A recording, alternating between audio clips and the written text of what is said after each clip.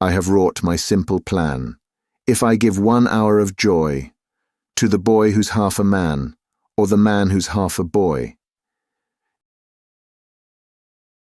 Mr. E.D. Malone desires to state that both the injunction for restraint and the libel action have been withdrawn unreservedly by Professor G.E. Challenger, who, being satisfied that no criticism or comment in this book is meant in an offensive spirit, has guaranteed that he will place no impediment to its publication and circulation. Chapter 1. There are heroisms all round us. Mr. Hungerton, her father, really was the most tactless person upon earth, a fluffy, feathery, untidy cockatoo of a man, perfectly good-natured, but absolutely centered upon his own silly self. If anything could have driven me from Gladys, it would have been the thought of such a father-in-law.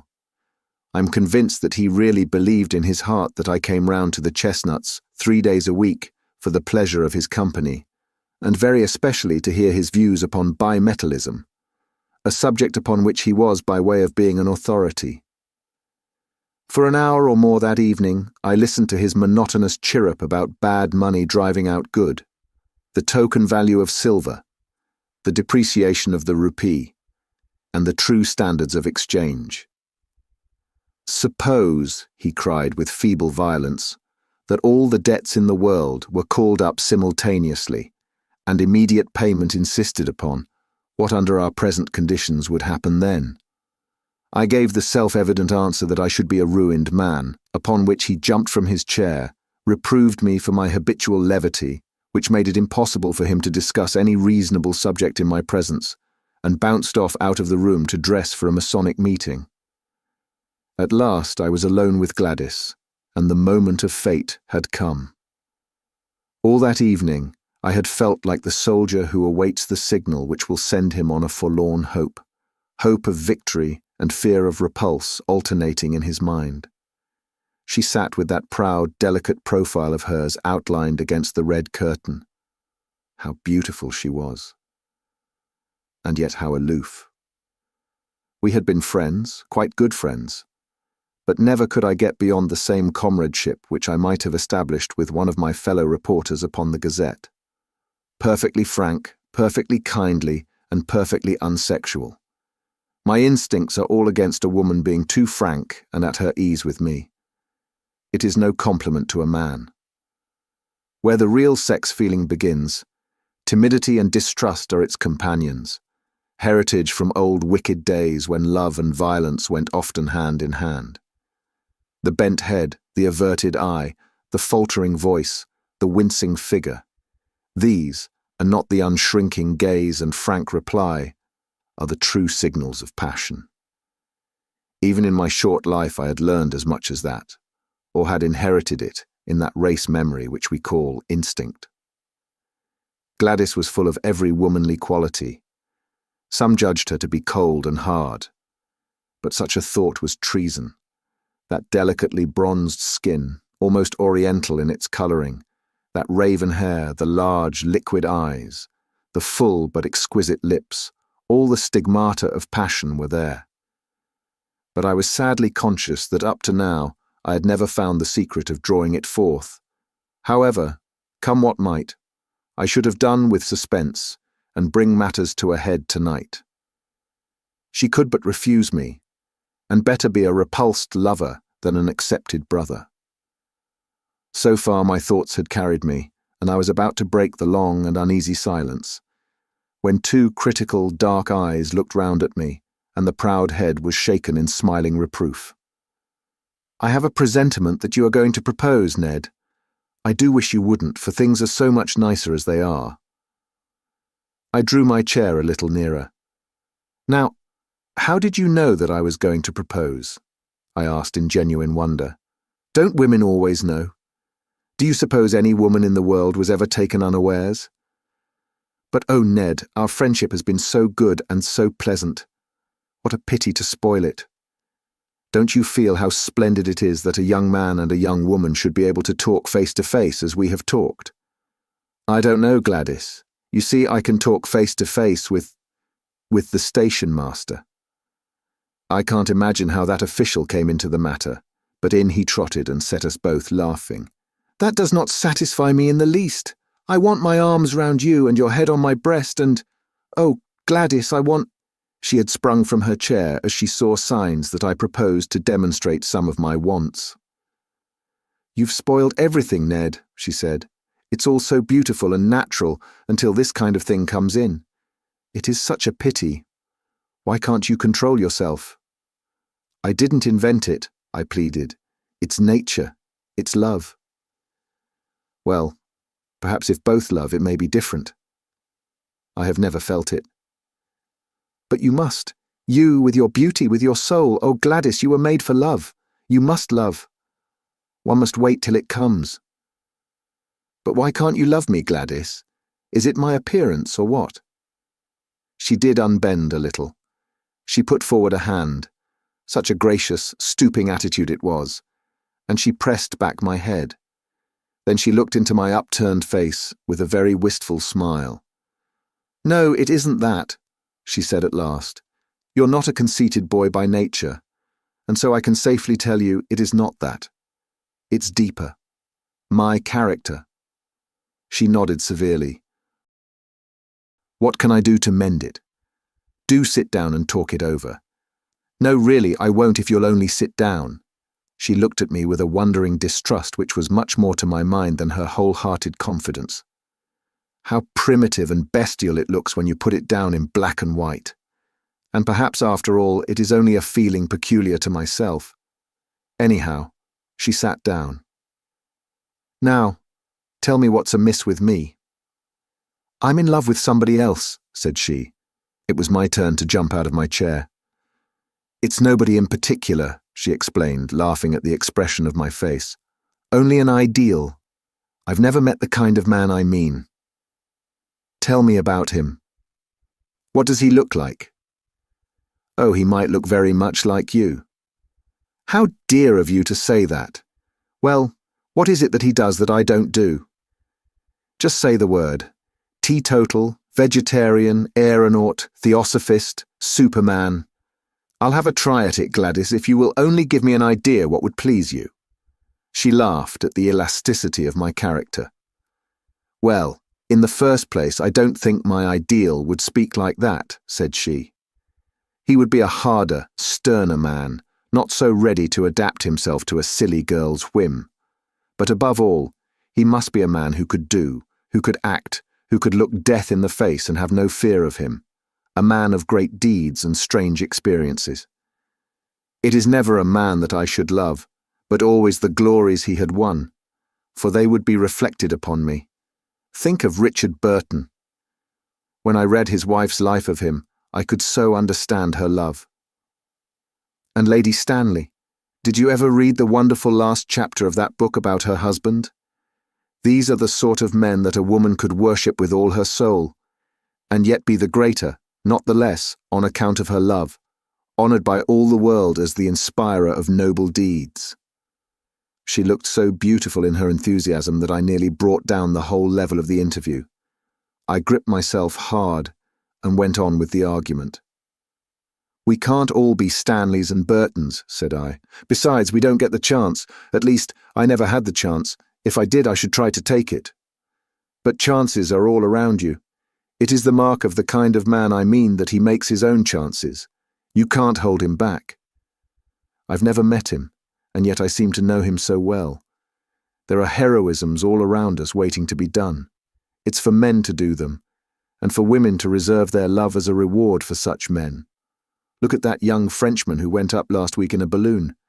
It was blowing a gale of wind, but because he was announced to go, he insisted on starting. The wind blew him 1,500 miles in 24 hours, and he fell in the middle of Russia. That was the kind of man I mean. Think of the woman he loved, and how other women must have envied her. That's what I should like to be. Envied for my man. I'd have done it to please you. But you shouldn't do it merely to please me. You should do it because you can't help yourself, because it's natural to you, because the man in you is crying out for heroic expression. Now, when you described the Wigan coal explosion last month, Could you not have gone down and helped those people, in spite of the choke damp?" "I did. You never said so. There was nothing worth bucking about." "I didn't know." She looked at me with rather more interest. "That was brave of you." "I had to. If you want to write good copy, you must be where the things are." What a prosaic motive. It seems to take all the romance out of it. But still, whatever your motive, I'm glad that you went down that mine.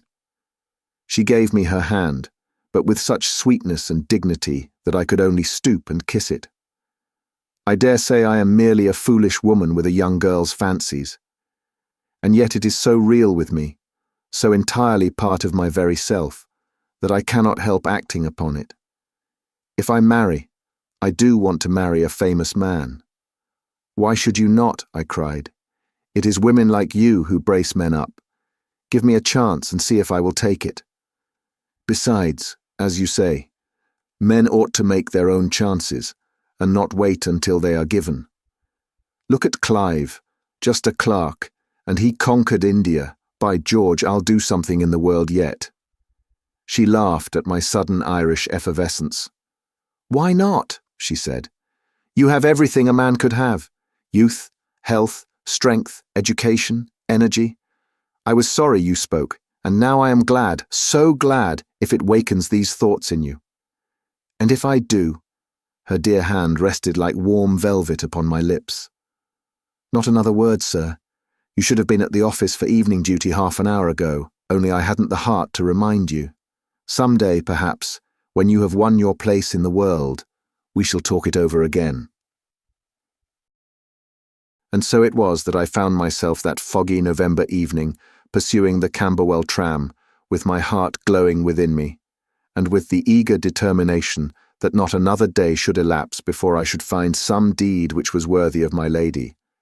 But who in all this wide world could ever have imagined the incredible shape which that deed was to take, or the strange steps by which I was led to the doing of it? And after all, this opening chapter will seem to the reader to have nothing to do with my narrative.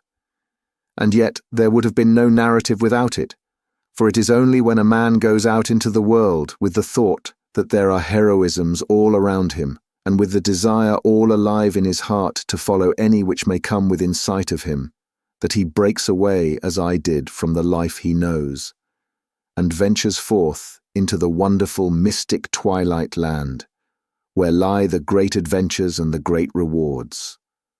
Behold me then at the office of the Daily Gazette, on the staff of which I was a most insignificant unit, with the settled determination that very night, if possible, to find the quest which should be worthy of my Gladys. Was it hardness, was it selfishness, that she should ask me to risk my life for her own glorification? Such thoughts may come to middle age, but never to ardent 23 in the fever of his first love. Chapter 2. Try Your Luck with Professor Challenger. I always liked McArdle, the crabbed old round-backed red-headed news editor, and I rather hoped that he liked me. Of course, Beaumont was the real boss, but he lived in the rarefied atmosphere of some Olympian height, from which he could distinguish nothing smaller than an international crisis or a split in the cabinet. Sometimes we saw him passing in lonely majesty to his inner sanctum, with his eyes staring vaguely, and his mind hovering over the Balkans or the Persian Gulf. He was above and beyond us, but McArdle was his first lieutenant, and it was he that we knew.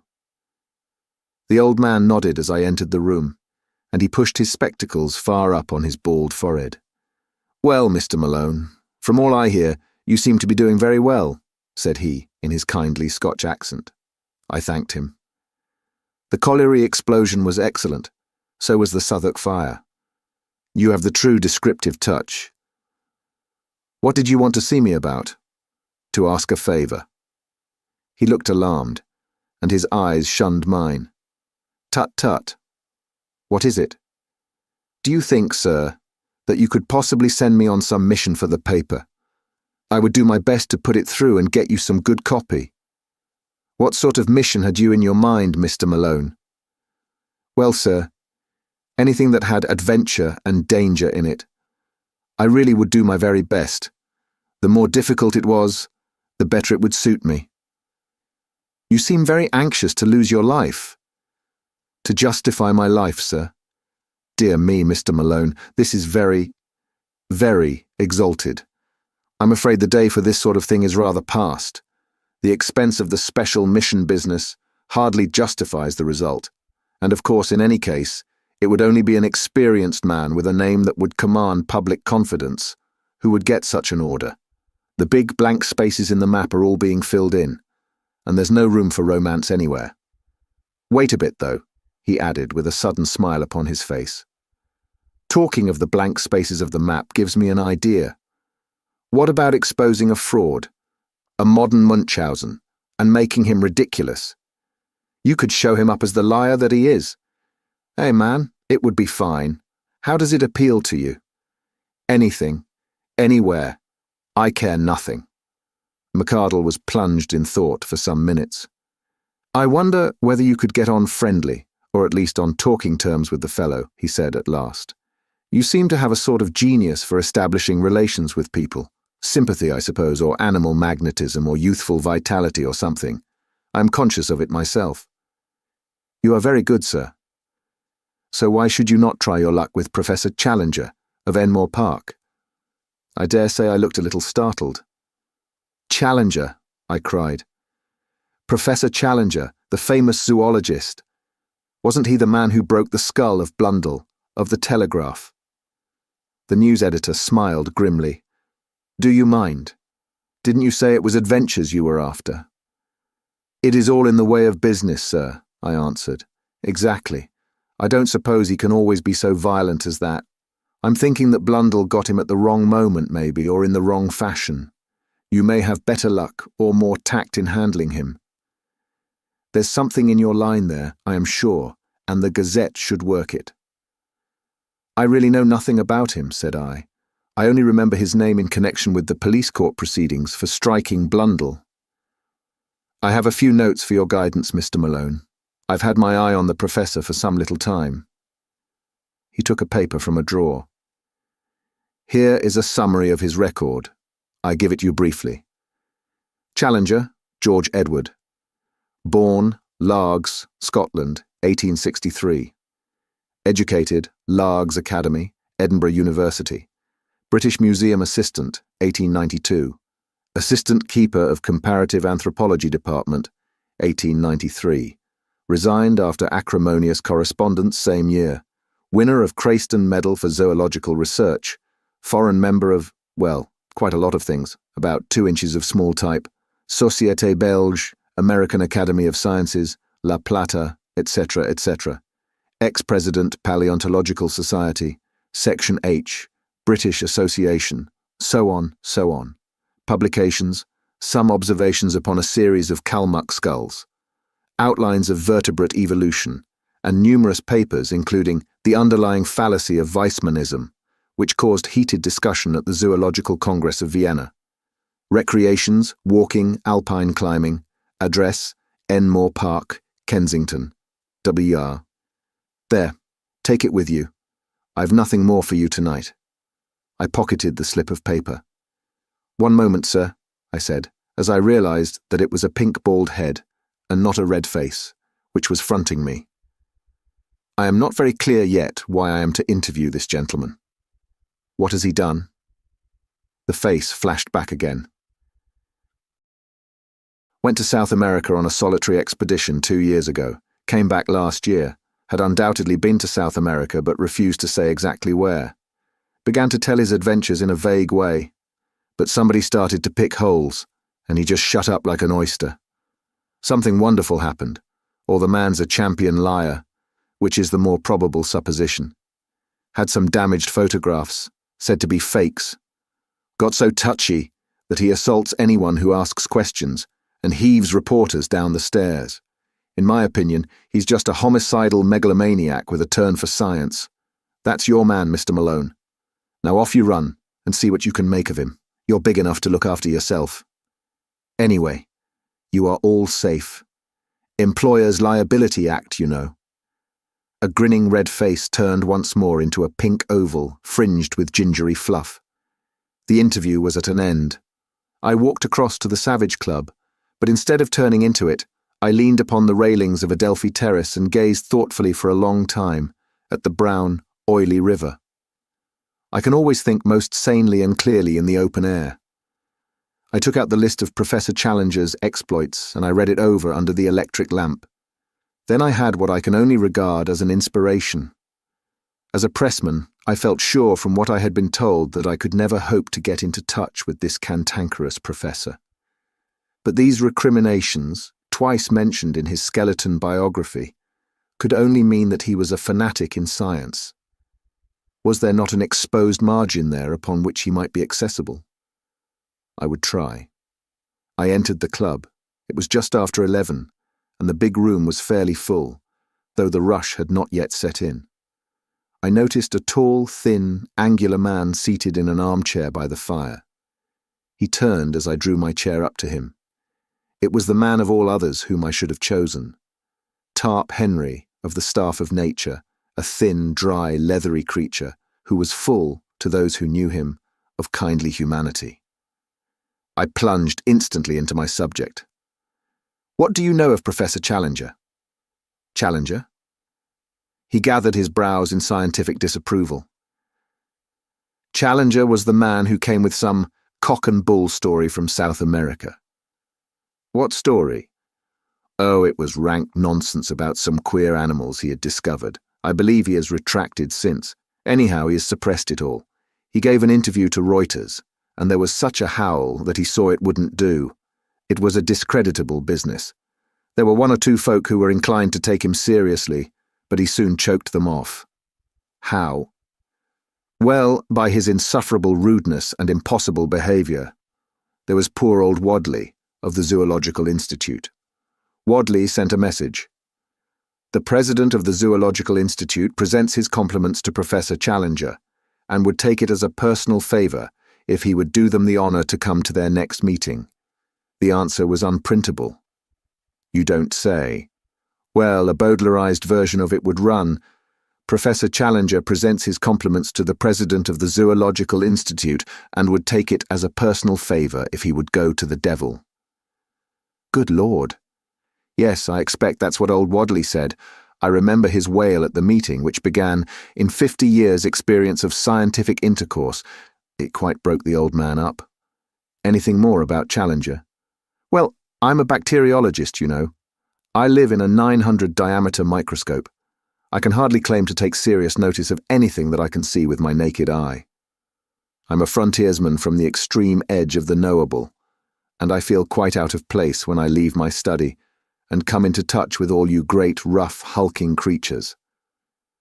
I'm too detached to talk scandal, and yet at scientific conversationes I have heard something of Challenger, for he is one of those men whom nobody can ignore.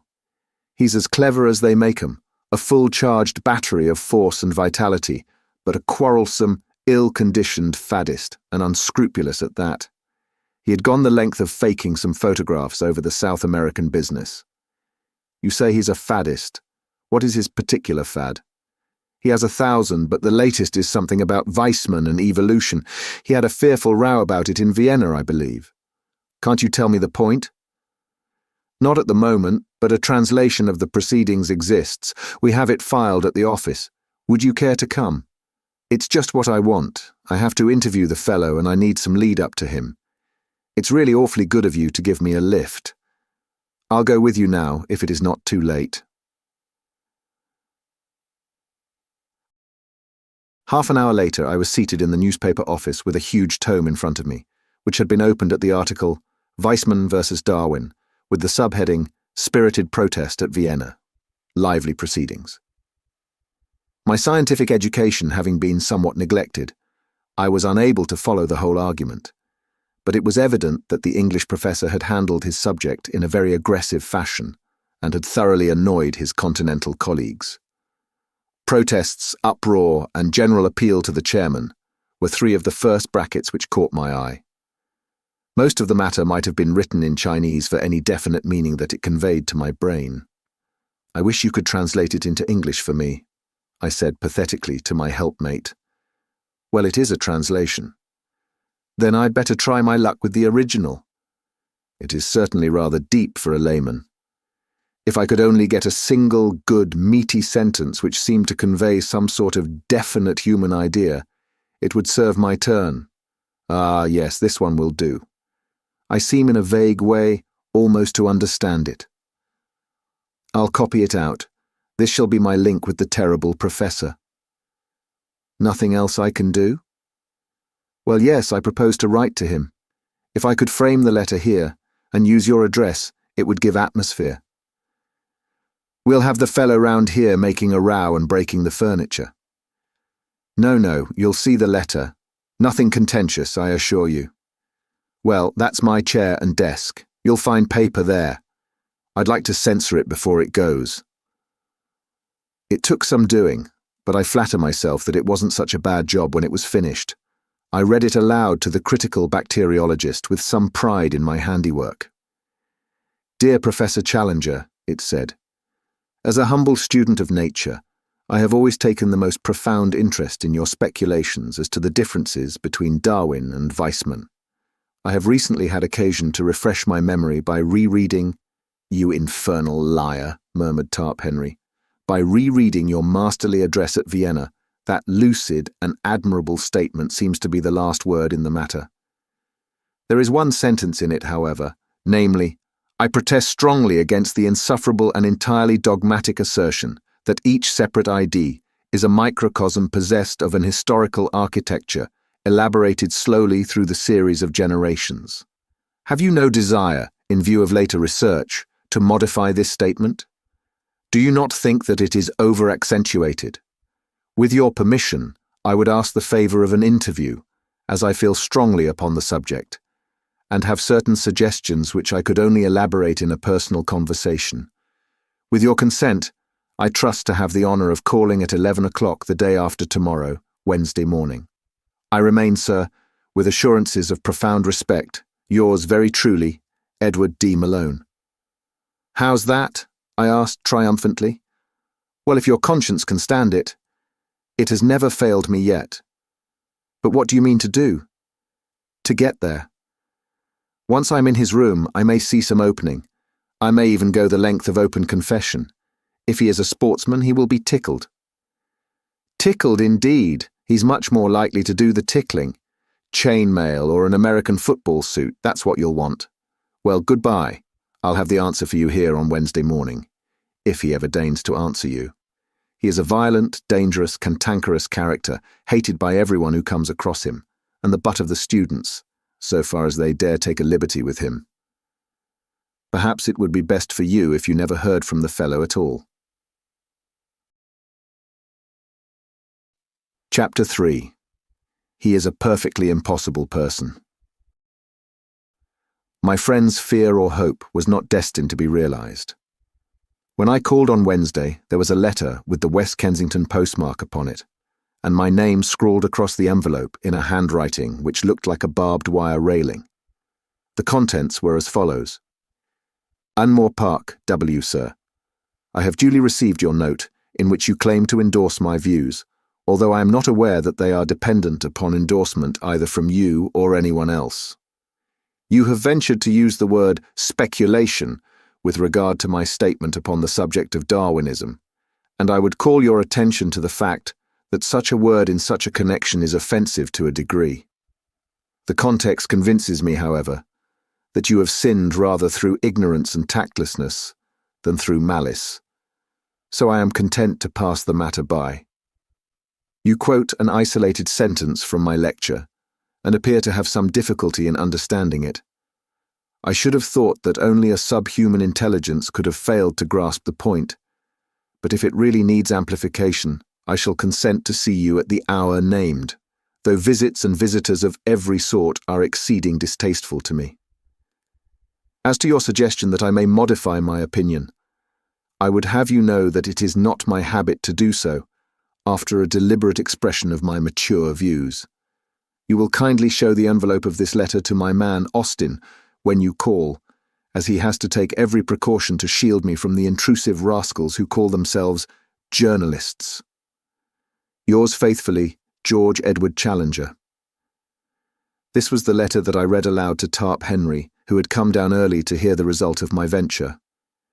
His only remark was, "There's some new stuff, cuticura or something, which is better than arnica." Some people have such extraordinary notions of humour.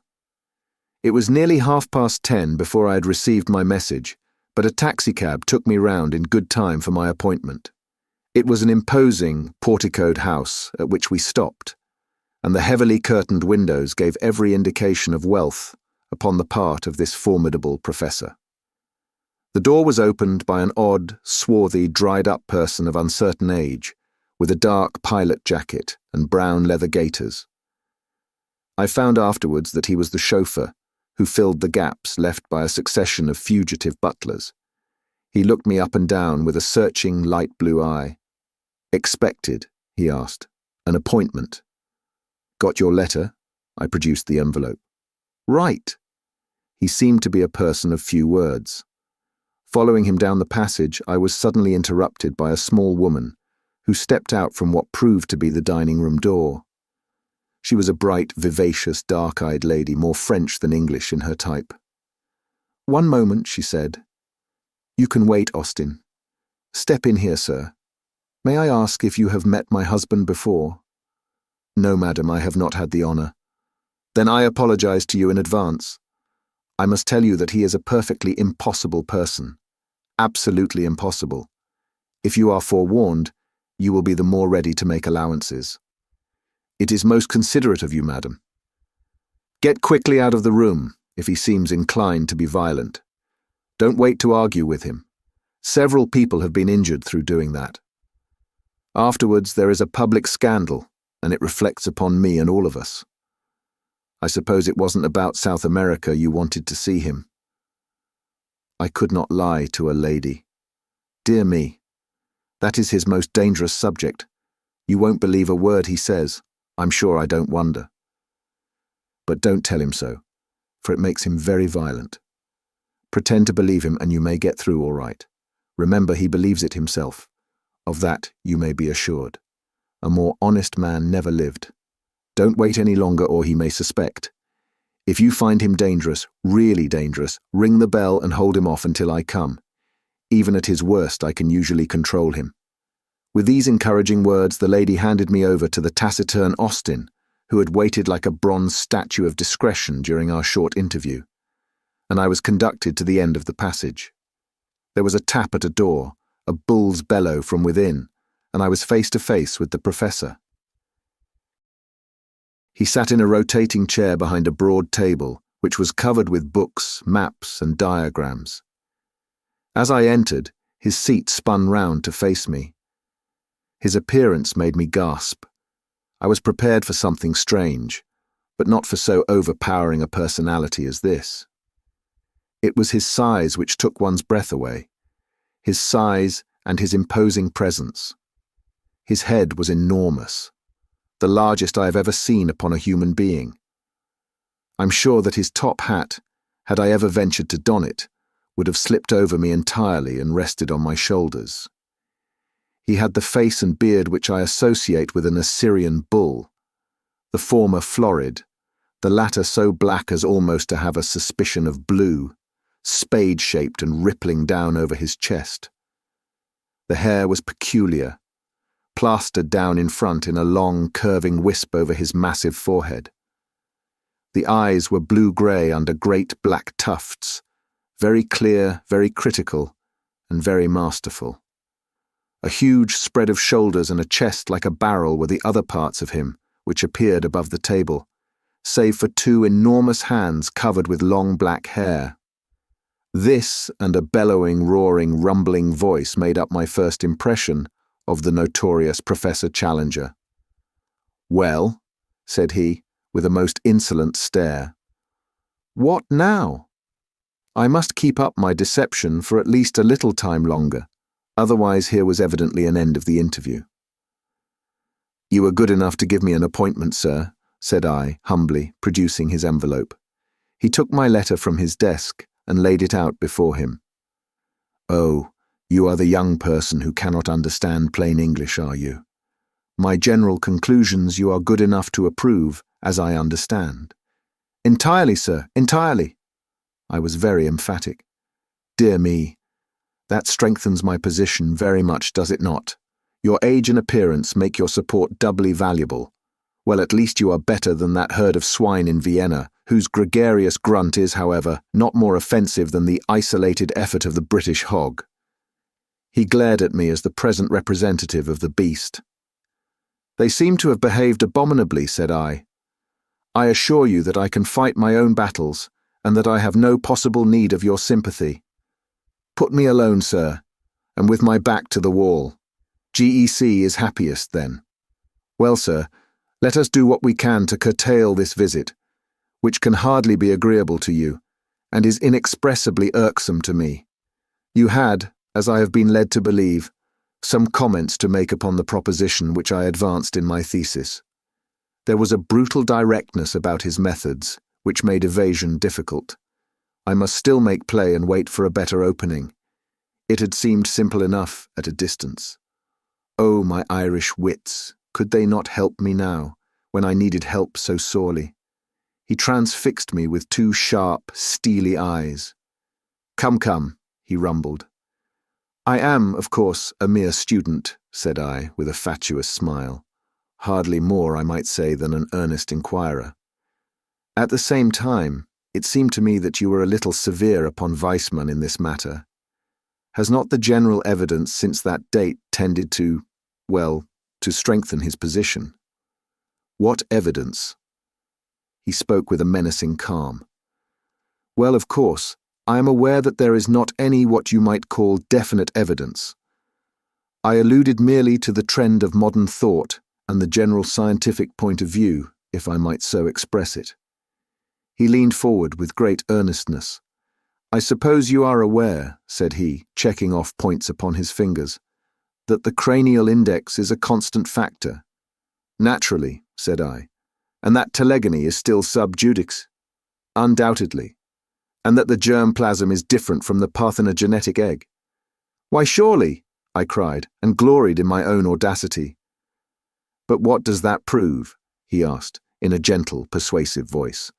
Ah, what indeed, I murmured. What does it prove? Shall I tell you? He cooed. Pray do.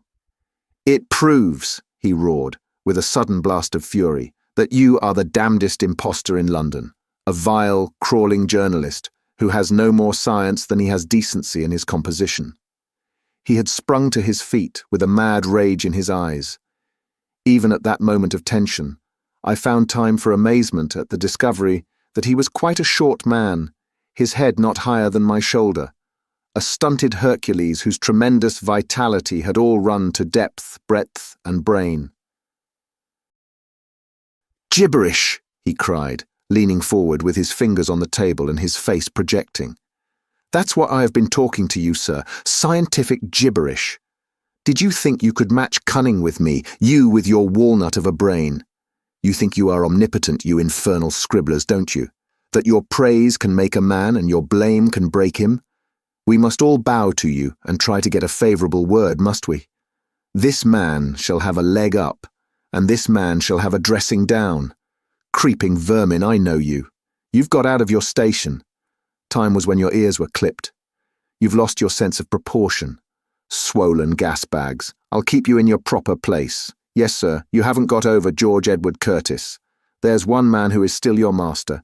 He warned you off, but if you will come, by the Lord you do it at your own risk. Forfeit, my good Mr. Malone. I claim forfeit. You have played a rather dangerous game, and it strikes me that you have lost it. Look here, sir, said I, backing to the door and opening it. You can be as abusive as you like, but there is a limit. You shall not assault me. Shall I not? He was slowly advancing in a peculiarly menacing way, but he stopped now and put his big hands into the side pockets of a rather boyish short jacket which he wore. I have thrown several of you out of the house. You will be the fourth or fifth. £3.15 each. That is how it averaged. Expensive, but very necessary. Now, sir, why should you not follow your brethren? I rather think you must. He resumed his unpleasant and stealthy advance, pointing his toes as he walked like a dancing master. I could have bolted for the hall door, but it would have been too ignominious. Besides, a little glow of righteous anger was springing up within me. I had been hopelessly in the wrong before, but this man's menaces were putting me in the right. "I'll trouble you to keep your hands off, sir. I'll not stand it." Dear me. His black moustache lifted and a white fang twinkled in a sneer. "You won't stand it, eh?" "Don't be such a fool, Professor," I cried. "What can you hope for? I'm 15 stone, as hard as nails, and play centre 3/4 every Saturday for the London Irish. I'm not the man." It was at that moment that he rushed me. It was lucky that I had opened the door, or we should have gone through it. We did a Catherine wheel together down the passage. Somehow we gathered up a chair upon our way and bounded on with it towards the street. My mouth was full of his beard, our arms were locked, our bodies intertwined, and that infernal chair radiated its legs all round us. The watchful Austin had thrown open the hall door. We went with a back somersault down the front steps. I have seen the two Macs attempt something of the kind at the halls, but it appears to take some practice to do it without hurting oneself. The chair went to matchwood at the bottom, and we rolled apart into the gutter. He sprang to his feet, waving his fists and wheezing like an asthmatic. "Had enough?" he panted. "You infernal bully!" I cried as I gathered myself together. Then and there we should have tried the thing out, for he was effervescing with fight, but fortunately I was rescued from an odious situation. A policeman was beside us, his notebook in his hand. "What's all this? You ought to be ashamed," said the policeman. It was the most rational remark which I had heard in Enmore Park. "Well," he insisted, turning to me, "what is it then?" "This man attacked me," said I. "Did you attack him?" asked the policeman. The professor breathed hard and said nothing. "It's not the first time either," said the policeman severely, shaking his head. "You were in trouble last month for the same thing. You've blackened this young man's eye. Do you give him in charge, sir?" I relented. "No," said I do not." "What's that?" said the policeman. "I was to blame myself. I intruded upon him. He gave me fair warning." The policeman snapped up his notebook. "Don't let us have any more such goings-on," said he.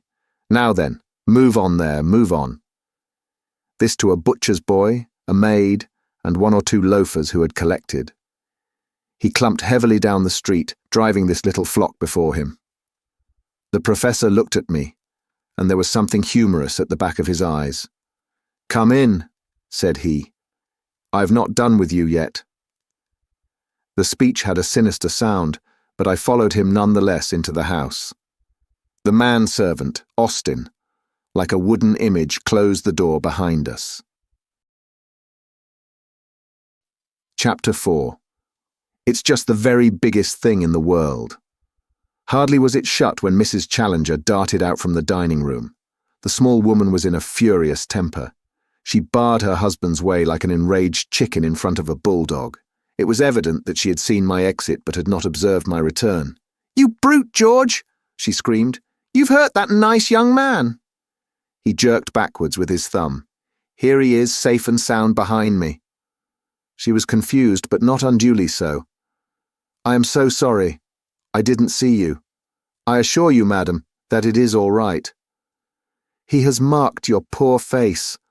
Oh, George, what a brute you are. Nothing but scandals from one end of the week to the other, everyone hating and making fun of you. You've finished my patience. This ends it." "Dirty linen," he rumbled. "It's not a secret," she cried.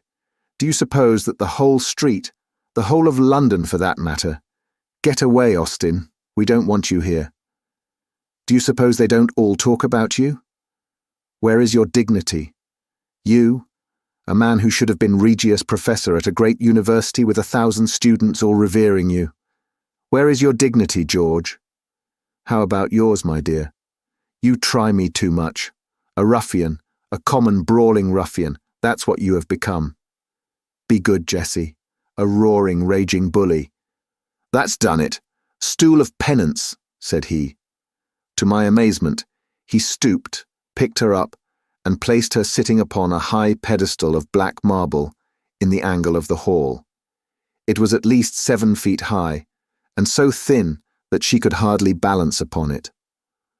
A more absurd object than she presented cocked up there with her face convulsed with anger, her feet dangling, and her body rigid for fear of an upset, I could not imagine.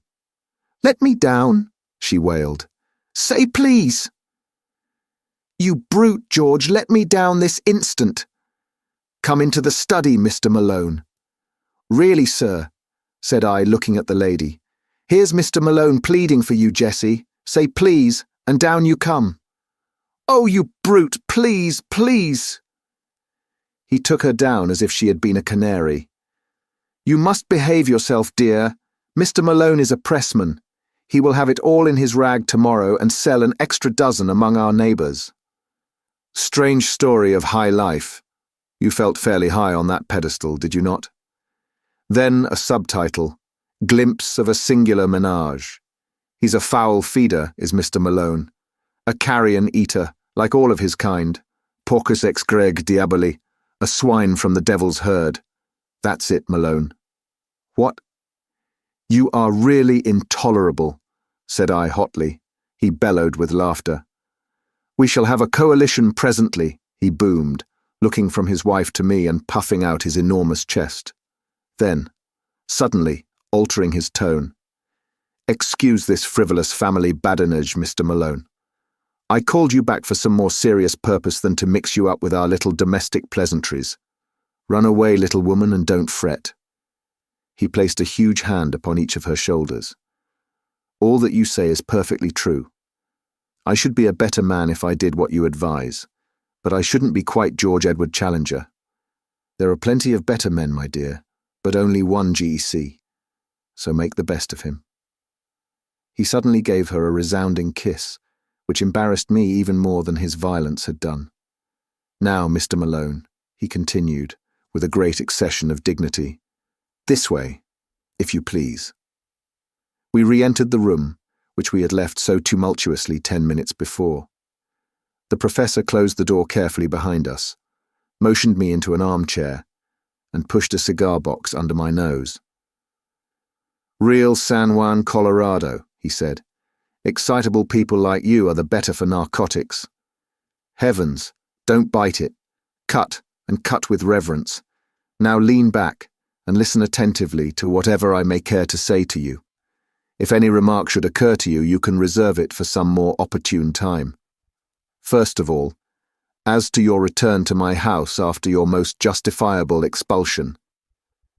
He protruded his beard and stared at me as one who challenges and invites contradiction. "After, as I say, your well-merited expulsion. The reason lay in your answer to that most officious policeman, in which I seemed to discern some glimmering of good feeling upon your part. More, at any rate, than I am accustomed to associate with your profession. In admitting that the fault of the incident lay with you, you gave some evidence of a certain mental detachment and breadth of view, which attracted my favourable notice. The subspecies of the human race to which you unfortunately belong has always been below my mental horizon. Your words brought you suddenly above it. You swam up into my serious notice. For this reason, I asked you to return with me, as I was minded to make your further acquaintance. You will kindly deposit your ash in the small Japanese tray on the bamboo table which stands at your left elbow." All this he boomed forth like a professor addressing his class. He had swung round his revolving chair so as to face me, and he sat all puffed out like an enormous bullfrog, his head laid back and his eyes half covered by supercilious lids. Now he suddenly turned himself sideways, and all I could see of him was tangled hair with a red, protruding ear. He was scratching about among the litter of papers upon his desk. He faced me presently with what looked like a very tattered sketchbook in his hand. "I am going to talk to you about South America," said he. "No comments, if you please. First of all, I wish you to understand that nothing I tell you now is to be repeated in any public way unless you have my express permission. That permission will, in all human probability, never be given. Is that clear? It is very hard, said I. Surely a judicious account. He replaced the notebook upon the table. That ends it, said he. I wish you a very good morning. No, no, I cried. I submit to any conditions. So far as I can see, I have no choice.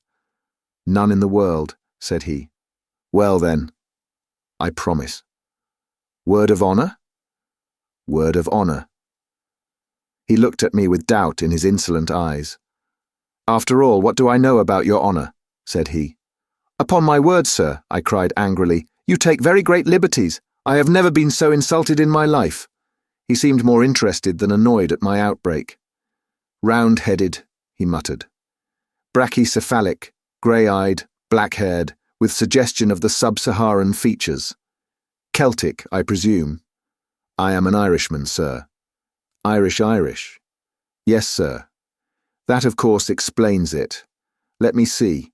You have given me your promise that my confidence will be respected. That confidence, I may say, will be far from complete. But I am prepared to give you a few indications which will be of interest. In the first place, you are probably aware that 2 years ago I made a journey to South America, one which will be classical in the scientific history of the world. The object of my journey was to verify some conclusions of Wallace and of Bates, which could only be done by observing their reported facts under the same conditions in which they had themselves noted them. If my expedition had no other results, it would still have been noteworthy, but a curious incident occurred to me while there, which opened up an entirely fresh line of inquiry.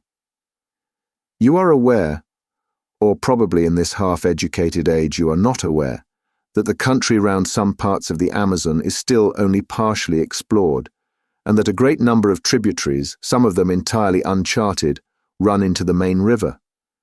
It was my business to visit this little-known back country and to examine its fauna, which furnished me with the materials for several chapters for that great and monumental work upon zoology, which will be my life's justification. I was returning, my work accomplished, when I had occasion to spend a night at a small Indian village at a point where a certain tributary, the name and position of which I withhold, opens into the main river. The natives were Kukama Indians, an amiable but degraded race, with mental powers hardly superior to the average Londoner. I had effected some cures among them upon my way up the river, and had impressed them considerably with my personality, so that I was not surprised to find myself eagerly awaited upon my return. I gathered from their signs that someone had urgent need of my medical services, and I followed the chief to one of his huts. When I entered, I found that the sufferer to whose aid I had been summoned had that instant expired. He was, to my surprise, no Indian, but a white man. Indeed, I may say a very white man, for he was flaxen-haired and had some characteristics of an albino. He was clad in rags, was very emaciated, and bore every trace of prolonged hardship. So far as I could understand the account of the natives, he was a complete stranger to them, and had come upon their village through the woods alone and in the last stage of exhaustion. The man's knapsack lay beside the couch, and I examined the contents. His name was written upon a tab within it: Maple White, Lake Avenue, Detroit, Michigan. It is a name to which I am prepared always to lift my hat. It is not too much to say that it will rank level with my own when the final credit of this business comes to be apportioned. From the contents of the knapsack, it was evident that this man had been an artist and poet in search of effects. There were scraps of verse. I do not profess to be a judge of such things, but they appeared to me to be singularly wanting in merit. There were also some rather commonplace pictures of river scenery, a paint box, a box of coloured chalks, some brushes, that curved bone which lies upon my inkstand, a volume of Baxter's Moths and Butterflies, a cheap revolver, and a few cartridges. Of personal equipment, he either had none, or he had lost it in his journey. Such were the total effects of this strange American bohemian. I was turning away from him when I observed that something projected from the front of his ragged jacket. It was this sketchbook, which was as dilapidated then as you see it now. Indeed, I can assure you that a first folio of Shakespeare could not be treated with greater reverence than this relic has been since it came into my possession. I hand it to you now, and I ask you to take it page by page and to examine the contents." He helped himself to a cigar and leaned back with a fiercely critical pair of eyes, taking note of the effect which this document would produce. I had opened the volume with some expectation of a revelation, though of what nature I could not imagine. The first page was disappointing, however, as it contained nothing but the picture of a very fat man in a pea jacket, with the legend, "Jimmy Culver on the mailboat," written beneath it. There followed several pages which were filled with small sketches of Indians and their ways. Then came a picture of a cheerful and corpulent ecclesiastic in a shovel hat, sitting opposite a very thin European, and the inscription, "Lunch with Fra Cristofero at Rosario." Studies of women and babies accounted for several more pages, and then there was an unbroken series of animal drawings with such explanations as manatee upon sandbank, turtles and their eggs, black ajuti under a miriti palm, the matter disclosing some sort of pig-like animal, and finally came a double page of studies of long-snouted and very unpleasant saurians. I could make nothing of it, and said so to the professor. "Surely these are only crocodiles." "Alligators! Alligators! There is hardly such a thing as a true crocodile in South America. The distinction between them, I meant that I could see nothing unusual, nothing to justify what you have said." He smiled serenely. "Try the next page," said he. I was still unable to sympathize. It was a full-page sketch of a landscape roughly tinted in color, the kind of painting which an open-air artist takes as a guide to a future more elaborate effort. There was a pale green foreground of feathery vegetation, which sloped upwards and ended in a line of cliffs dark red in color, and curiously ribbed like some basaltic formations which I have seen. They extended in an unbroken wall right across the background. At one point was an isolated pyramidal rock, crowned by a great tree, which appeared to be separated by a cleft from the main crag. Behind it all, a blue tropical sky. A thin green line of vegetation fringed the summit of the ruddy cliff. "Well?" he asked. "It is no doubt a curious formation," said I, "but I am not geologist enough to say that it is wonderful." "Wonderful," he repeated. "It is unique. It is incredible. No one on earth has ever dreamed of such a possibility." Now the next. I turned it over and gave an exclamation of surprise. There was a full-page picture of the most extraordinary creature that I had ever seen. It was the wild dream of an opium smoker, a vision of delirium. The head was like that of a fowl, the body that of a bloated lizard. The trailing tail was furnished with upward-turned spikes, and the curved back was edged with a high serrated fringe, which looked like a dozen cockswattles placed behind each other. In front of this creature was an absurd mannequin, or dwarf, in human form, who stood staring at it. "Well, what do you think of that?" cried the professor, rubbing his hands with an air of triumph. "It is monstrous, grotesque. But what made him draw such an animal? Trade gin, I should think." "Oh, that's the best explanation you can give, is it? Well, sir, what is yours?" "The obvious one that the creature exists, that is actually sketched from the life. I should have laughed only that I had a vision of our doing another Catherine wheel down the passage." "No doubt," said I, "no doubt, as one humours an imbecile. I confess, however," I added, "that this tiny human figure puzzles me. If it were an Indian, we could set it down as evidence of some pygmy race in America, but it appears to be a European in a sun hat." The professor snorted like an angry buffalo. "You really touch the limit," said he. "You enlarge my view of the possible. Cerebral paresis, mental inertia, wonderful." He was too absurd to make me angry. Indeed, it was a waste of energy, for if you were going to be angry with this man, you would be angry all the time. I contented myself with smiling wearily. It struck me that the man was small, said I. Look here, he cried, leaning forward and dabbing a great hairy sausage of a finger onto the picture. You see that plant behind the animal? I suppose you thought it was a dandelion or a Brussels sprout, what? Well, it is a vegetable ivory palm, and they run to about 50 or 60 feet. Don't you see that the man is put in for a purpose? He couldn't really have stood in front of that brute and lived to draw it. He sketched himself in to give a scale of heights. He was, we will say, over 5 feet high. The tree is 10 times bigger, which is what one would expect. Good heavens, I cried. Then you think the beast was... Why, Charing Cross Station would hardly make a kennel for such a brute. Apart from exaggeration, he is certainly a well-grown specimen, said the professor complacently.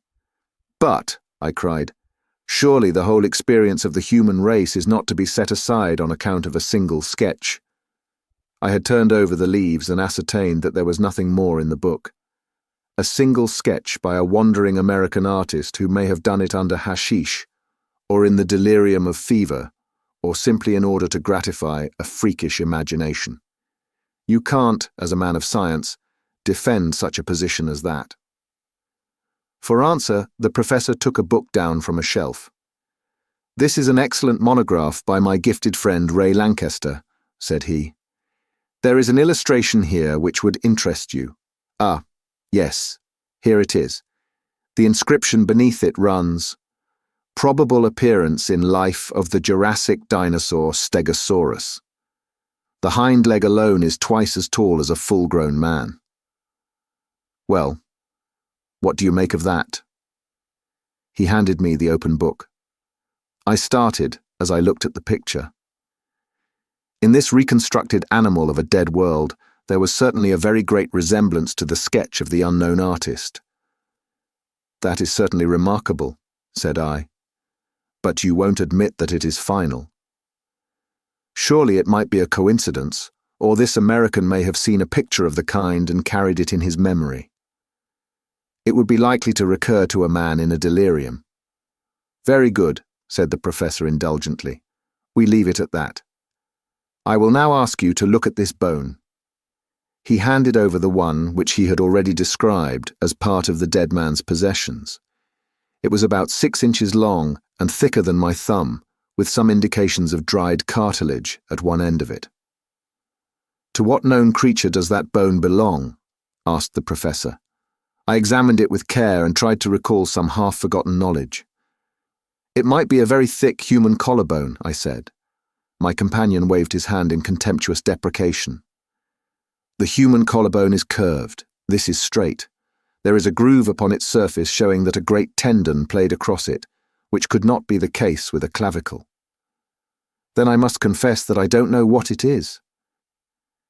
You need not be ashamed to expose your ignorance, for I don't suppose the whole South Kensington staff could give a name to it. He took a little bone the size of a bean out of a pillbox. So far as I am a judge, this human bone is the analogue of the one which you hold in your hand. That will give you some idea of the size of the creature. You will observe from the cartilage that this is no fossil specimen, but recent. What do you say to that? Surely in an elephant. He winced as if in pain. Don't talk of elephants in South America, even in these days of board schools. Well, I interrupted. Any large South American animal, a tapir, for example. You may take it, young man, that I am versed in the elements of my business. This is not a conceivable bone either of a tapir or of any other creature known to zoology. It belongs to a very large, a very strong, and, by all analogy, a very fierce animal which exists upon the face of the earth, but has not yet come under the notice of science. You are still unconvinced? I am at least deeply interested. Then your case is not hopeless. I feel that there is reason lurking in you somewhere, so we will patiently grope round for it. We will now leave the dead American and proceed with my narrative. You can imagine that I could hardly come away from the Amazon without probing deeper into the matter. There were indications as to the direction from which the dead traveller had come. Indian legends would alone have been my guide, for I found that rumours of a strange land were common among all the riverine tribes. You have heard, no doubt, of Kurupuri. Never. Kurupuri is the spirit of the woods, something terrible, something malevolent, something to be avoided. None can describe its shape or nature, but it is a word of terror along the Amazon. Now all tribes agree as to the direction in which Kurupuri lives. It was the same direction from which the American had come. Something terrible lay that way. It was my business to find out what it was. What did you do? My flippancy was all gone. This massive man compelled one's attention and respect. I overcame the extreme reluctance of the natives, a reluctance which extends even to talk upon the subject, and by judicious persuasion and gifts, aided, I will admit, by some threats of coercion, I got 2 of them to act as guides. After many adventures which I need not describe, and after travelling a distance which I will not mention, in a direction which I withhold, we came at last to a tract of country which has never been described, nor indeed visited save by my unfortunate predecessor. Would you kindly look at this? He handed me a photograph, half plate size. The unsatisfactory appearance of it is due to the fact, said he, that on descending the river, the boat was upset, and the case which contained the undeveloped films was broken, with disastrous results. Nearly all of them were totally ruined, an irreparable loss. This is one of the few which partially escaped. This explanation of deficiencies or abnormalities you will kindly accept. There was talk of faking. I'm not in a mood to argue such a point. The photograph was certainly very off-coloured. An unkind critic might easily have misinterpreted that dim surface. It was a dull, grey landscape, and as I gradually deciphered the details of it, I realized that it represented a long and enormously high line of cliffs, exactly like an immense cataract seen in the distance, with a sloping, tree-clad plain in the foreground. I believe it is the same place as the painted picture, said I. It is the same place, the professor answered. I found traces of the fellow's camp. Now look at this. It was a nearer view of the same scene, though the photograph was extremely defective. I could distinctly see the isolated tree-crowned pinnacle of rock which was detached from the crag. I have no doubt of it at all, said I. Well, that is something gained, said he. We progress, do we not? Now will you please look at the top of that rocky pinnacle? Do you observe something there? An enormous tree. But on the tree. A large bird, said I. He handed me a lens. Yes, I said, peering through it. A large bird stands on the tree. It appears to have a considerable beak. I should say it was a pelican. I cannot congratulate you upon your eyesight, said the professor. It is not a pelican, nor indeed is it a bird. It may interest you to know that I succeeded in shooting that particular specimen. It was the only absolute proof of my experiences which I was able to bring away with me. You have it then. Here at last was tangible corroboration. I had it.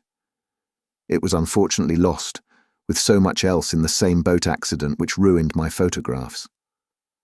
I clutched at it as it disappeared in the swirl of the rapids, and part of its wing was left in my hand.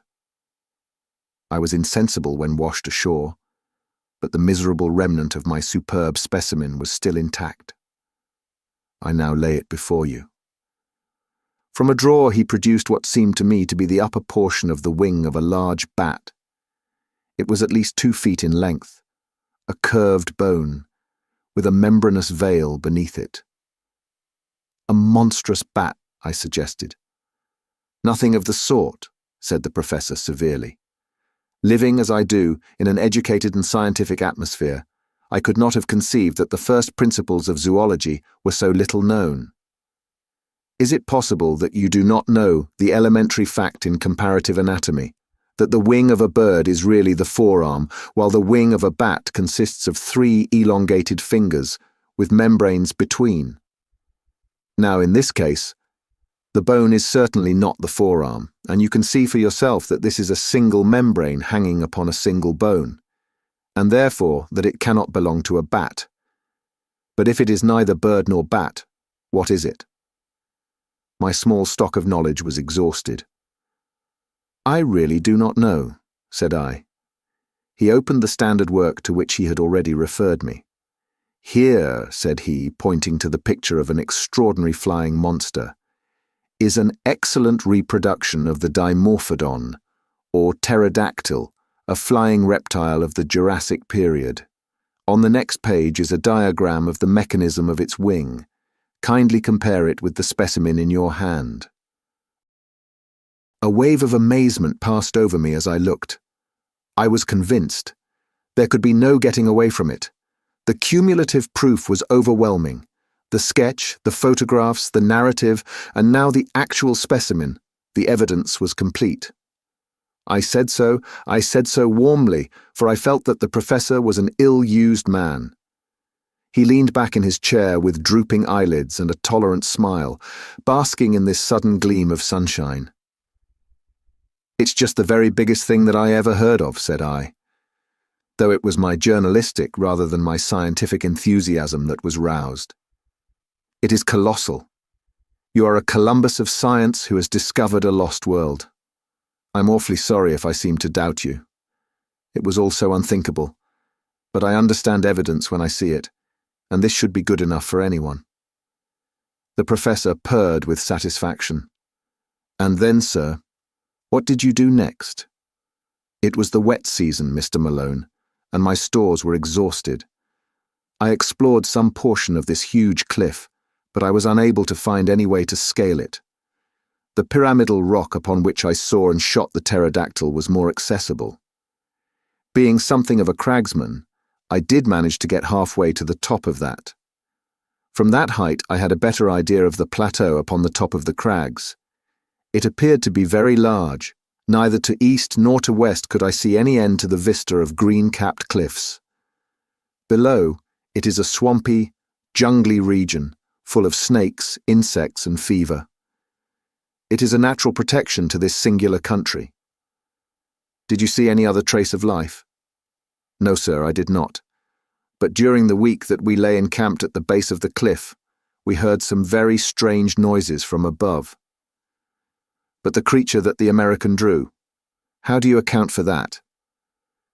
"We can only suppose that he must have made his way to the summit and seen it there.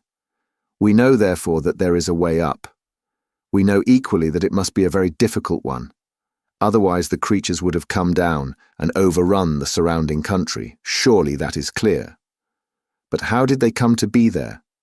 "I do not think that the problem is a very obscure one," said the professor. "There can only be one explanation. South America is, as you may have heard, a granite continent. At this single point in the interior, there has been, in some far distant age, a great, sudden, volcanic upheaval. These cliffs, I may remark, are basaltic and therefore plutonic. An area, as large perhaps as Sussex, has been lifted up en bloc with all its living contents, and cut off by perpendicular precipices of a hardness which defies erosion from all the rest of the continent. What is the result? Why, the ordinary laws of nature are suspended. The various checks which influence the struggle for existence in the world at large are all neutralized or altered. Creatures survive, which would otherwise disappear. You will observe that both the pterodactyl and the stegosaurus are Jurassic, and therefore of a great age in the order of life. They have been artificially conserved by those strange accidental conditions. But surely your evidence is conclusive. You have only to lay it before the proper authorities. "So in my simplicity I had imagined," said the professor bitterly. "I can only tell you that it was not so, that I was met at every turn by incredulity, born partly of stupidity and partly of jealousy. It is not my nature, sir, to cringe to any man, or to seek to prove a fact if my word has been doubted. After the first, I have not condescended to show such corroborative proofs as I possess. The subject became hateful to me. I would not speak of it. When men like yourself, who represent the foolish curiosity of the public, came to disturb my privacy, I was unable to meet them with dignified reserve. By nature I admit, somewhat fiery, and under provocation I am inclined to be violent. I fear you may have remarked it. I nursed my eye and was silent. My wife has frequently remonstrated with me upon the subject, and yet I fancy that any man of honour would feel the same.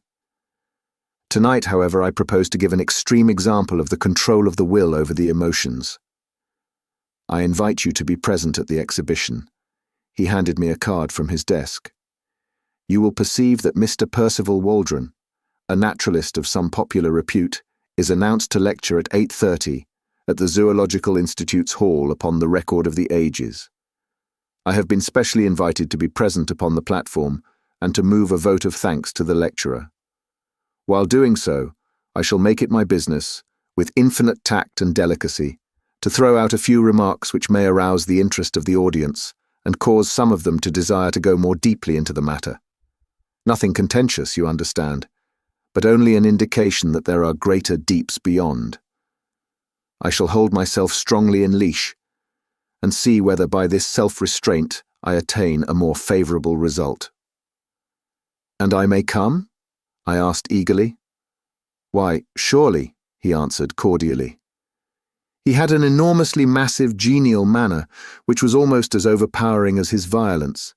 His smile of benevolence was a wonderful thing, when his cheeks would suddenly bunch into 2 red apples, between his half-closed eyes and his great black beard. By all means come. It will be a comfort to me to know that I have one ally in the hall, however inefficient and ignorant of the subject he may be. I fancy there will be a large audience, for Waldron, though an absolute charlatan, has a considerable popular following. Now, Mr. Malone, I have given you rather more of my time than I had intended. The individual must not monopolize what is meant for the world. I shall be pleased to see you at the lecture tonight. In the meantime, you will understand that no public use is to be made of any of the material that I have given you. But Mr. McArdle, my news editor, you know, will want to know what I have done. Tell him what you like. You can say, among other things, that if he sends anyone else to intrude upon me, I shall call upon him with a riding whip. But I leave it to you that nothing of all this appears in print. Very good. Then the Zoological Institute's hall at 8:30 tonight. I had a last impression of red cheeks, blue rippling beard and intolerant eyes as he waved me out of the room. Chapter 5. Question. What with the physical shocks incidental to my first interview with Professor Challenger, and the mental ones which accompanied the second, I was a somewhat demoralized journalist by the time I found myself in Enmore Park once more. In my aching head, the one thought was throbbing that there really was truth in this man's story, that it was of tremendous consequence, and that it would work up into inconceivable copy for the Gazette when I could obtain permission to use it. A taxicab was waiting at the end of the road, so I sprang into it and drove down to the office. McArdle was at his post as usual. "Well," he cried expectantly, "what may it run to?" "I'm thinking, young man, you have been in the wars. Don't tell me that he assaulted you." "We had a little difference at first. What a man it is. What did you do?" "Well, he became more reasonable and we had a chat. But I got nothing out of him, nothing for publication." "I'm not so sure about that. You got a black eye out of him, and that's for publication. We can't have this reign of terror, Mr. Malone. We must bring the man to his bearings. I'll have a leaderette on him tomorrow that will raise a blister. Just give me the material and I will engage to brand the fellow forever. Professor Munchausen, how's that for an inset headline? Sir John Mandeville redivivus. Cagliostro. All the impostors and bullies in history. I'll show him up for the fraud he is." "I wouldn't do that, sir." "Why not?" "Because he is not a fraud at all." "What?" roared McArdle. "You don't mean to say you really believe this stuff of his about mammoths and mastodons and great sea serpents?" Well, I don't know about that. I don't think he makes any claims of that kind. But I do believe he has got something new.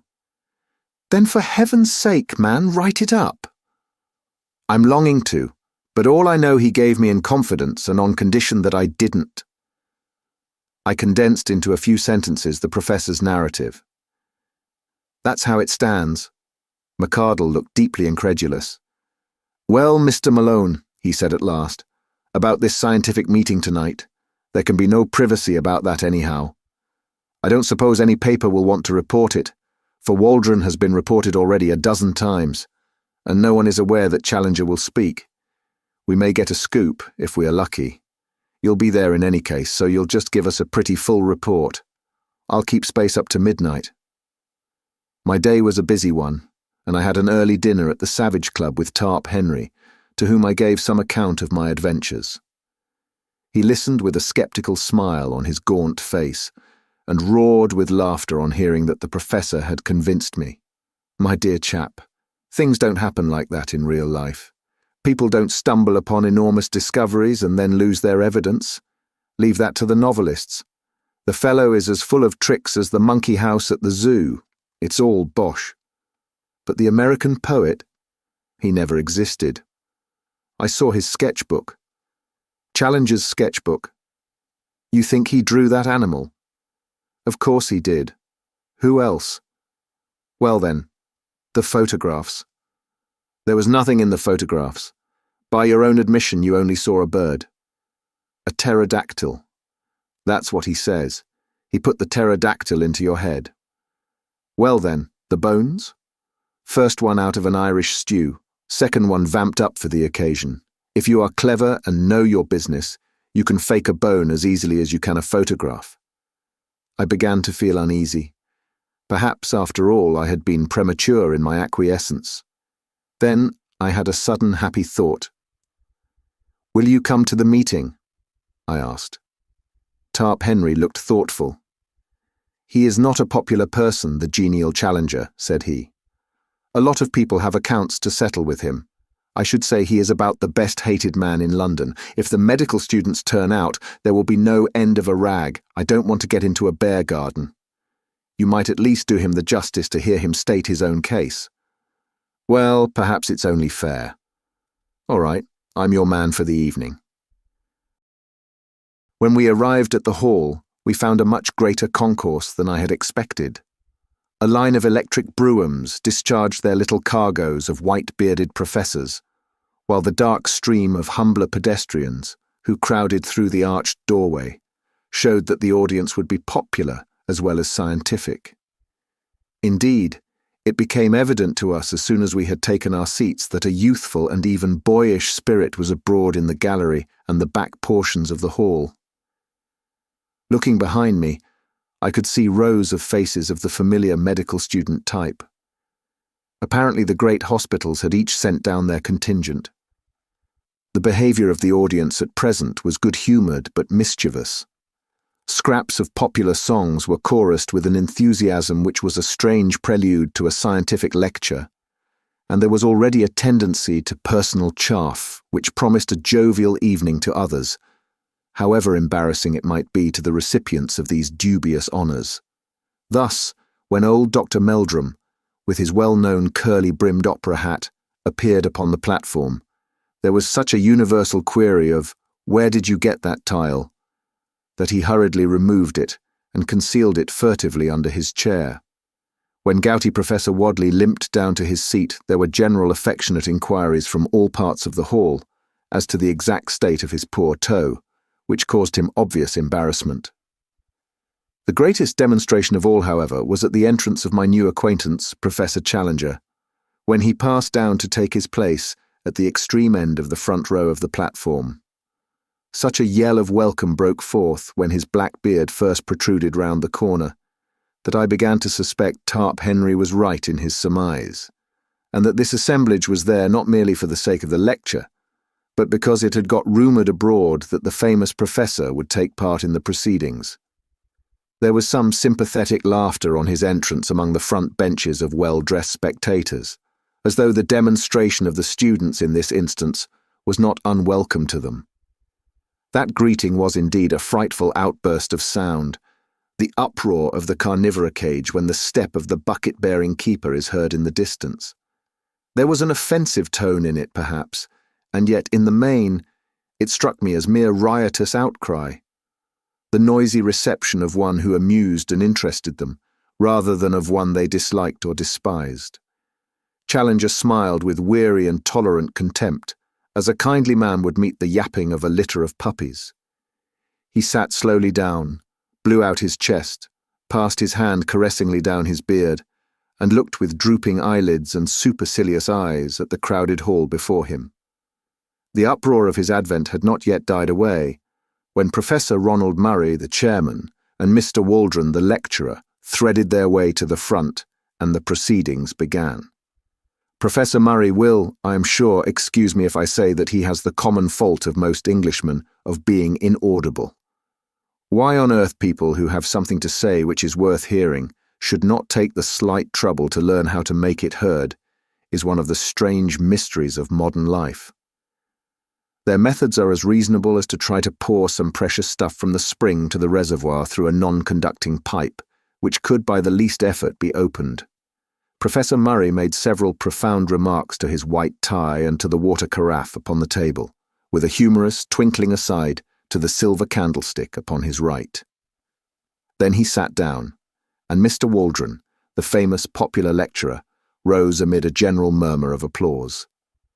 He was a stern, gaunt man, with a harsh voice and an aggressive manner, but he had the merit of knowing how to assimilate the ideas of other men, and to pass them on in a way which was intelligible and even interesting to the lay public, with a happy knack of being funny about the most unlikely objects, so that the precession of the equinox or the formation of a vertebrate became a highly humorous process as treated by him. It was a bird's-eye view of creation, as interpreted by science, which, in language always clear and sometimes picturesque, he unfolded before us. He told us of the globe, a huge mass of flaming gas, flaring through the heavens. Then he pictured the solidification, the cooling, the wrinkling which formed the mountains, the steam which turned to water, the slow preparation of the stage upon which was to be played the inexplicable drama of life. On the origin of life itself, he was discreetly vague. That the germs of it could hardly have survived the original roasting was, he declared, fairly certain. Therefore, it had come later. Had it built itself out of the cooling, inorganic elements of the globe? Very likely. Had the germs of it arrived from outside upon a meteor? It was hardly conceivable. On the whole, the wisest man was the least dogmatic upon the point.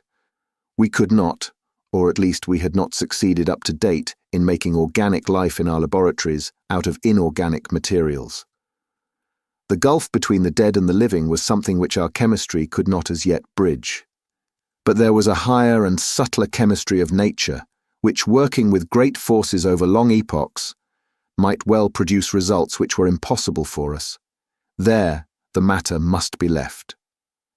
This brought the lecturer to the great ladder of animal life, beginning low down in mollusks and feeble sea creatures, then up rung by rung through reptiles and fishes, till at last we came to a kangaroo rat, a creature which brought forth its young alive, the direct ancestor of all mammals and presumably, therefore, of everyone in the audience. "No, no," from a sceptical student in the back row. If the young gentleman in the red tie who cried "No, no," and who presumably claimed to have been hatched out of an egg, would wait upon him after the lecture, he would be glad to see such a curiosity. Laughter. It was strange to think that the climax of all the age-long process of nature had been the creation of that gentleman in the red tie. But had the process stopped? Was this gentleman to be taken as the final type, the be-all and end-all of development? He hoped that he would not hurt the feelings of the gentleman in the red tie if he maintained that. Whatever virtues that gentleman might possess in private life, still the vast processes of the universe were not fully justified if they were to end entirely in his production. Evolution was not a spent force, but one still working, and even greater achievements were in store. Having thus, amid a general titter, played very prettily with his interrupter.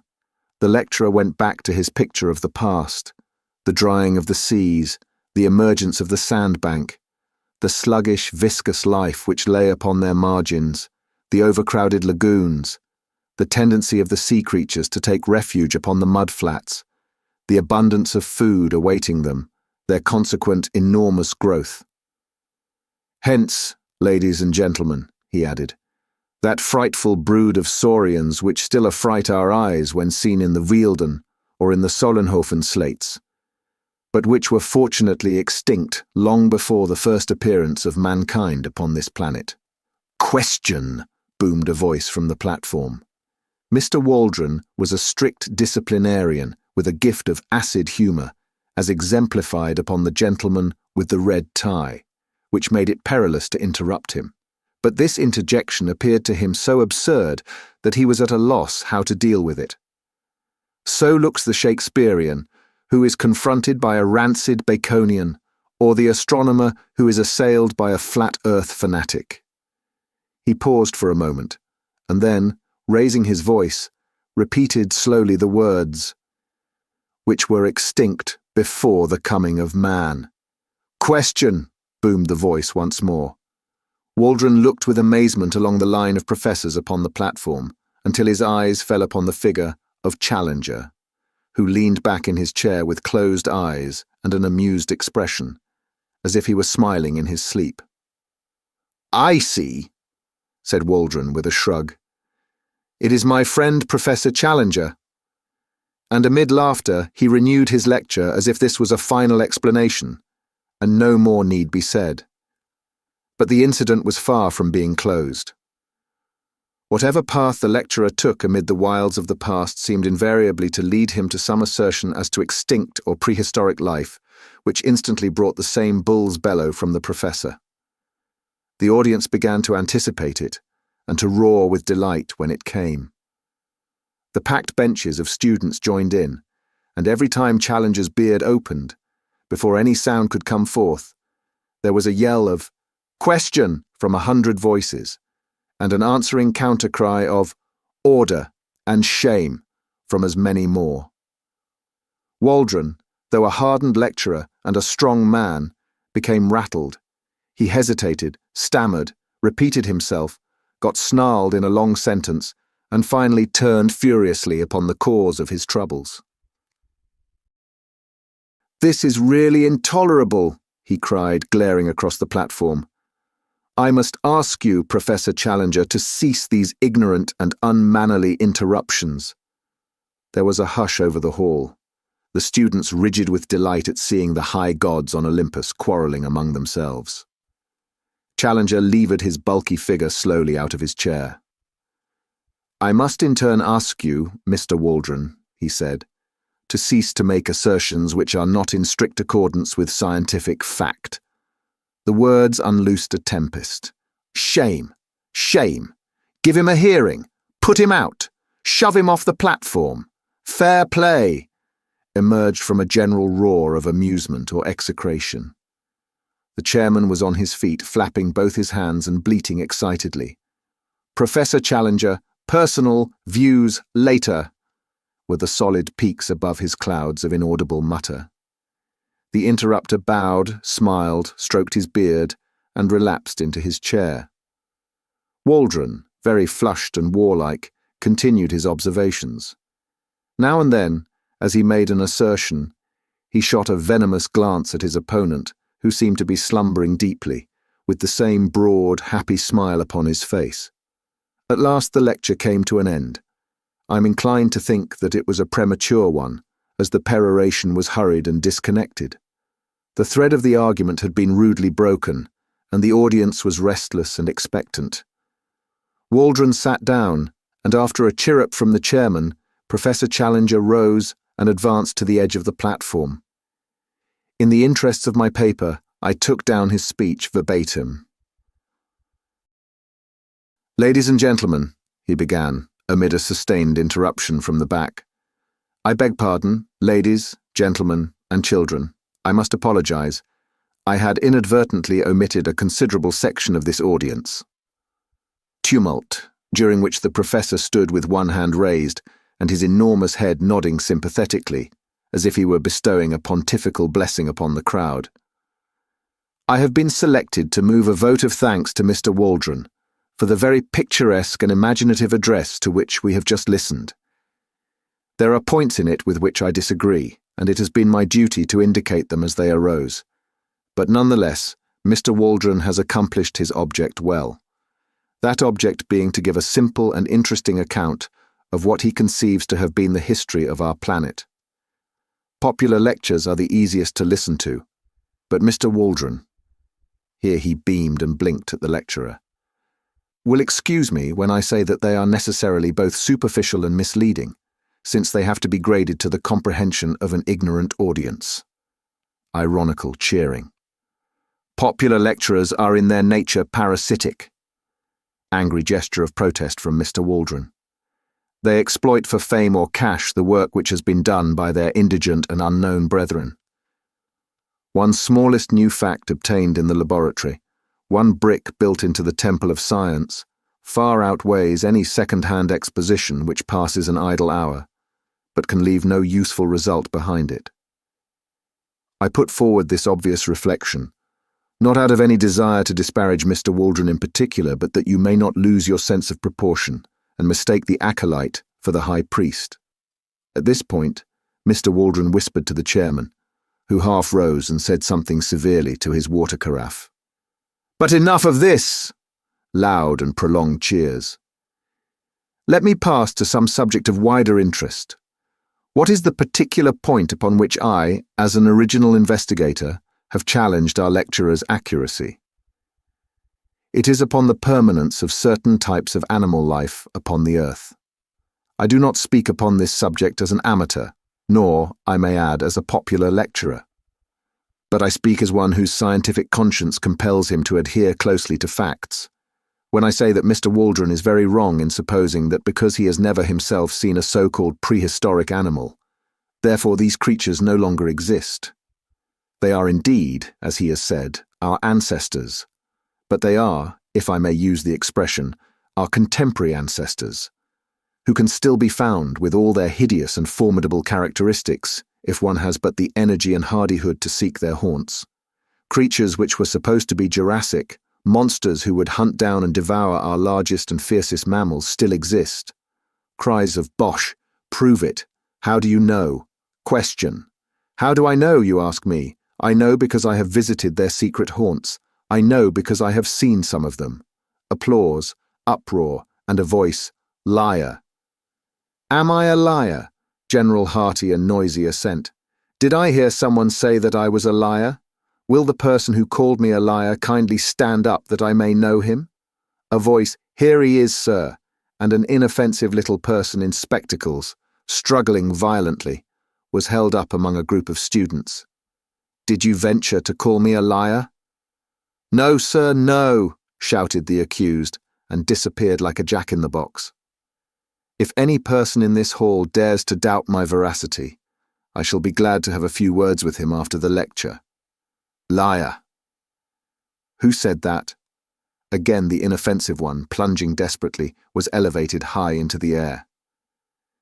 If I come down among you, general chorus of "Come, love, come," which interrupted the proceedings for some moments, while the chairman, standing up and waving both his arms, seemed to be conducting the music.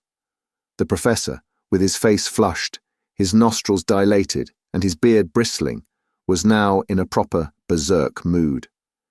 Every great discoverer has been met with the same incredulity, the sure brand of a generation of fools. When great facts are laid before you, you have not the intuition, the imagination which would help you to understand them. You can only throw mud at the men who have risked their lives to open new fields to science. You persecute the prophets, Galileo, Darwin, and I.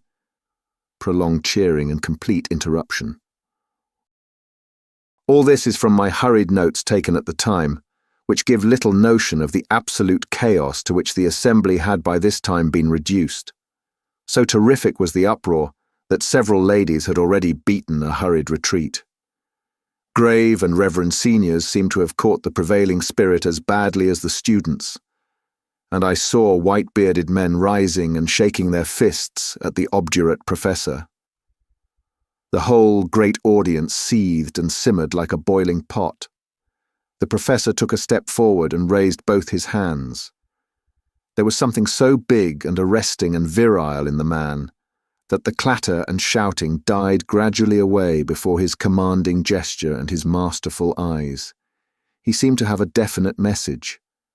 They hushed to hear it. "I will not detain you," he said. "It is not worth it.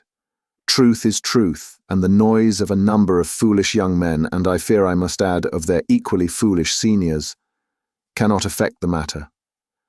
I claim that I have opened a new field of science. You dispute it. Cheers. Then I put you to the test. Will you accredit one or more of your own number to go out as your representatives and test my statement in your name?" Mr. Summerlee, the veteran professor of comparative anatomy, rose among the audience, a tall, thin, bitter man with the withered aspect of a theologian. He wished, he said, to ask Professor Challenger whether the results to which he had alluded in his remarks had been obtained during a journey to the headwaters of the Amazon, made by him 2 years before. Professor Challenger answered that they had. Mr. Summerlee desired to know how it was that Professor Challenger claimed to have made discoveries in those regions which had been overlooked by Wallace, Bates, and other previous explorers of established scientific repute. Professor Challenger answered that Mr. Summerlee appeared to be confusing the Amazon with the Thames, that it was in reality a somewhat larger river, that Mr. Summerlee might be interested to know that with the Orinoco, which communicated with it, some 50,000 miles of country were opened up, and that in so vast a space it was not impossible for one person to find what another had missed. Mr. Summerlee declared with an acid smile that he fully appreciated the difference between the Thames and the Amazon, which lay in the fact that any assertion about the former could be tested, while about the latter it could not. He would be obliged if Professor Challenger would give the latitude and the longitude of the country in which prehistoric animals were to be found. Professor Challenger replied that he reserved such information for good reasons of his own, but would be prepared to give it with proper precautions to a committee chosen from the audience. Would Mr. Summerlee serve on such a committee and test his story in person? Mr. Summerlee: "Yes, I will." Great cheering. Professor Challenger: "Then I guarantee that I will place in your hands such material as will enable you to find your way. It is only right, however, since Mr. Summerlee goes to check my statement, that I should have one or more with him who may check his. I will not disguise from you that there are difficulties and dangers. Mr. Summerlee will need a younger colleague.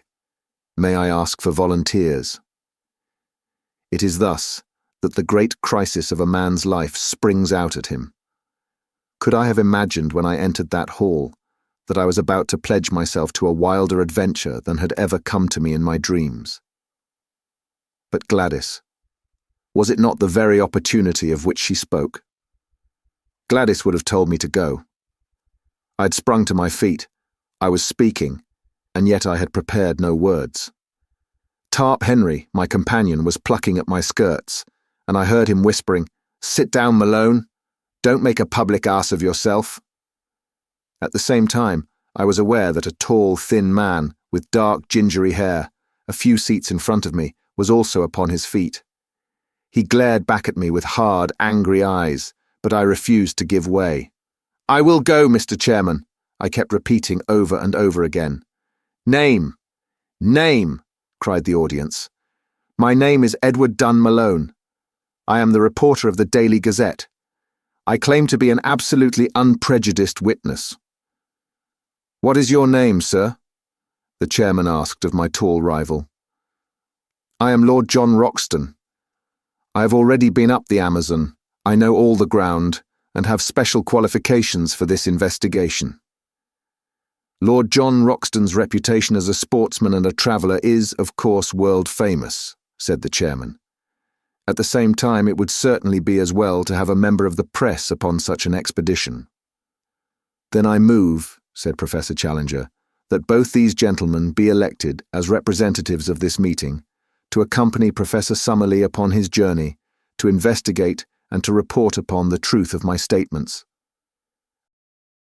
And so, amid shouting and cheering, our fate was decided, and I found myself borne away in the human current which swirled towards the door, with my mind half stunned by the vast new project which had risen so suddenly before it.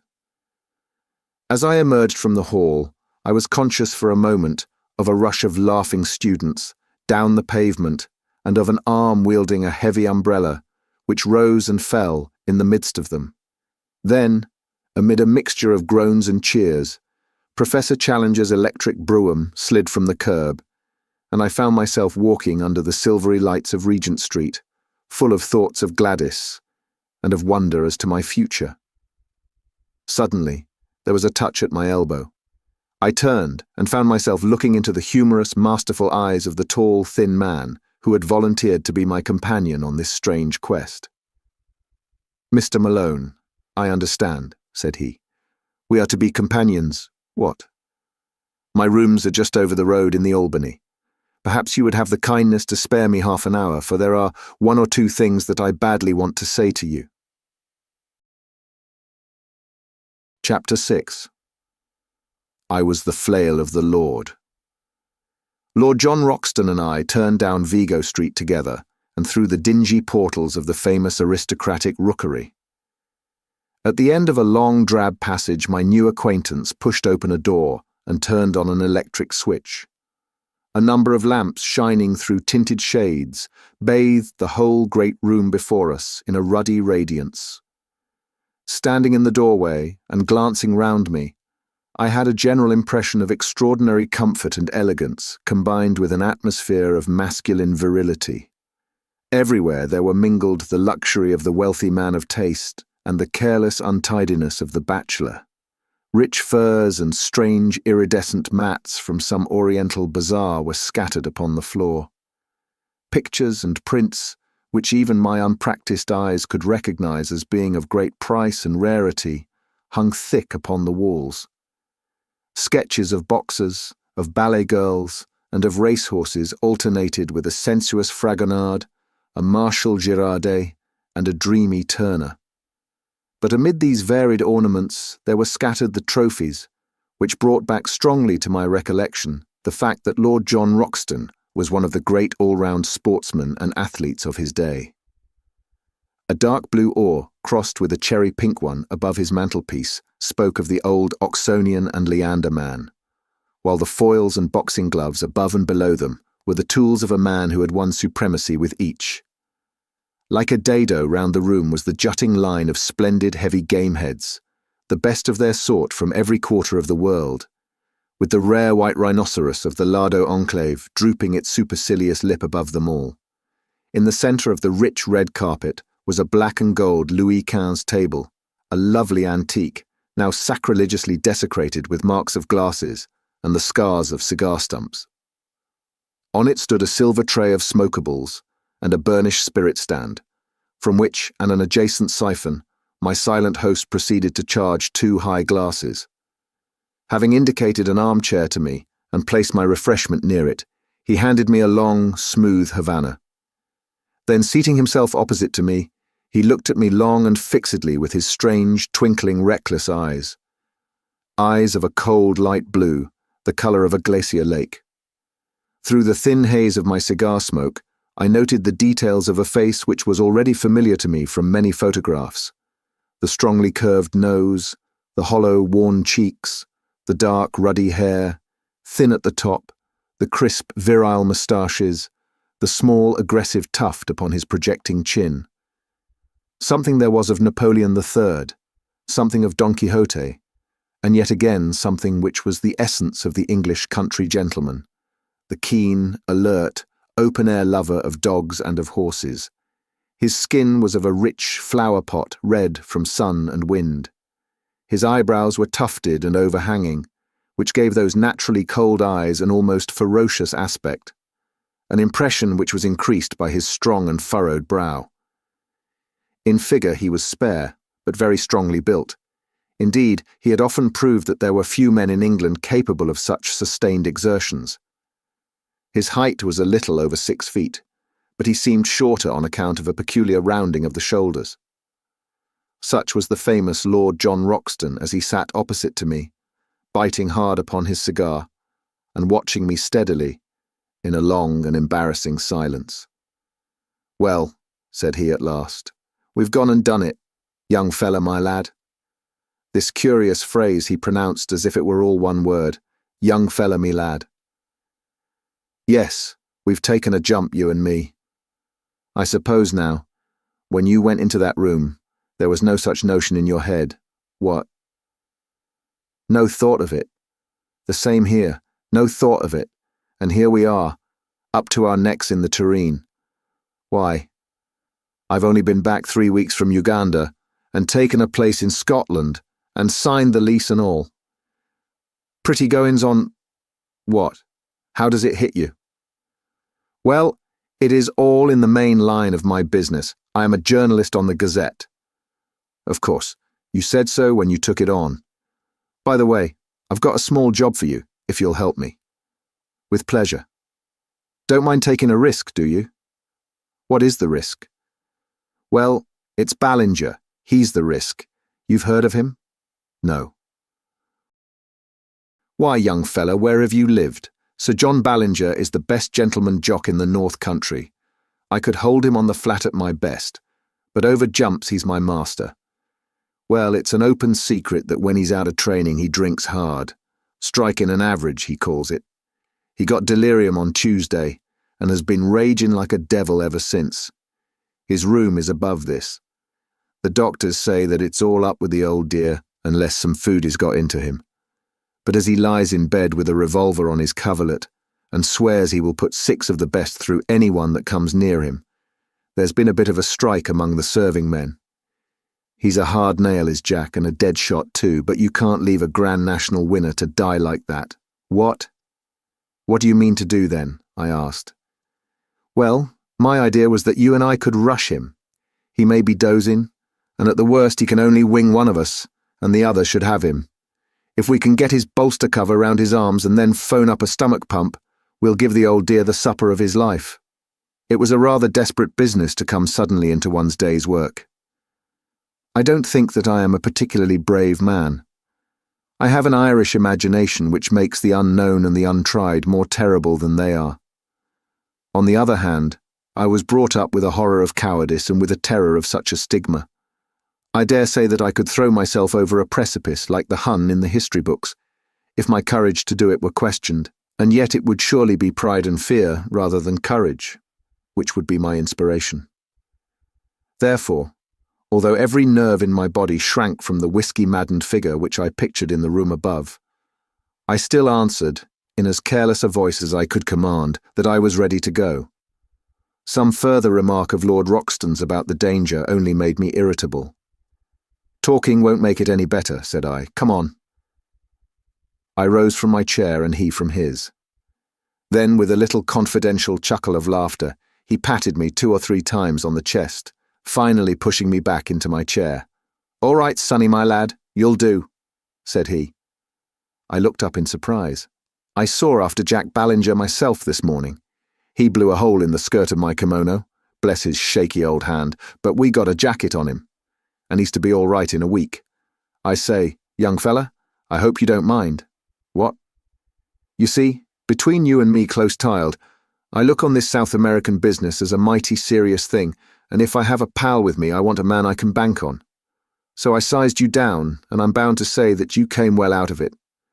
You see, it's all up to you and me, for this old Summerlee man will want dry nursing from the first. By the way, are you by any chance the Malone who is expected to get his rugby cap for Ireland? A reserve, perhaps. I thought I remembered your face. Why, I was there when you got that try against Richmond, as fine a swerving run as I saw the whole season. I never miss a rugby match if I can help it, for it is the manliest game we have left. Well, I didn't ask you in here just to talk sport. We've got to fix our business. Here are the sailings, on the first page of the Times. There's a booth boat for Para next Wednesday week, and if the professor and you can work it, I think we should take it. What? Very good. I'll fix it with him. What about your outfit? My paper will see to that. Can you shoot? About average territorial standard. Good Lord, as bad as that? It's the last thing you young fellas think of learning. You're all bees without stings, so far as looking after the hive goes. You'll look silly some of these days when someone comes along and sneaks the honey, but you'll need to hold your gun straight in South America, for, unless our friend the professor is a madman or a liar, we may see some queer things before we get back. What gun have you? He crossed to an oaken cupboard, and as he threw it open, I caught a glimpse of glistening rows of parallel barrels, like the pipes of an organ. I'll see what I can spare you out of my own battery, said he. One by one, he took out a succession of beautiful rifles, opening and shutting them with a snap and a clang, and then patting them as he put them back into the rack as tenderly as a mother would fondle her children. This is a Bland's .577 Axite Express, said he. I got that big fellow with it. He glanced up at the white rhinoceros. 10 more yards, and he would have added me to his collection. On that conical bullet his one chance hangs. 'Tis the weak one's advantage fair. Hope you know your Gordon, for he's the poet of the horse and the gun and the man that handles both. Now here's a useful tool. 470 telescopic sight double ejector, point blank up to 350. That's the rifle I used against the Peruvian slave drivers 3 years ago. I was the flail of the Lord up in those parts, I may tell you, though you won't find it in any blue book. There are times, young fella, when every one of us must make a stand for human right and justice, or you never feel clean again. That's why I made a little war on my own, declared it myself, waged it myself, ended it myself. Each of those nicks is for a slave murderer, a good row of them. What? That big one is for Pedro Lopez, the king of them all, that I killed in a backwater of the Putumayo River. Now here's something that would do for you. He took out a beautiful brown and silver rifle, well rubbered at the stock, sharply sighted, 5 cartridges to the clip. You can trust your life to that. He handed it to me and closed the door of his oak cabinet. By the way, he continued, coming back to his chair, what do you know of this Professor Challenger? I never saw him till today. Well, neither did I. It's funny we should both sail under sealed orders from a man we don't know. He seemed an uppish old bird. His brothers of science don't seem too fond of him either. How came you to take an interest in the affair? I told him shortly my experiences of the morning, and he listened intently. Then he drew out a map of South America and laid it on the table. I believe every single word he said to you was the truth, said he earnestly. And mind you, I have something to go on when I speak like that. South America is a place I love, and I think, if you take it right through from Darien to Fuego, it's the grandest, richest, most wonderful bit of earth upon this planet. People don't know it yet, and don't realize what it may become. I've been up and down it from end to end, and had 2 dry seasons in those very parts, as I told you when I spoke of the war I made on the slave dealers. Well, when I was up there, I heard some yarns of the same kind, traditions of Indians and the like, but with something behind them, no doubt. The more you knew of that country, young fella, the more you would understand that anything was possible. Anything. There are just some narrow water lanes along which folk travel, and outside that it is all darkness. Now down here in the Mato Grande, he swept his cigar over a part of the map, or up in this corner where 3 countries meet, nothing would surprise me. As that chap said tonight, there are 50,000 miles of waterway running through a forest that is very near the size of Europe. You and I could be as far away from each other as Scotland is from Constantinople, and yet each of us be in the same great Brazilian forest. Man has just made a track here and a scrape there in the maze. Why, the river rises and falls the best part of 40 feet, and half the country is a morass that you can't pass over. Why shouldn't something new and wonderful lie in such a country? And why shouldn't we be the men to find it out? Besides, he added, his queer, gaunt face shining with delight, there's a sporting risk in every mile of it. I'm like an old golf ball. I've had all the white paint knocked off me long ago. Life can whack me about now, and it can't leave a mark. But a sporting risk, young fellow, that's the salt of existence. Then it's worth living again. We're all getting a deal too soft and dull and comfy. Give me the great wastelands and the wide spaces, with a gun in my fist and something to look for that's worth finding. I've tried war and steeplechasing and aeroplanes, but this hunting of beasts that look like a lobster supper dream is a brand new sensation. He chuckled with glee at the prospect. Perhaps I have dwelt too long upon this new acquaintance, but he is to be my comrade for many a day, and so I have tried to set him down as I first saw him, with his quaint personality and his queer little tricks of speech and of thought. It was only the need of getting in the account of my meeting which drew me at last from his company. I left him seated amid his pink radiance, oiling the lock of his favourite rifle, while he still chuckled to himself at the thought of the adventures which awaited us. It was very clear to me that if dangers lay before us, I could not in all England have found a cooler head or a braver spirit with which to share them. That night, wearied as I was after the wonderful happenings of the day, I sat late with McArdle, the news editor, explaining to him the whole situation, which he thought important enough to bring next morning before the notice of Sir George Beaumont, the chief.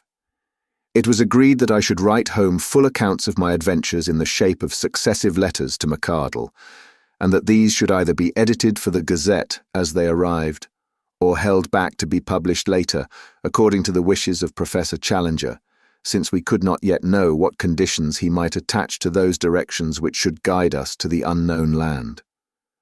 In response to a telephone inquiry, we received nothing more definite than a fulmination against the press, ending up with the remark that if we would notify our boat, he would hand us any directions which he might think it proper to give us at the moment of starting. A second question from us failed to elicit any answer at all, save a plaintive bleat from his wife to the effect that her husband was in a very violent temper already, and that she hoped we would do nothing to make it worse. A third attempt, later in the day, provoked a terrific crash, and a subsequent message from the Central Exchange that Professor Challenger's receiver had been shattered. After that, we abandoned all attempt at communication, and now, my patient readers, I can address you directly no longer. From now onwards, if indeed any continuation of this narrative should ever reach you, it can only be through the paper which I represent. In the hands of the editor, I leave this account of the events which have led up to one of the most remarkable expeditions of all time, so that if I never return to England, there shall be some record as to how the affair came about. I am writing these last lines in the saloon of the Booth liner Francisca, and they will go back by the pilot to the keeping of Mr. McArdle. Let me draw one last picture before I close the notebook, a picture which is the last memory of the old country which I bear away with me. It is a wet, foggy morning in the late spring. A thin, cold rain is falling. 3 shining mackintoshed figures are walking down the quay, making for the gangplank of the great liner from which the Blue Peter is flying. In front of them, a porter pushes a trolley piled high with trunks, wraps, and gun cases. Professor Summerlee, a long, melancholy figure, walks with dragging steps and drooping head, as one who is already profoundly sorry for himself. Lord John Roxton steps briskly, and his thin, eager face beams forth between his hunting cap and his muffler.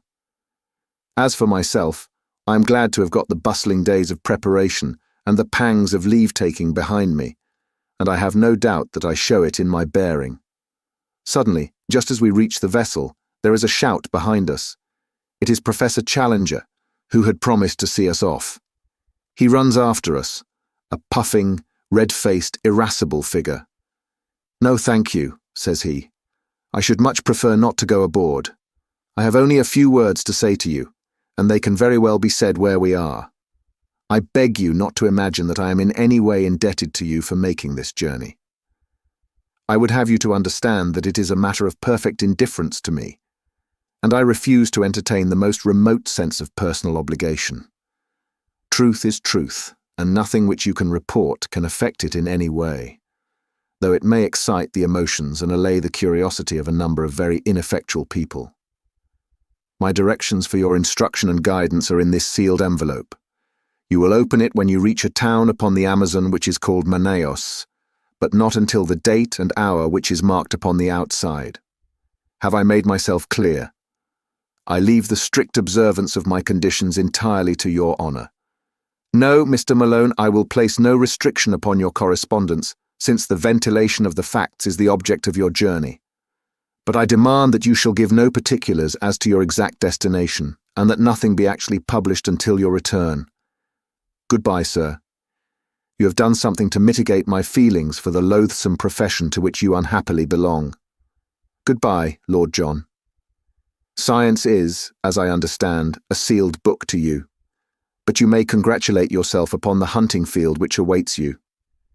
You will, no doubt, have the opportunity of describing in the field how you brought down the rocketing Dimorphodon. And goodbye to you also, Professor Summerlee. If you are still capable of self-improvement, of which I am frankly unconvinced, you will surely return to London a wiser man. So he turned upon his heel, and a minute later from the deck I could see his short, squat figure bobbing about in the distance as he made his way back to his train. Well, we are well down channel now. There's the last bell for letters, and it's goodbye to the pilot. We'll be down, hull down, on the old trail from now on. God bless all we leave behind us, and send us safely back. Chapter 7. Tomorrow, we disappear into the unknown. I will not bore those whom this narrative may reach by an account of our luxurious voyage upon the Booth liner, nor will I tell of our week's stay at Para, save that I should wish to acknowledge the great kindness of the Pereira da Pinta Company in helping us to get together our equipment. I will also allude very briefly to our river journey up a wide, slow-moving, clay-tinted stream, in a steamer which was little smaller than that which had carried us across the Atlantic. Eventually we found ourselves through the narrows of Obidos and reached the town of Manaos. Here we were rescued from the limited attractions of the local inn by Mr. Shortman, the representative of the British and Brazilian Trading Company. In his hospitable fazenda, we spent our time until the day when we were empowered to open the letter of instructions given to us by Professor Challenger. Before I reach the surprising events of that date, I would desire to give a clearer sketch of my comrades in this enterprise, and of the associates whom we had already gathered together in South America. I speak freely, and I leave the use of my material to your own discretion, Mr. McArdle, since it is through your hands that this report must pass before it reaches the world. The scientific attainments of Professor Summerlee are too well known for me to trouble to recapitulate them. He is better equipped for a rough expedition of this sort than one would imagine at first sight. His tall, gaunt, stringy figure is insensible to fatigue, and his dry, half-sarcastic and often wholly unsympathetic manner is uninfluenced by any change in his surroundings. Though in his 66th year, I've never heard him express any dissatisfaction at the occasional hardships which we have had to encounter. I had regarded his presence as an encumbrance to the expedition, but, as a matter of fact, I am now well convinced that his power of endurance is as great as my own. In temper, he is naturally acid and sceptical. From the beginning, he has never concealed his belief that Professor Challenger is an absolute fraud, that we are all embarked upon an absurd wild goose chase, and that we are likely to reap nothing but disappointment and danger in South America, and corresponding ridicule in England. Such are the views which, with much passionate distortion of his thin features and wagging of his thin goat-like beard, he poured into our ears all the way from Southampton to Manaos. Since landing from the boat, he has obtained some consolation from the beauty and variety of the insect and bird life around him, for he is absolutely wholehearted in his devotion to science. He spends his days flitting through the woods with his shotgun and his butterfly net, and his evenings in mounting the many specimens he has acquired.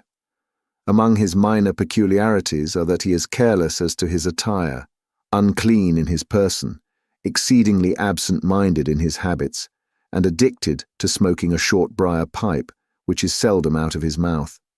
He has been upon several scientific expeditions in his youth. He was with Robertson in Papua, and the life of the camp and the canoe is nothing fresh to him. Lord John Roxton has some points in common with Professor Summerlee, and others in which they are the very antithesis to each other. He is 20 years younger, but has something of the same spare, scraggy physique. As to his appearance, I have, as I recollect, described it in that portion of my narrative which I have left behind me in London. He is exceedingly neat and prim in his ways, dresses always with great care in white drill suits and high brown mosquito boots, and shaves at least once a day. Like most men of action, he is laconic in speech, and sinks readily into his own thoughts. But he is always quick to answer a question, or join in a conversation, talking in a queer, jerky, half-humorous fashion. His knowledge of the world, and very especially of South America, is surprising, and he has a wholehearted belief in the possibilities of our journey which is not to be dashed by the sneers of Professor Summerlee. He has a gentle voice and a quiet manner, but behind his twinkling blue eyes there lurks a capacity for furious wrath and implacable resolution, the more dangerous because they are held in leash. He spoke little of his own exploits in Brazil and Peru, but it was a revelation to me to find the excitement which was caused by his presence among the riverine natives, who looked upon him as their champion and protector.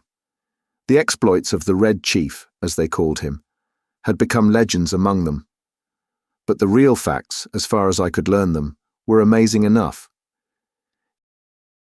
These were that Lord John had found himself some years before in that no-man's land which is formed by the half-defined frontiers between Peru, Brazil, and Colombia. In this great district, the wild rubber tree flourishes, and has become, as in the Congo, a curse to the natives which can only be compared to their forced labour under the Spaniards upon the old silver mines of Darien. A handful of villainous half-breeds dominated the country, armed such Indians as would support them, and turned the rest into slaves, terrorizing them with the most inhuman tortures in order to force them to gather the India rubber, which was then floated down the river to Para. Lord John Roxton expostulated on behalf of the wretched victims and received nothing but threats and insults for his pains.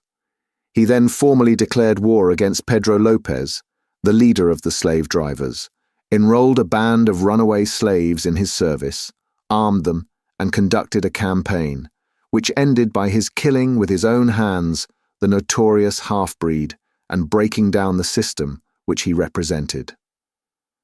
No wonder that the ginger-headed man with the silky voice and the free and easy manners was now looked upon with deep interest upon the banks of the great South American river, though the feelings he inspired were naturally mixed, since the gratitude of the natives was equalled by the resentment of those who desired to exploit them.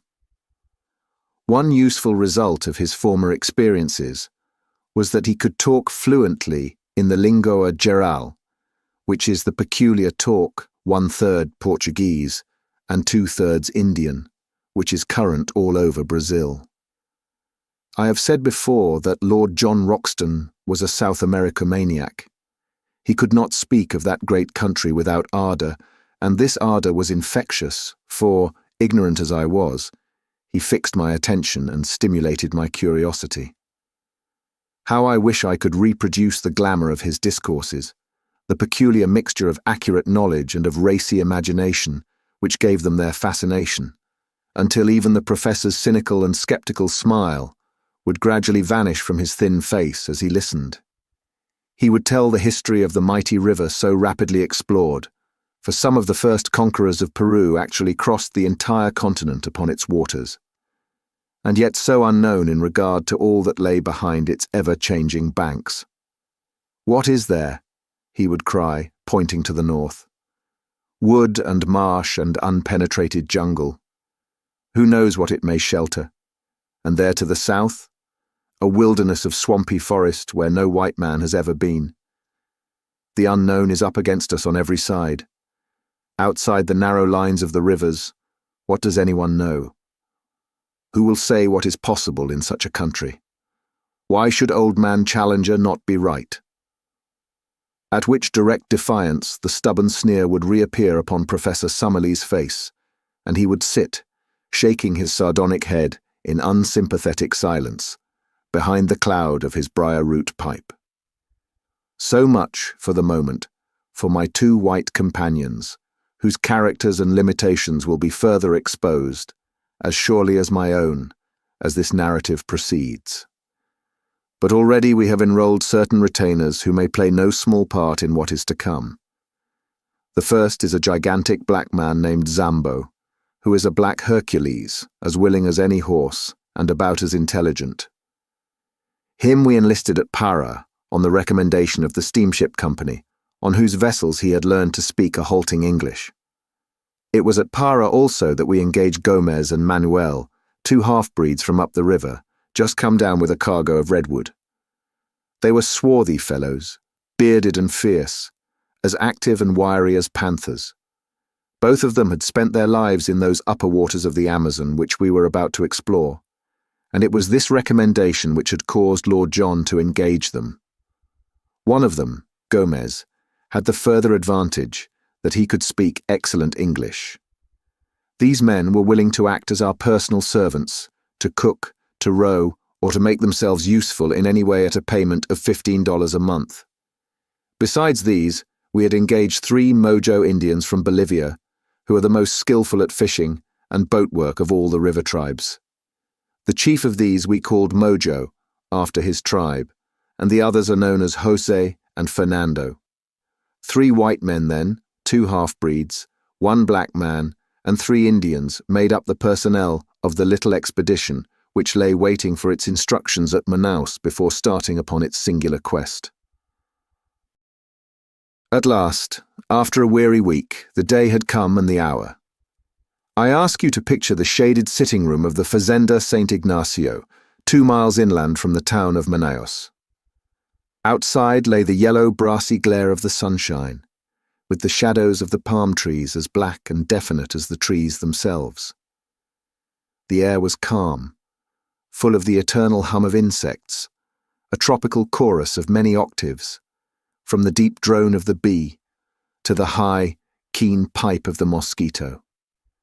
Beyond the veranda was a small cleared garden, bounded with cactus hedges and adorned with clumps of flowering shrubs, round which the great blue butterflies and the tiny hummingbirds fluttered and darted in crescents of sparkling light. Within, we were seated round the cane table, on which lay a sealed envelope.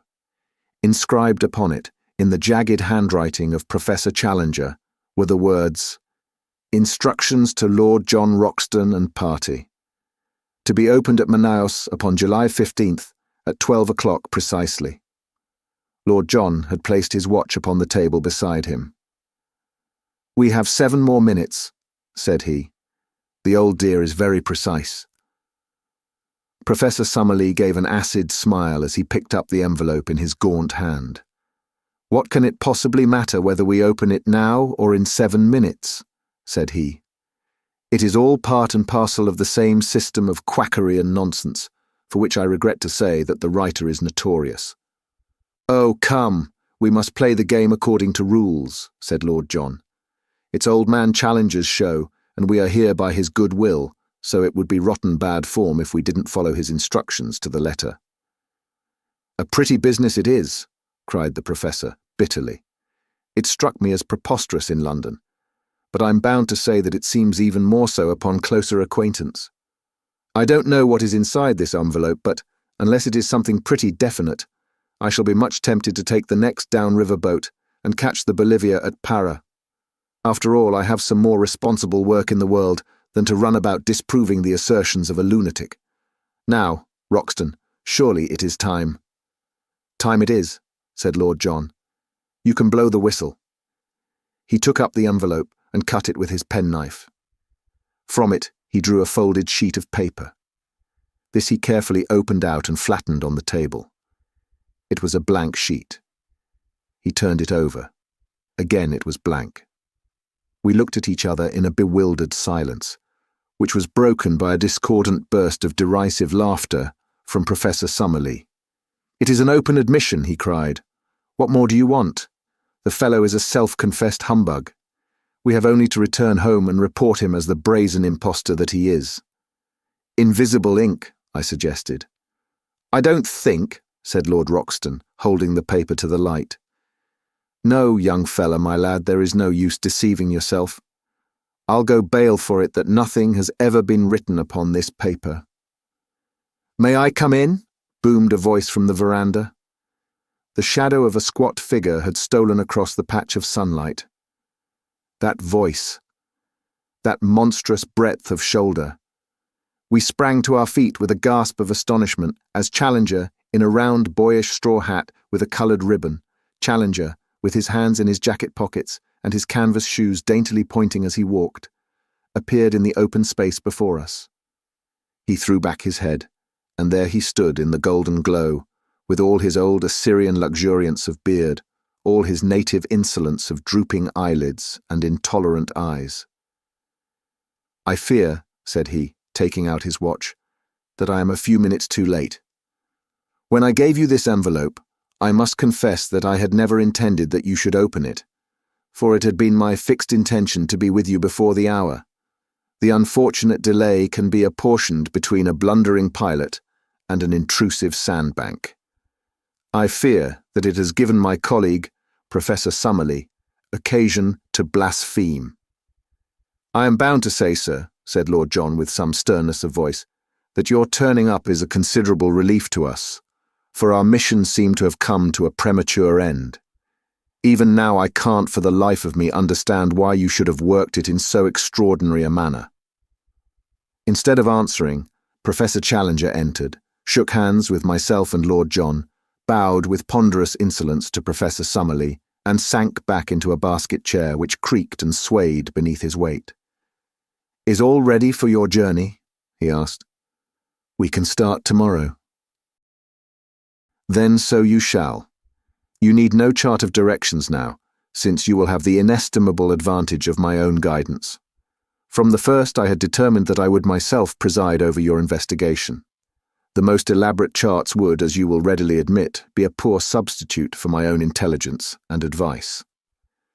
As to the small ruse which I played upon you in the matter of the envelope, it is clear that, had I told you all my intentions, I should have been forced to resist unwelcome pressure to travel out with you." "Not from me, sir," exclaimed Professor Summerlee heartily, "so long as there was another ship upon the Atlantic." Challenger waved him away with his great hairy hand. "Your common sense will, I am sure, sustain my objection and realize that it was better that I should direct my own movements and appear only at the exact moment when my presence was needed. That moment has now arrived. You are in safe hands. You will not now fail to reach your destination.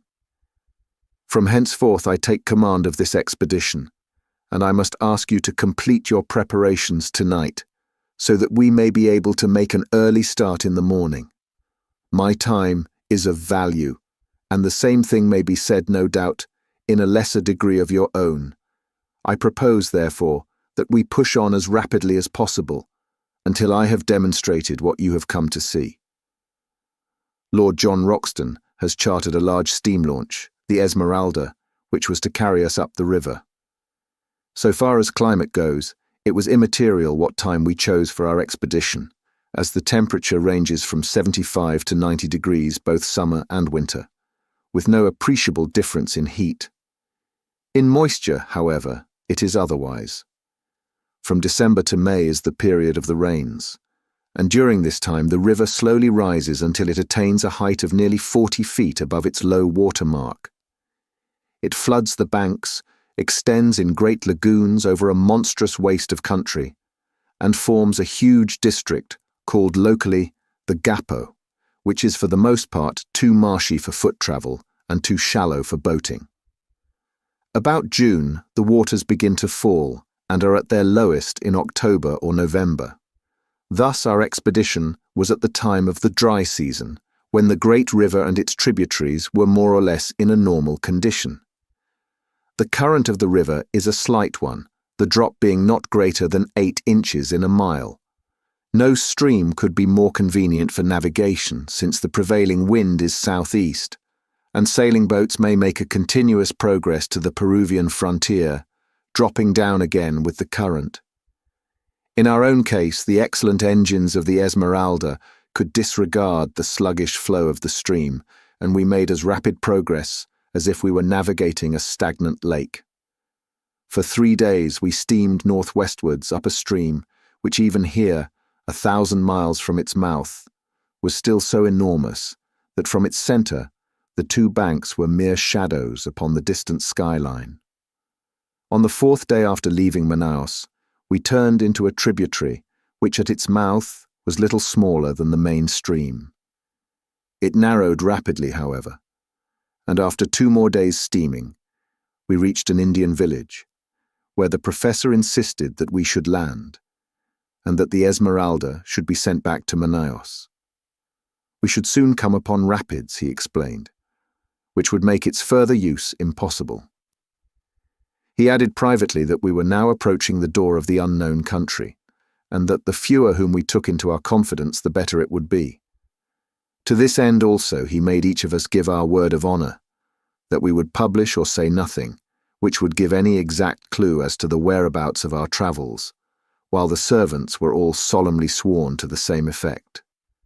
It is for this reason that I am compelled to be vague in my narrative, and I would warn my readers that in any map or diagram which I may give the relation of places to each other may be correct, but the points of the compass are carefully confused, so that in no way can it be taken as an actual guide to the country. Professor Challenger's reasons for secrecy may be valid or not, but we had no choice but to adopt them, for he was prepared to abandon the whole expedition rather than modify the conditions upon which he would guide us.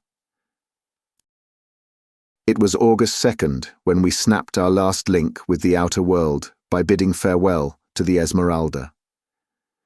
Since then, 4 days have passed, during which we have engaged 2 large canoes from the Indians, made of so light a material, skins over a bamboo framework, that we should be able to carry them round any obstacle. These we have loaded with all our effects, and have engaged 2 additional Indians to help us in the navigation. I understand that they are the very 2, Attica and Ipetu by name, who accompanied Professor Challenger upon his previous journey. They appeared to be terrified at the prospect of repeating it, but the chief has patriarchal powers in these countries, and if the bargain is good in his eyes, the clansman has little choice in the matter. So tomorrow we disappear into the unknown. This account I am transmitting down the river by canoe, and it may be our last word to those who are interested in our fate. I have, according to our arrangement, addressed it to you, my dear Mr. McArdle, and I leave it to your discretion to delete, alter, or do what you like with it. From the assurance of Professor Challenger's manner, and in spite of the continued skepticism of Professor Summerlee, I have no doubt that our leader will make good his statement, and that we are really on the eve of some most remarkable experiences. Chapter 8. The Outlying Pickets of the New World. Our friends at home may well rejoice with us, for we are at our goal, and up to a point at least, we have shown that the statement of Professor Challenger can be verified. We have not, it is true, ascended the plateau, but it lies before us, and even Professor Summerlee is in a more chastened mood. Not that he will for an instant admit that his rival could be right, but he is less persistent in his incessant objections, and has sunk for the most part into an observant silence. I must hark back, however, and continue my narrative from where I dropped it. We are sending home one of our local Indians who is injured, and I am committing this letter to his charge, with considerable doubts in my mind as to whether it will ever come to hand. When I wrote last, we were about to leave the Indian village where we had been deposited by the Esmeralda. I have to begin my report by bad news, for the first serious personal trouble, I pass over the incessant bickerings between the professors, occurred this evening, and might have had a tragic ending. I have spoken of our English-speaking half-breed Gomez, a fine worker and a willing fellow, but afflicted, I fancy, with the vice of curiosity, which is common enough among such men. On the last evening he seems to have hid himself near the hut in which we were discussing our plans, and, being observed by our huge Zambo, who is as faithful as a dog, and has the hatred which all his race bear to the half-breeds, he was dragged out and carried into our presence. Gomez whipped out his knife, however, and but for the huge strength of his captor, which enabled him to disarm him with one hand, he would certainly have stabbed him. The matter has ended in reprimands, the opponents have been compelled to shake hands, and there is every hope that all will be well. As to the feuds of the two learned men, they are continuous and bitter. It must be admitted that Challenger is provocative in the last degree, but Summerlee has an acid tongue, which makes matters worse. Last night, Challenger said that he never cared to walk on the Thames embankment and look up the river, as it was always sad to see one's own eventual goal. He is convinced, of course, that he is destined for Westminster Abbey. Summerlee rejoined, however, with a sour smile by saying that he understood that Millbank Prison had been pulled down. Challenger's conceit is too colossal to allow him to be really annoyed. He only smiled in his beard and repeated, "Really, really," in the pitying tone one would use to a child. Indeed, they are children both, the one wizened and cantankerous, the other formidable and overbearing, yet each with a brain which has put him in the front rank of his scientific age. Brain, character, soul, only as one sees more of life does one understand how distinct is each. The very next day we did actually make our start upon this remarkable expedition. We found that all our possessions fitted very easily into the two canoes, and we divided our personnel 6 in each, taking the obvious precaution in the interests of peace of putting one professor into each canoe. Personally, I was with Challenger, who was in a beatific humour, moving about as one in a silent ecstasy and beaming benevolence from every feature. I have had some experience of him in other moods, however, and shall be the less surprised when the thunderstorms suddenly come up amidst the sunshine. If it is impossible to be at your ease, it is equally impossible to be dull in his company, for one is always in a state of half-tremulous doubt as to what sudden turn his formidable temper may take. For 2 days we made our way up a good-sized river some hundreds of yards broad, and dark in colour, but transparent, so that one could usually see the bottom. The affluents of the Amazon are, half of them, of this nature, while the other half are whitish and opaque, the difference depending upon the class of country through which they have flowed. The dark waters indicate vegetable decay, while the others point to clayey soil. Twice we came across rapids, and in each case made a portage of half a mile or so to avoid them. The woods on either side were primeval, which are more easily penetrated than woods of the second growth, and we had no great difficulty in carrying our canoes through them. How shall I ever forget the solemn mystery of it?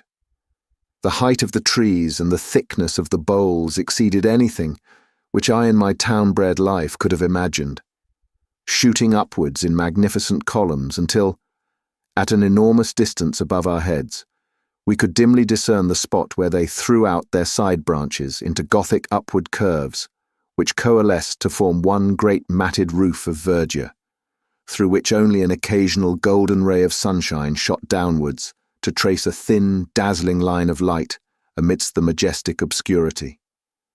As we walked noiselessly amid the thick, soft carpet of decaying vegetation, the hush fell upon our souls which comes upon us in the twilight of the Abbey, and even Professor Challenger's full-chested notes sank into a whisper. Alone, I should have been ignorant of the names of these giant growths, but our men of science pointed out the cedars, the great silk cotton trees and the redwood trees, with all that profusion of various plants which has made this continent the chief supplier to the human race of those gifts of nature which depend upon the vegetable world, while it is the most backward in those products which come from animal life. Vivid orchids and wonderfully coloured lichens smouldered upon the swarthy tree trunks, and where a wandering shaft of light fell full upon the golden alamander, the scarlet star clusters of the taxonia, or the rich deep blue of Ipomaea. The effect was as a dream of fairyland. In these great wastes of forest, life, which abhors darkness, struggles ever upwards to the light. Every plant, even the smaller ones, curls and writhes to the green surface, twining itself around its stronger and taller brethren in the effort. Climbing plants are monstrous and luxuriant, but others, which have never been known to climb elsewhere, learn the art as an escape from that sombre shadow, so that the common nettle, the jasmine, and even the jacinta palm tree can be seen circling the stems of the cedars and striving to reach their crowns. Of animal life, there was no movement amid the majestic vaulted aisles, which stretched from us as we walked. But a constant movement far above our heads told of that multitudinous world of snake and monkey, bird and sloth, which lived in the sunshine, and looked down in wonder at our tiny, dark, stumbling figures in the obscure depths immeasurably below them. At dawn and at sunset, the howler monkeys screamed together, and the parakeets broke into shrill chatter. But during the hot hours of the day, only the full drone of insects, like the beat of a distant surf, filled the ear, while nothing moved amid the solemn vistas of stupendous trunks, fading away into the darkness which held us in. Once some bandy-legged lurching creature, an anteater or a bear, scuttled clumsily amid the shadows. It was the only sign of earth life which I saw in this great Amazonian forest. And yet there were indications that even human life itself was not far from us in those mysterious recesses. On the third day out we were aware of a singular deep throbbing in the air, rhythmic and solemn, coming and going fitfully throughout the morning. The two boats were paddling within a few yards of each other when first we heard it, and our Indians remained motionless, as if they had been turned to bronze, listening intently with expressions of terror upon their faces. "What is it, then?" I asked. "Drums," said Lord John carelessly. "War drums. I have heard them before." "Yes, sir, war drums," said Gomez, the half-breed. "Wild Indians, bravos, not mansos. They watch us every mile of the way. Kill us if they can." "How can they watch us?" I asked, gazing into the dark, motionless void. The half-breed shrugged his broad shoulders. "The Indians know. They have their own way. They watch us. They talk the drum talk to each other. Kill us if they can." By the afternoon of that day, my pocket diary shows me that it was Tuesday, August 18th, at least 6 or 7 drums were throbbing from various points. Sometimes they beat quickly, sometimes slowly, sometimes in obvious question and answer. One far to the east breaking out in a high staccato rattle, and being followed after a pause by a deep roll from the north.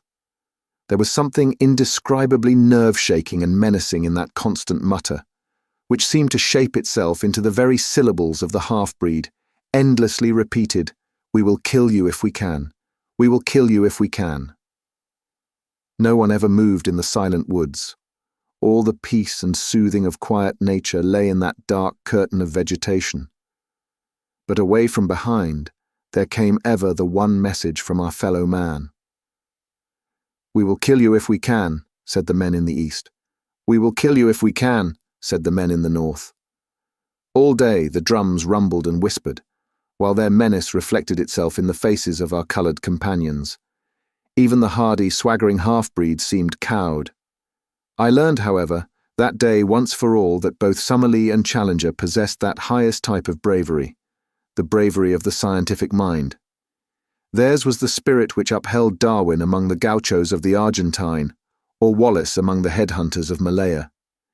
It is decreed by a merciful nature that the human brain cannot think of two things simultaneously, so that if it be steeped in curiosity as to science, it has no room for merely personal considerations. All day, amid that incessant and mysterious menace, our two professors watched every bird upon the wing and every shrub upon the bank, with many a sharp, wordy contention, when the snarl of Summerlee came quick upon the deep growl of Challenger, but with no more sense of danger and no more reference to drum-beating Indians than if they were seated together in the smoking room of the Royal Society's club in St. James's Street. Once only did they condescend to discuss them. "Mirana or Amajuaca cannibals," said Challenger, jerking his thumb towards the reverberating wood. "No doubt, sir," Summerlee answered. "Like all such tribes, I shall expect to find them of polysynthetic speech and of Mongolian type." "Polysynthetic, certainly," said Challenger indulgently. "I am not aware that any other type of language exists in this continent, and I have notes of more than 100. The Mongolian theory I regard with deep suspicion. I should have thought that even a limited knowledge of comparative anatomy would have helped to verify it," said Summerlee bitterly. Challenger thrust out his aggressive chin until he was all beard and hat rim. "No doubt, sir, a limited knowledge would have that effect. When one's knowledge is exhaustive, one comes to other conclusions." They glared at each other in mutual defiance, while all round rose the distant whisper, "We will kill you. We will kill you, if we can." That night we moored our canoes with heavy stones for anchors in the center of the stream, and made every preparation for a possible attack. Nothing came, however, and with the dawn we pushed upon our way, the drum beating dying out behind us. About 3 o'clock in the afternoon we came to a very steep rapid, more than a mile long, the very one in which Professor Challenger had suffered disaster upon his first journey. I confess that the sight of it consoled me, for it was really the first direct corroboration, slight as it was, of the truth of his story. The Indians carried first our canoes and then our stores through the brushwood, which is very thick at this point, while we 4 whites, our rifles on our shoulders, walked between them and any danger coming from the woods. Before evening, we had successfully passed the rapids and made our way some 10 miles above them, where we anchored for the night. At this point I reckoned that we had come not less than 100 miles up the tributary from the main stream. It was in the early forenoon of the next day that we made the great departure. Since dawn, Professor Challenger had been acutely uneasy, continually scanning each bank of the river.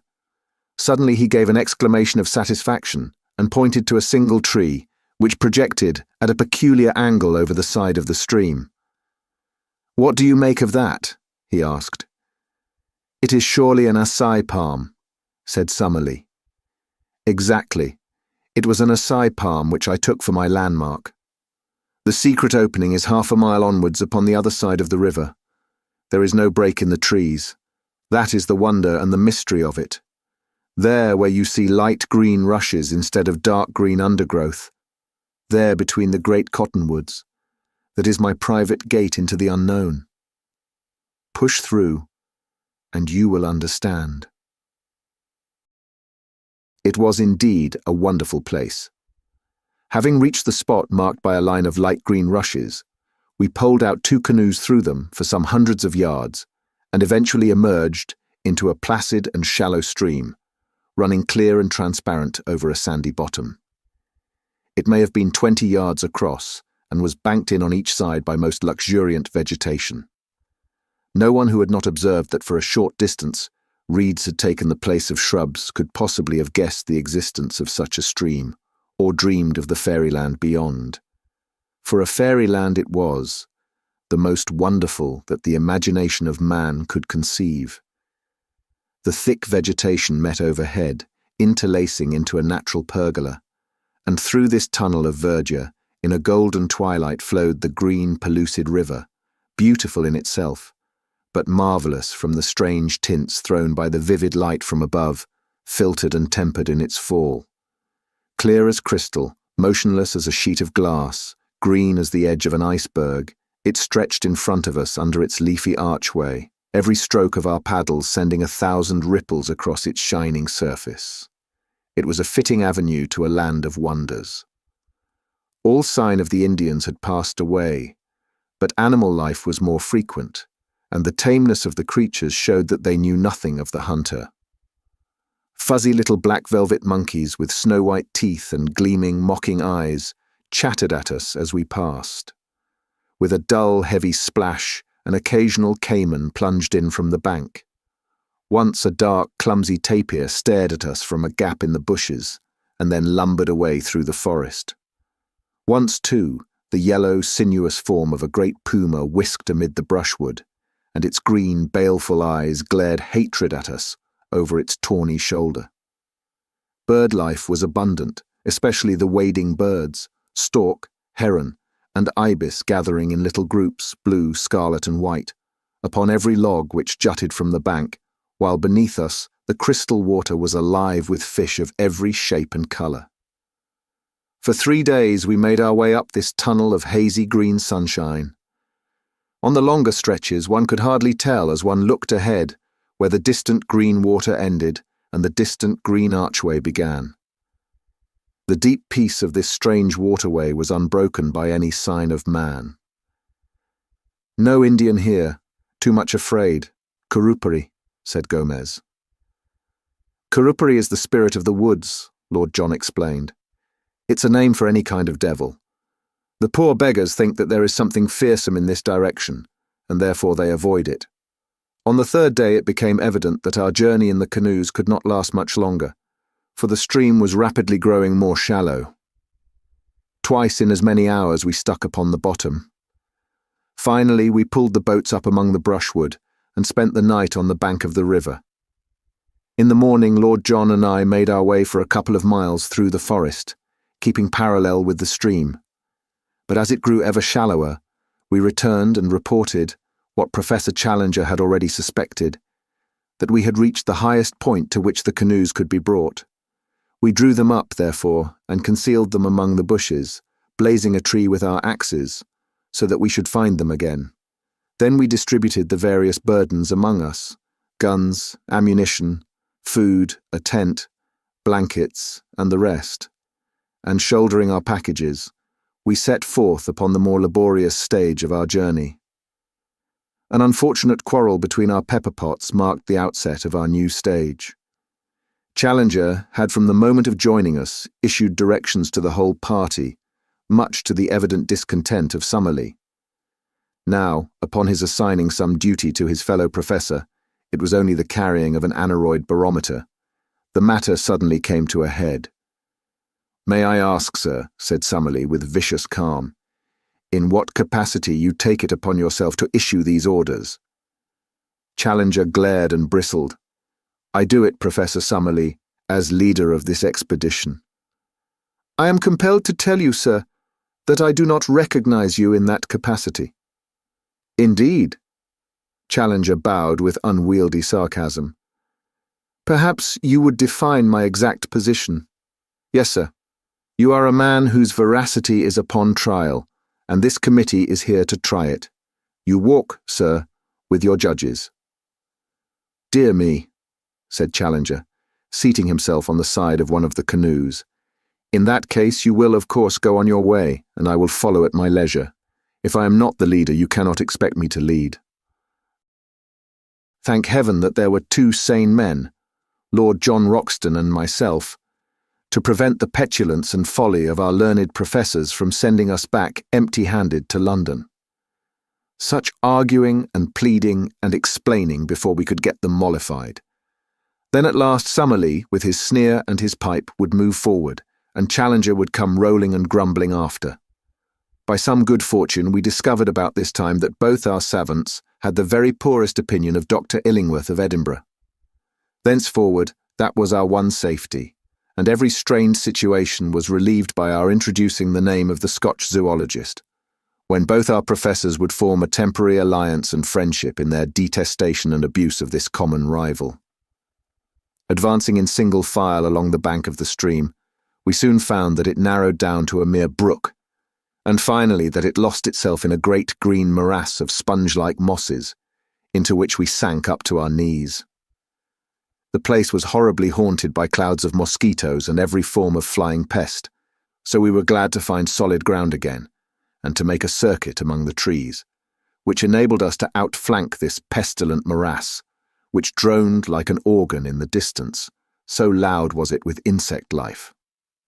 On the 2nd day after leaving our canoes, we found that the whole character of the country changed. Our road was persistently upwards, and as we ascended, the woods became thinner and lost their tropical luxuriance. The huge trees of the alluvial Amazonian plain gave place to the phoenix and cocoa palms, growing in scattered clumps with thick brushwood between. In the damper hollows, the Mauritia palms threw out their graceful drooping fronds. We travelled entirely by compass, and once or twice there were differences of opinion between Challenger and the two Indians, when, to quote the professor's indignant words, the whole party agreed to trust the fallacious instincts of undeveloped savages rather than the highest product of modern European culture. That we were justified in doing so was shown upon the third day, when Challenger admitted that he recognized several landmarks of his former journey, and in one spot we actually came upon 4 fire-blackened stones, which must have marked a camping place. The road still ascended, and we crossed a rock-studded slope which took 2 days to traverse.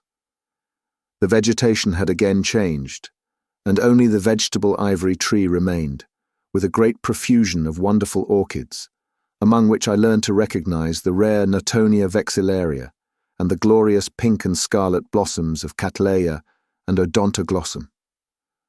Occasional brooks with pebbly bottoms and fern-draped banks gurgled down the shallow gorges in the hill, and offered good camping grounds every evening on the banks of some rock-studded pool, where swarms of little blue-backed fish, about the size and shape of English trout, gave us a delicious supper. On the 9th day after leaving the canoes, having done, as I reckon, about 120 miles, we began to emerge from the trees, which had grown smaller until they were mere shrubs. Their place was taken by an immense wilderness of bamboo, which grew so thickly that we could only penetrate it by cutting a pathway with the machetes and billhooks of the Indians. It took us a long day, travelling from 7 in the morning till 8 at night, with only 2 breaks of 1 hour each, to get through this obstacle. Anything more monotonous and wearying could not be imagined, for even at the most open places I could not see more than 10 or 12 yards, while usually my vision was limited to the back of Lord John's cotton jacket in front of me, and to the yellow wall within a foot of me on either side. From above came one thin knife edge of sunshine, and 15 feet over our heads one saw the tops of the reeds swaying against the deep blue sky. I do not know what kind of creatures inhabit such a thicket, but several times we heard the plunging of large, heavy animals quite close to us. From their sounds, Lord John judged them to be some form of wild cattle. Just as night fell, we cleared the belt of bamboos and at once formed our camp, exhausted by the interminable day. Early next morning, we were again afoot and found that the character of the country had changed once again. Behind us was the wall of bamboo, as definite as if it marked the course of a river. In front was an open plain, sloping slightly upwards and dotted with clumps of tree ferns, the whole curving before us until it ended in a long, whale-backed ridge. This we reached about midday, only to find a shallow valley beyond, rising once again into a gentle incline which led to a low, rounded skyline. It was here, while we crossed the first of these hills, that an incident occurred which may or may not have been important.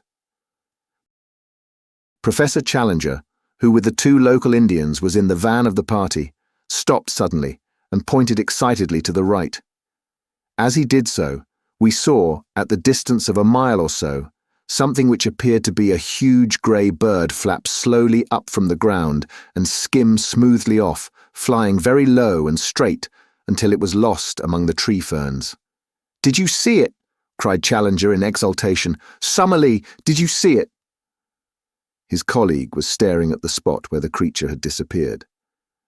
"What do you claim that it was?" he asked. "To the best of my belief, a pterodactyl." Summerlee burst into derisive laughter.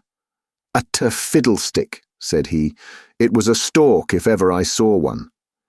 Challenger was too furious to speak. He simply swung his pack upon his back and continued upon his march. Lord John came abreast of me, however, and his face was more grave than was his wont. He had his Zeiss glasses in his hand. "I focused it before it got over the trees," said he. I won't undertake to say what it was, but I'll risk my reputation as a sportsman that it wasn't any bird that ever I clapped eyes on in my life. So there the matter stands. Are we really just at the edge of the unknown, encountering the outlying pickets of this lost world of which our leader speaks? I give you the incident as it occurred, and you will know as much as I do. It stands alone, for we saw nothing more which could be called remarkable. And now, my readers, if ever I have any, I have brought you up the broad river, and through the screen of rushes, and down the green tunnel, and up the long slope of palm trees, and through the bamboo brake, and across the plain of tree ferns. At last our destination lay in full sight of us. When we had crossed the second ridge, we saw before us an irregular palm-studded plain, and then the line of high red cliffs which I have seen in the picture. There it lies, even as I write, and there can be no question that it is the same. At the nearest point, it is about 7 miles from our present camp, and it curves away, stretching as far as I can see. Challenger struts about like a prize peacock, and Summerlee is silent, but still skeptical. Another day should bring some of our doubts to an end.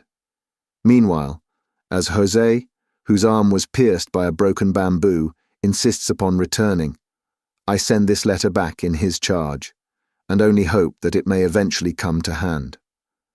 I will write again, as the occasion serves. I have enclosed with this a rough chart of our journey, which may have the effect of making the account rather easier to understand. Chapter 9. Who could have foreseen it? A dreadful thing has happened to us. Who could have foreseen it? I cannot foresee any end to our troubles. It may be that we are condemned to spend our whole lives in this strange, inaccessible place. I am still so confused that I can hardly think clearly of the facts of the present or of the chances of the future. To my astounded senses, the one seems most terrible, and the other as black as night. No men have ever found themselves in a worse position. Nor is there any use in disclosing to you our exact geographical situation and asking our friends for a relief party. Even if they could send one, our fate will in all human probability be decided long before it could arrive in South America. We are in truth as far from any human aid as if we were in the moon. If we are to win through, it is only our own qualities which can save us.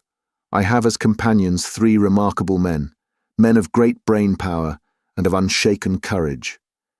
There lies our one and only hope. It is only when I look upon the untroubled faces of my comrades that I see some glimmer through the darkness. Outwardly, I trust that I appear as unconcerned as they. Inwardly, I am filled with apprehension. Let me give you, with as much detail as I can, the sequence of events which have led us to this catastrophe. When I finished my last letter, I stated that we were within 7 miles from an enormous line of ruddy cliffs which encircled, beyond all doubt, the plateau of which Professor Challenger spoke. Their height, as we approached them, seemed to me in some places to be greater than he had stated, running up in parts to at least 1,000 feet, and they were curiously striated, in a manner which is, I believe, characteristic of basaltic upheavals. Something of the sort is to be seen in Salisbury Crags at Edinburgh. The summit showed every sign of a luxuriant vegetation, with bushes near the edge, and farther back many high trees. There was no indication of any life that we could see. That night we pitched our camp immediately under the cliff, a most wild and desolate spot. The crags above us were not merely perpendicular, but curved outwards at the top, so that ascent was out of the question. Close to us was the high, thin pinnacle of rock, which I believe I mentioned earlier in this narrative. It is like a broad red church spire, the top of it being level with the plateau, but a great chasm gaping between. On the summit of it there grew one high tree. Both pinnacle and cliff were comparatively low, some 500 or 600 feet, I should think. It was on that, said Professor Challenger, pointing to this tree, that the pterodactyl was perched. I climbed halfway up the rock before I shot him.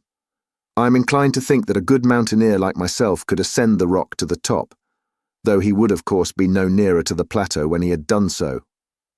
As Challenger spoke of his pterodactyl, I glanced at Professor Summerlee, and for the first time I seemed to see some signs of a dawning credulity and repentance. There was no sneer upon his thin lips, but, on the contrary, a grey, drawn look of excitement and amazement. Challenger saw it too, and revelled in the first taste of victory.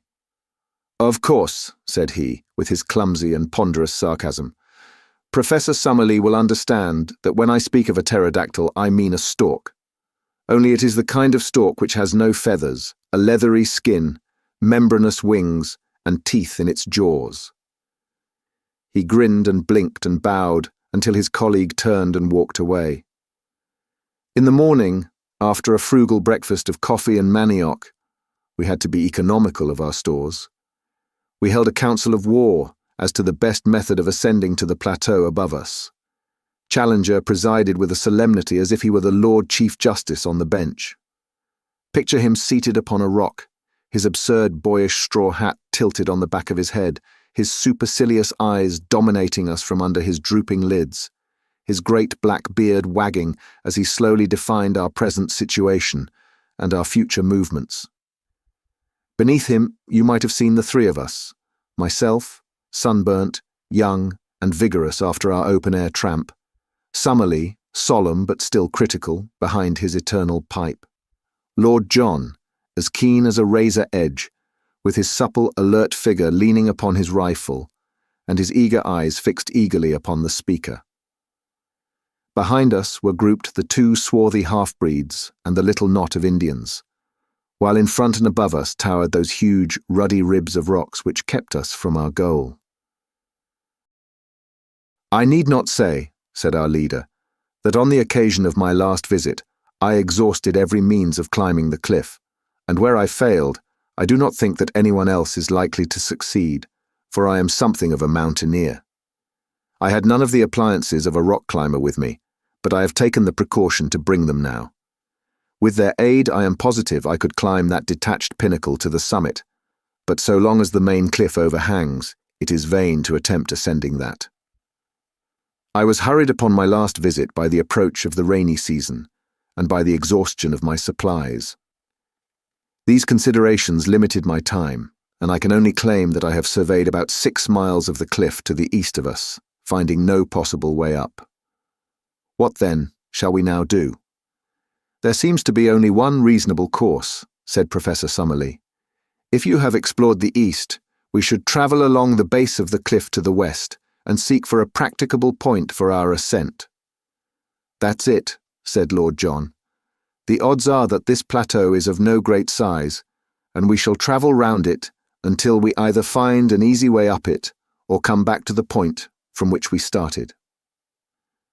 "I have already explained to our young friend here," said Challenger, he has a way of alluding to me as if I were a schoolchild 10 years old, "that it is quite impossible that there should be an easy way up anywhere, for the simple reason that if there were, the summit would not be isolated, and those conditions would not obtain which have effected so singular an interference with the general laws of survival. Yet I admit that there may very well be places where an expert human climber may reach the summit, and yet a cumbrous and heavy animal be unable to descend. It is certain that there is a point where an ascent is possible." "How do you know that, sir?" asked Summerlee sharply.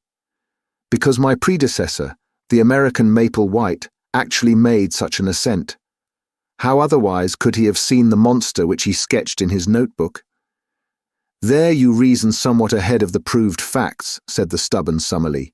"I admit your plateau because I have seen it, but I have not as yet satisfied myself that it contains any form of life whatever. What you admit, sir, or what you do not admit, is really of inconceivably small importance. I am glad to perceive that the plateau itself has actually obtruded itself upon your intelligence." He glanced up at it, and then, to our amazement, he sprang from his rock, and seizing Summerlee by the neck, he tilted his face into the air. "Now, sir," he shouted, hoarse with excitement, "do I help you to realize that the plateau contains some animal life?" I have said that a thick fringe of green overhung the edge of the cliff. Out of this there had emerged a black, glistening object. As it came slowly forth and overhung the chasm, we saw that it was a very large snake with a peculiar, flat, spade-like head. It wavered and quivered above us for a minute, the morning sun gleaming upon its sleek, sinuous coils. Then it slowly drew inwards and disappeared. Summerlee had been so interested that he had stood unresisting while Challenger tilted his head into the air. Now he shook his colleague off and came back to his dignity. "I should be glad, Professor Challenger," said he, "if you could see your way to make any remarks which may occur to you without seizing me by the chin. Even the appearance of a very ordinary rock python does not appear to justify such a liberty." "But there is life upon the plateau all the same," his colleague replied in triumph. "And now, having demonstrated this important conclusion, so that it is clear to anyone, however prejudiced or obtuse, I am of opinion that we cannot do better than break up our camp and travel to westward until we find some means of ascent." The ground at the foot of the cliff was rocky and broken, so that the going was slow and difficult. Suddenly we came, however, upon something which cheered our hearts. It was the site of an old encampment, with several empty Chicago meat tins, a bottle labelled brandy, a broken tin opener, and a quantity of other travellers' debris. A crumpled, disintegrated newspaper revealed itself as the Chicago Democrat, though the date had been obliterated. "Not mine," said Challenger. "It must be Maple White's." Lord John had been gazing curiously at a great tree fern which overshadowed the encampment. "I say, look at this," said he. "I believe it is meant for a signpost." A slip of hard wood had been nailed to the tree in such a way as to point to the westward. "Most certainly a signpost," said Challenger. "What else? Finding himself upon a dangerous errand, our pioneer has left this sign so that any party which follows him may know the way he has taken. Perhaps we shall come upon some other indications as we proceed." We did indeed, but they were of a terrible and most unexpected nature. Immediately beneath the cliff there grew a considerable patch of high bamboo, like that which we had traversed in our journey. Many of these stems were 20 feet high, with sharp, strong tops, so that even as they stood they made formidable spears. We were passing along the edge of this cover when my eye was caught by the gleam of something white within it. Thrusting in my head between the stems, I found myself gazing at a fleshless skull. The whole skeleton was there, but the skull had detached itself and lay some feet nearer to the open. With a few blows from the machetes of our Indians, we cleared the spot and were able to study the details of this old tragedy. Only a few shreds of clothes could still be distinguished, but there were the remains of boots upon the bony feet, and it was very clear that the dead man was a European. A gold watch by Hudson, of New York, and a chain which held a stylographic pen lay among the bones. There was also a silver cigarette case with J.C. from AES upon the lid. The state of the metal seemed to show that the catastrophe had occurred no great time before. "Who can he be?" asked Lord John. "Poor devil. Every bone in his body seems to be broken." "And the bamboo grows through his smashed ribs," said Summerlee. "It is a fast-growing plant, but it is surely inconceivable that this body could have been here while the canes grew to be 20 feet in length." "As to the man's identity," said Professor Challenger, "I have no doubt whatever upon that point. As I made my way up the river before I reached you at the fazenda, I instituted very particular inquiries about Maple White. At Para they knew nothing. Fortunately, I had a definite clue, for there was a particular picture in his sketchbook which showed him taking lunch with a certain ecclesiastic at Rosario. This priest I was able to find, and though he proved a very argumentative fellow who took it absurdly amiss that I should point out to him the corrosive effect which modern science must have upon his beliefs, he nonetheless gave me some positive information. Maple White passed Rosario 4 years ago, or 2 years before I saw his dead body. He was not alone at the time, but there was a friend, an American named James Culver, who remained in the boat and did not meet this ecclesiastic. I think, therefore, that there can be no doubt that we are now looking upon the remains of this James Culver. Nor, said Lord John, is there much doubt as to how he met his death. He has fallen or been chucked from the top and so been impaled. How else could he come by his broken bones? And how could he have been stuck through by these canes with their points so high above our heads? A hush came over us as we stood round these shattered remains and realized the truth of Lord John Roxton's words. The beetling head of the cliff projected over the canebrake. Undoubtedly, he had fallen from above. But had he fallen? Had it been an accident? Or, already ominous and terrible possibilities began to form round that unknown land. We moved off in silence and continued to coast round the line of cliffs, which were as even and unbroken as some of those monstrous Antarctic ice fields which I have seen depicted as stretching from horizon to horizon and towering high above the mastheads of the exploring vessel. In 5 miles we saw no rift or break, and then suddenly we perceived something which filled us with new hope. In a hollow of the rock, protected from rain, there was drawn a rough arrow in chalk, pointing still to the westwards. "Maple White again?" said Professor Challenger. He had some presentiment that worthy footsteps would follow close behind him. He had chalk, then. A box of coloured chalks was among the effects I found in his knapsack. I remember that the white one was worn to a stump. "That is certainly good evidence," said Summerlee. "We can only accept his guidance and follow on to the westward."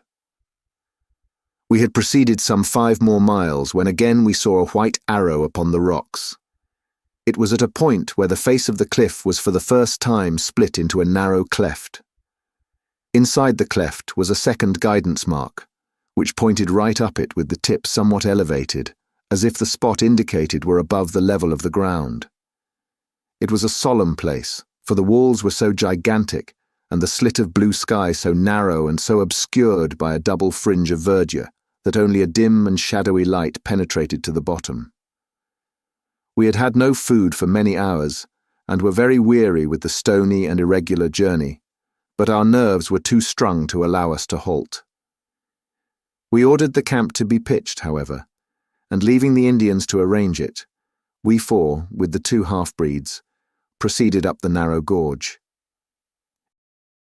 It was not more than 40 feet across at the mouth, but it rapidly closed until it ended in an acute angle, too straight and smooth for an ascent.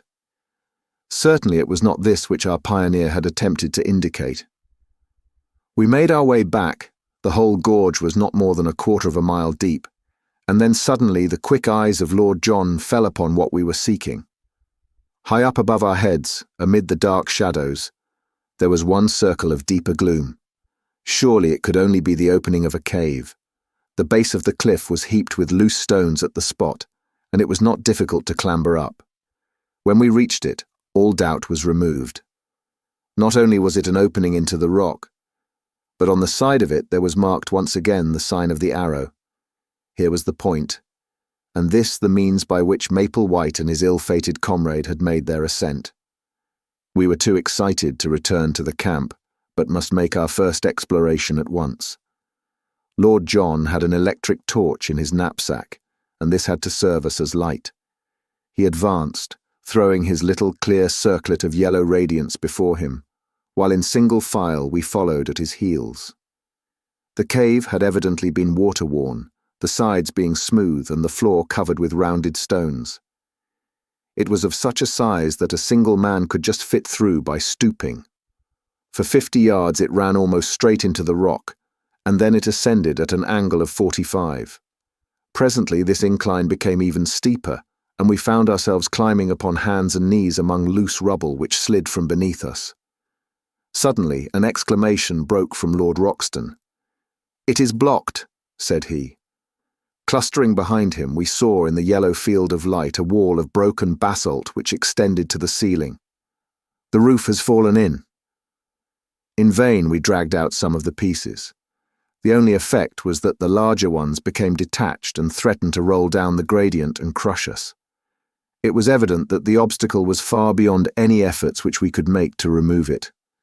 The road by which Maplewhite had ascended was no longer available. Too much cast down to speak, we stumbled down the dark tunnel and made our way back to the camp.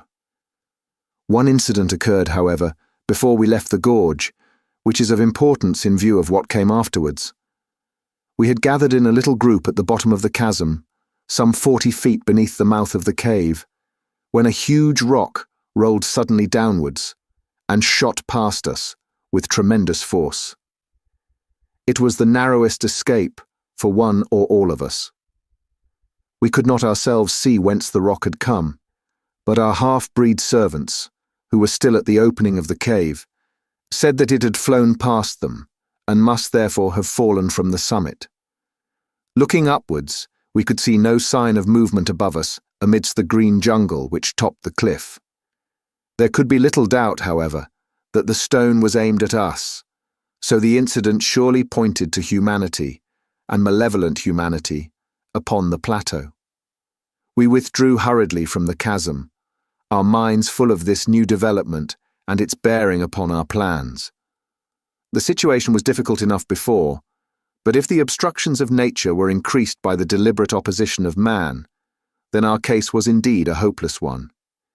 And yet, as we looked up at that beautiful fringe of verdure only a few hundreds of feet above our heads, there was not one of us who could conceive the idea of returning to London until we had explored it to its depths. On discussing the situation, we determined that our best course was to continue to coast round the plateau in the hope of finding some other means of reaching the top. The line of cliffs, which had decreased considerably in height, had already begun to trend from west to north, and if we could take this as representing the arc of a circle, the whole circumference could not be very great. At the worst, then, we should be back in a few days at our starting point. We made a march that day, which totaled some 22 miles, without any change in our prospects. I may mention that our aneroid shows us that in the continual incline which we have ascended since we abandoned our canoes, we have risen to no less than 3,000 feet above sea level. Hence, there is a considerable change both in the temperature and in the vegetation. We have shaken off some of that horrible insect life which is the bane of tropical travel. A few palms still survive, and many tree ferns, but the Amazonian trees have been all left behind. It was pleasant to see the convolvulus, the passion flower, and the begonia, all reminding me of home here among these inhospitable rocks. There was a red begonia just the same colour as one that is kept in a pot in the window of a certain villa in Streatham, but I am drifting into private reminiscence. That night, I am still speaking of the first day of our circumnavigation of the plateau. A great experience awaited us, and one which forever set at rest any doubt which we could have had as to the wonders so near us. You will realise as you read it, my dear Mr. McArdle, and possibly for the first time, that the paper has not sent me on a wild goose chase, and that there is inconceivably fine copy waiting for the world whenever we have the Professor's leave to make use of it. I shall not dare to publish these articles unless I can bring back my proofs to England, or I shall be hailed as the journalistic Munchausen of all time. I have no doubt that you feel the same way yourself, and that you would not care to stake the whole credit of the Gazette upon this adventure, until we can meet the chorus of criticism and scepticism which such articles must of necessity elicit. So this wonderful incident, which would make such a headline for the old paper, must still wait its turn in the editorial drawer, and yet it was all over in a flash, and there was no sequel to it, save in our own convictions. What occurred was this. Lord John had shot an ajouti, which is a small, pig-like animal, and half of it having been given to the Indians, we were cooking the other half upon our fire. There is a chill in the air after dark, and we had all drawn close to the blaze. The night was moonless, but there were some stars, and one could see for a little distance across the plain. Well, suddenly, out of the darkness, out of the night, there swooped something with a swish like an aeroplane. The whole group of us were covered for an instant by a canopy of leathery wings, and I had a momentary vision of a long, snake-like neck, a fierce red greedy eye, and a great snapping beak, filled to my amazement with little gleaming teeth.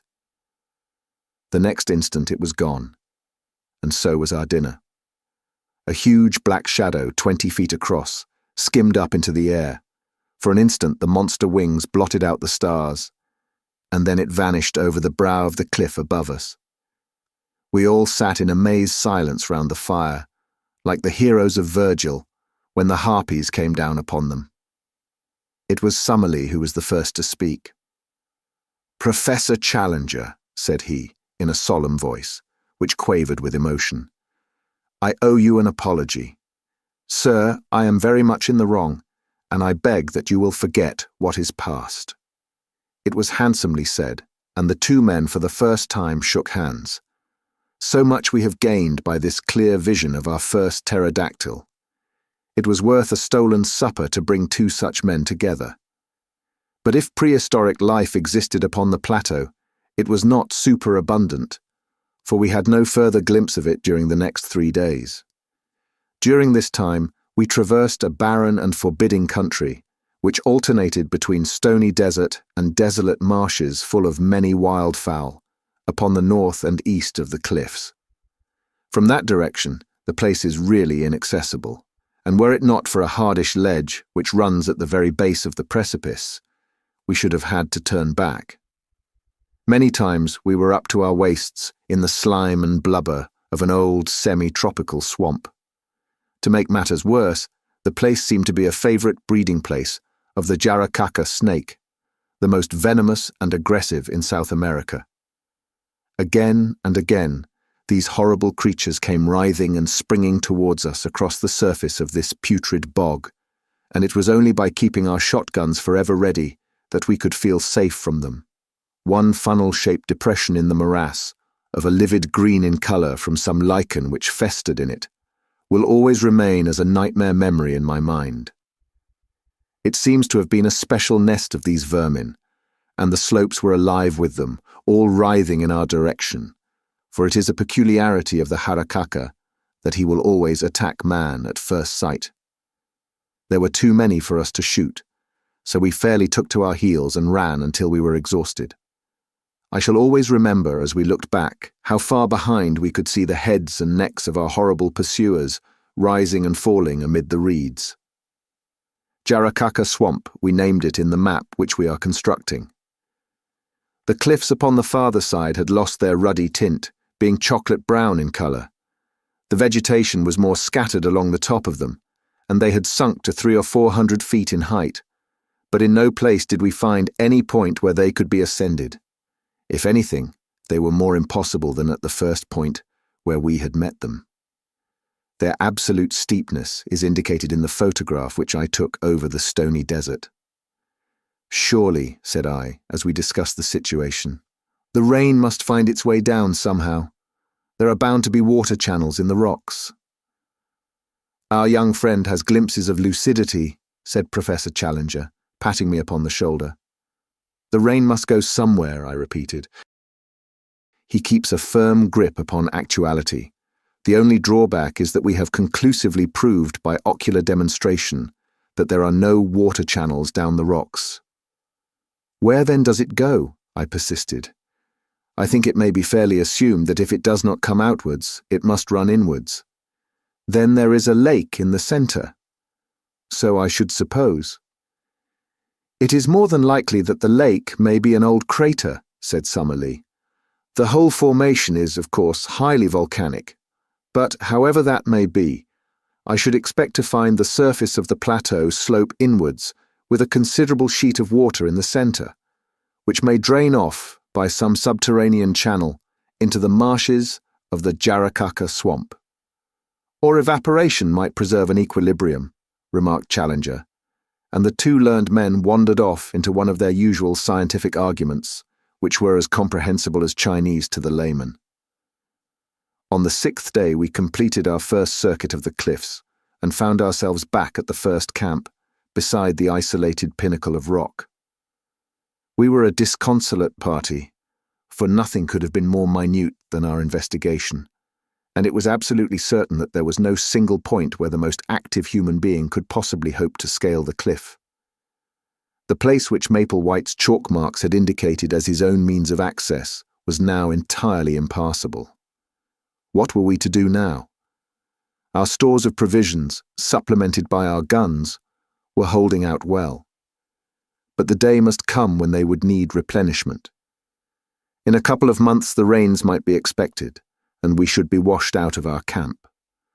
The rock was harder than marble, and any attempt at cutting a path for so great a height was more than our time or resources would admit. No wonder that we looked gloomily at each other that night and sought our blankets with hardly a word exchanged.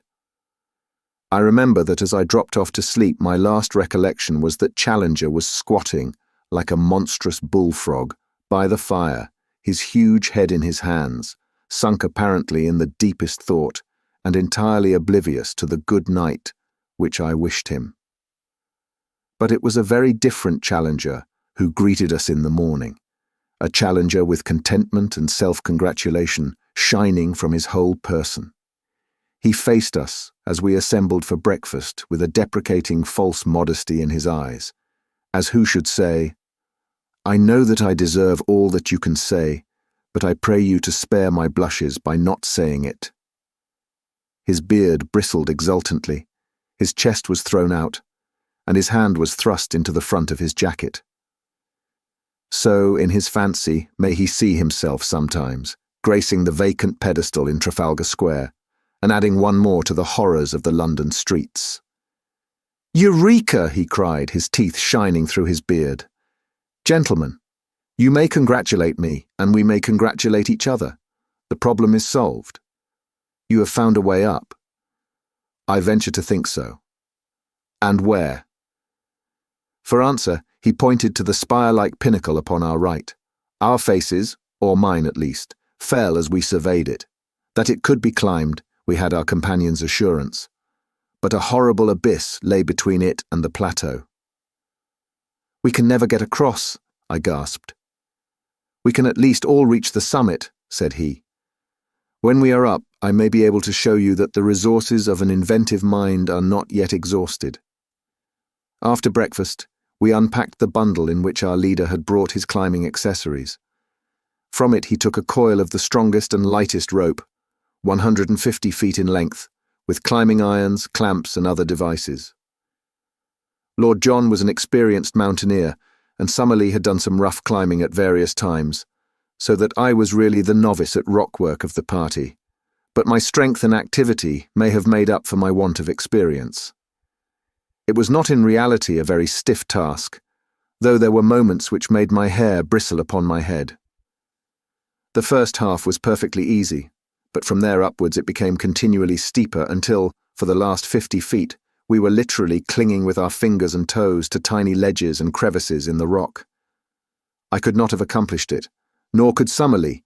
If Challenger had not gained the summit, it was extraordinary to see such activity in so unwieldy a creature, and there fixed the rope round the trunk of the considerable tree which grew there. With this as our support, we were soon able to scramble up the jagged wall until we found ourselves upon the small grassy platform, some 25 feet each way, which formed the summit. The first impression which I received when I had recovered my breath was of the extraordinary view over the country which we had traversed. The whole Brazilian plain seemed to lie beneath us, extending away and away until it ended in dim blue mists upon the farthest skyline. In the foreground was the long slope, strewn with rocks and dotted with tree ferns. Farther off, in the middle distance, looking over the Saddleback Hill, I could just see the yellow and green mass of bamboos through which we had passed, and then, gradually, the vegetation increased until it formed the huge forest which extended as far as the eyes could reach, and for a good 2,000 miles beyond. I was still drinking in this wonderful panorama when the heavy hand of the professor fell upon my shoulder. "This way, my young friend," said he, "vestigia nulla retrorsum. Never look rearwards, but always to our glorious goal." The level of the plateau, when I turned, was exactly that on which we stood, and the green bank of bushes, with occasional trees, was so near that it was difficult to realize how inaccessible it remained. At a rough guess, the gulf was 40 feet across, but so far as I could see, it might as well have been 40 miles. I placed one arm round the trunk of the tree and leaned over the abyss. Far down were the small dark figures of our servants, looking up at us. The wall was absolutely precipitous, as was that which faced me. "This is indeed curious," said the creaking voice of Professor Summerlee. I turned and found that he was examining with great interest the tree to which I clung. That smooth bark and those small ribbed leaves seemed familiar to my eyes. "Why?" I cried. "It's a beech." "Exactly," said Summerlee. "A fellow countryman in a far land." "Not only a fellow countryman, my good sir," said Challenger, "but also, if I may be allowed to enlarge your simile, an ally of the first value. This beech tree will be our saviour." "By George!" cried Lord John. "A bridge!" "Exactly, my friends, a bridge. It is not for nothing that I expended an hour last night in focusing my mind upon the situation. I have some recollection of once remarking to our young friend here that GEC is at his best when his back is to the wall. Last night you will admit that all our backs were to the wall, but where willpower and intellect go together, there is always a way out. A drawbridge had to be found which could be dropped across the abyss. Behold it." It was certainly a brilliant idea. The tree was a good 60 feet in height, and if it only fell the right way it would easily cross the chasm. Challenger had slung the camp axe over his shoulder when he ascended. Now he handed it to me. "Our young friend has the thews and sinews," said he. "I think he will be the most useful at this task.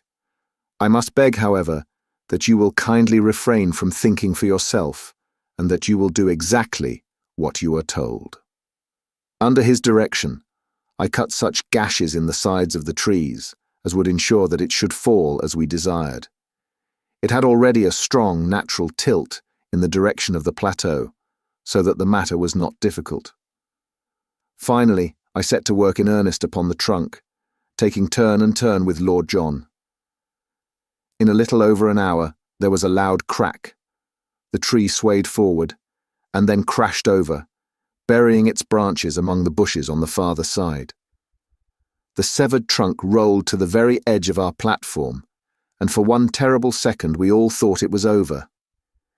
It balanced itself, however, a few inches from the edge, and there was our bridge to the unknown. All of us, without a word, shook hands with Professor Challenger, who raised his straw hat and bowed deeply to each in turn. "I claim the honour," said he, "to be the first to cross to the unknown land," a fitting subject, no doubt, for some future historical painting. He had approached the bridge when Lord John laid his hand upon his coat. "My dear chap," said he, "I really cannot allow it." "Cannot allow it, sir?" The head went back and the beard forward. "When it is a matter of science, don't you know? I follow your lead because you are by way of being a man of science. But it's up to you to follow me when you come into my department." "Your department, sir?" "We all have our professions, and soldiering is mine. We are, according to my ideas, invading a new country, which may or may not be chock full of enemies of sorts. To barge blindly into it for want of a little common sense and patience isn't my notion of management." The remonstrance was too reasonable to be disregarded. Challenger tossed his head and shrugged his heavy shoulders. "Well, sir, what do you propose?" "For all I know, there may be a tribe of cannibals waiting for lunchtime among those very bushes," said Lord John, looking across the bridge. "It's better to learn wisdom before you get into a cooking pot, so we will content ourselves with hoping that there is no trouble waiting for us. And at the same time we will act as if there were. Malone and I will go down again, therefore, and we will fetch up the 4 rifles, together with Gomez and the other. One man can then go across, and the rest will cover him with guns, until he sees that it is safe for the whole crowd to come along." Challenger sat down upon the cut stump and groaned his impatience. But Summerlee and I were of one mind that Lord John was our leader when such practical details were in question. The climb was a more simple thing now that the rope dangled down the face of the worst part of the ascent. Within an hour we had brought up the rifles and a shotgun. The half-breeds had ascended also, and under Lord John's orders they had carried up a bale of provisions in case our first exploration should be a long one. We had each bandoliers of cartridges. "Now, Challenger, if you really insist upon being the first man in," said Lord John, when every preparation was complete. "I am much indebted to you for your gracious permission," said the angry professor, "for never was a man so intolerant of every form of authority. Since you are good enough to allow it, I shall most certainly take it upon myself to act as pioneer upon this occasion." Seating himself with a leg overhanging the abyss on each side and his hatchet slung upon his back, Challenger hopped his way across the trunk and was soon at the other side. He clambered up and waved his arms in the air. "At last!" he cried. "At last!" I gazed anxiously at him, with a vague expectation that some terrible fate would dart at him from the curtain of green behind him. But all was quiet, save that a strange, many-coloured bird flew up from under his feet and vanished among the trees. Summerlee was the second. His wiry energy is wonderful in so frail a frame. He insisted upon having 2 rifles slung upon his back, so that both professors were armed when he had made his transit. I came next and tried hard not to look down into the horrible gulf over which I was passing. Summerlee held out the butt end of his rifle, and an instant later I was able to grasp his hand. As to Lord John, he walked across, actually walked without support. He must have nerves of iron. And there we were, the 4 of us, upon the dreamland, the lost world of Maple White. To all of us it seemed the moment of our supreme triumph. Who could have guessed that it was the prelude to our supreme disaster? Let me say in a few words how the crushing blow fell upon us. We had turned away from the edge and had penetrated about 50 yards of close brushwood when there came a frightful, rending crash from behind us. With one impulse we rushed back the way that we had come. The bridge was gone. Far down at the base of the cliff I saw, as I looked over, a tangled mass of branches and splintered trunk. It was our beech tree. Had the edge of the platform crumbled and let it through? For a moment, this explanation was in all our minds. The next, from the farther side of the rocky pinnacle before us, a swarthy face, the face of Gomez, the half-breed, was slowly protruded. Yes, it was Gomez. But no longer the Gomez of the demure smile and the mask-like expression. Here was a face with flashing eyes and distorted features, a face convulsed with hatred and with the mad joy of gratified revenge. "Lord Roxton!" he shouted. "Lord John Roxton!" "Well," said our companion, "here I am." A shriek of laughter came across the abyss.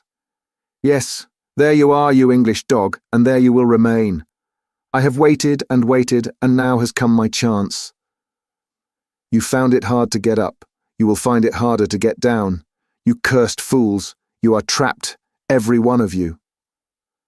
We were too astounded to speak. We could only stand there staring in amazement.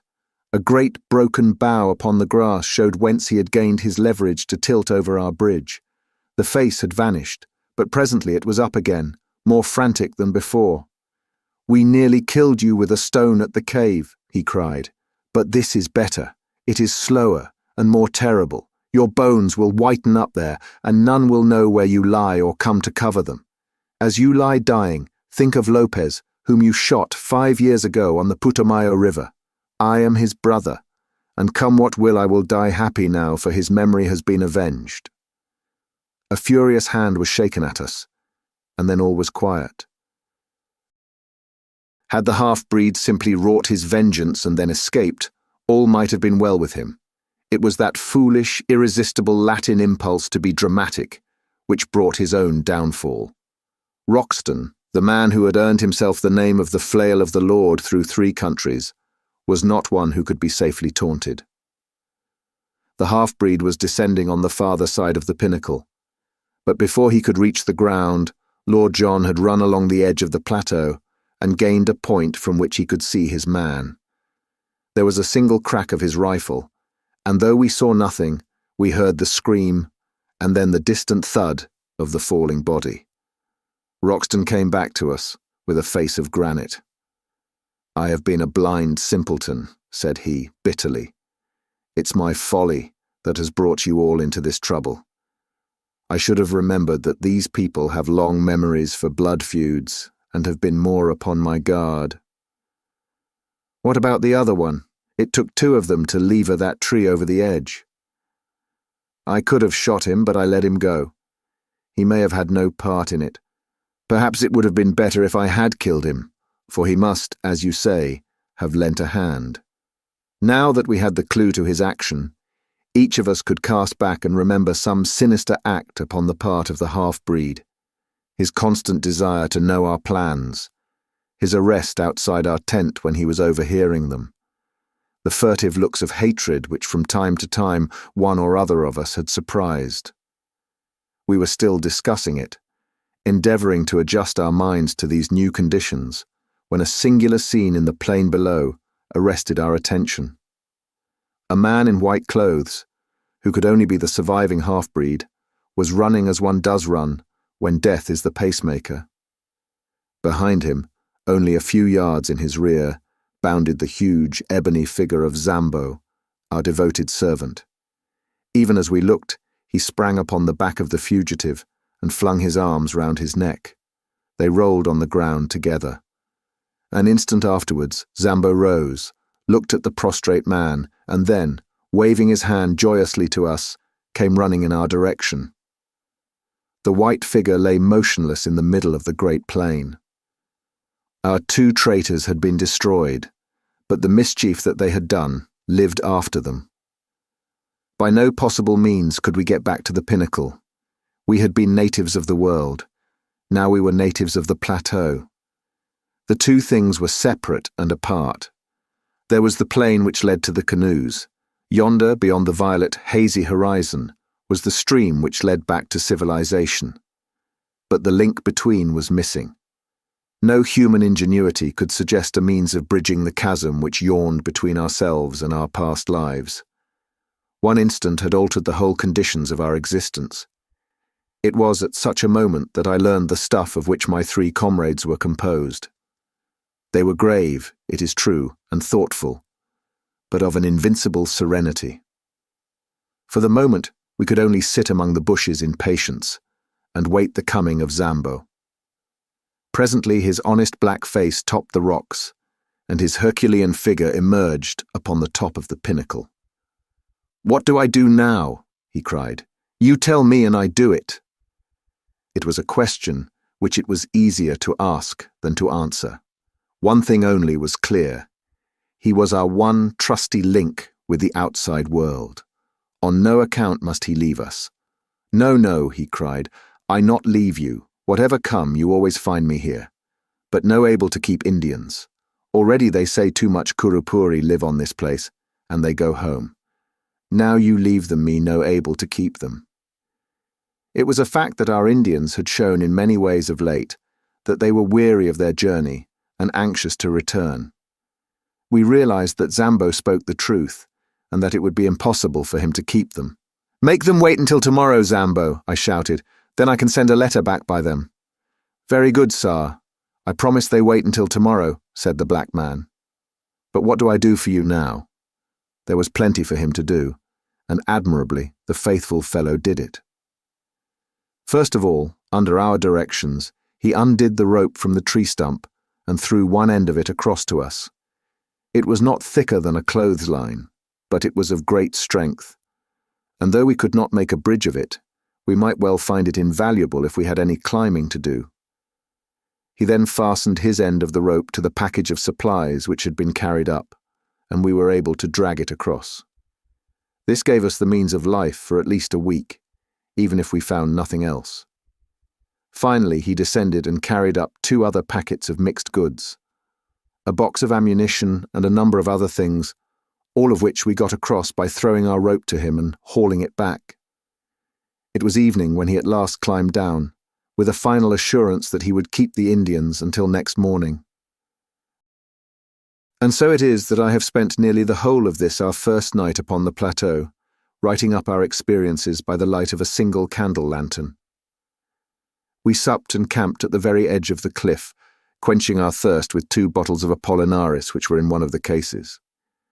It is vital to us to find water, but I think even Lord John himself had had adventures enough for one day, and none of us felt inclined to make the first push into the unknown. We forbore to light a fire or to make any unnecessary sound. Tomorrow, or today rather, for it is already dawn as I write, we shall make our first venture into this strange land. When I shall be able to write again, or if I ever shall write again, I know not. Meanwhile, I can see that the Indians are still in their place, and I am sure that the faithful Zambo will be here presently to get my letter. I only trust that it will come to hand. P.S. The more I think, the more desperate does our position seem. I see no possible hope of our return. If there were a high tree near the edge of the plateau, we might drop a return bridge across, but there is none within 50 yards. Our united strength could not carry a trunk which would serve our purpose. The rope, of course, is far too short for us to descend by it. No, our position is hopeless, hopeless. Chapter 10. The most wonderful things have happened. The most wonderful things have happened and are continually happening to us. All the paper that I possess consists of 5 old notebooks and a lot of scraps, and I have only the 1 stylographic pencil.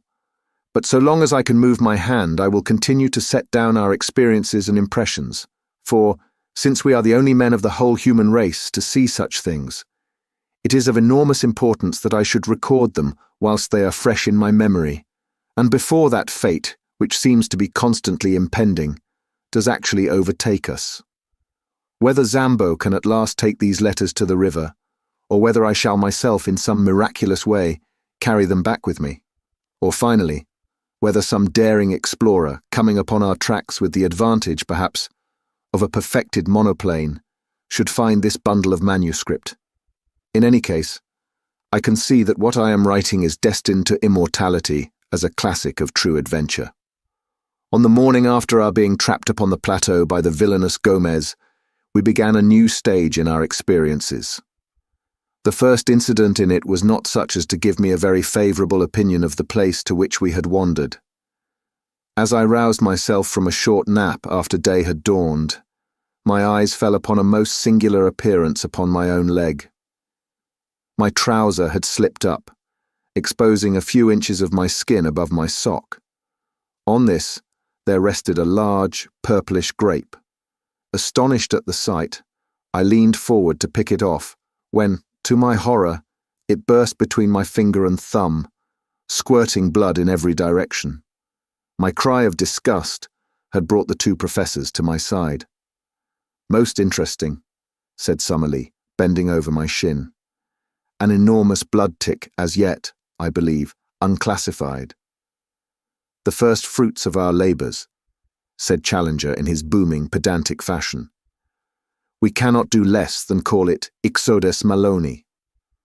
The very small inconvenience of being bitten, my young friend, cannot, I am sure, weigh with you as against the glorious privilege of having your name inscribed in the deathless roll of zoology. Unhappily, you have crushed this fine specimen at the moment of satiation." "Filthy vermin!" I cried. Professor Challenger raised his great eyebrows in protest and placed a soothing paw upon my shoulder. "You should cultivate the scientific eye and the detached scientific mind," said he. "To a man of philosophic temperament like myself, the blood tick, with its lancet-like proboscis and its distending stomach, is as beautiful a work of nature as the peacock, or for that matter, the aurora borealis.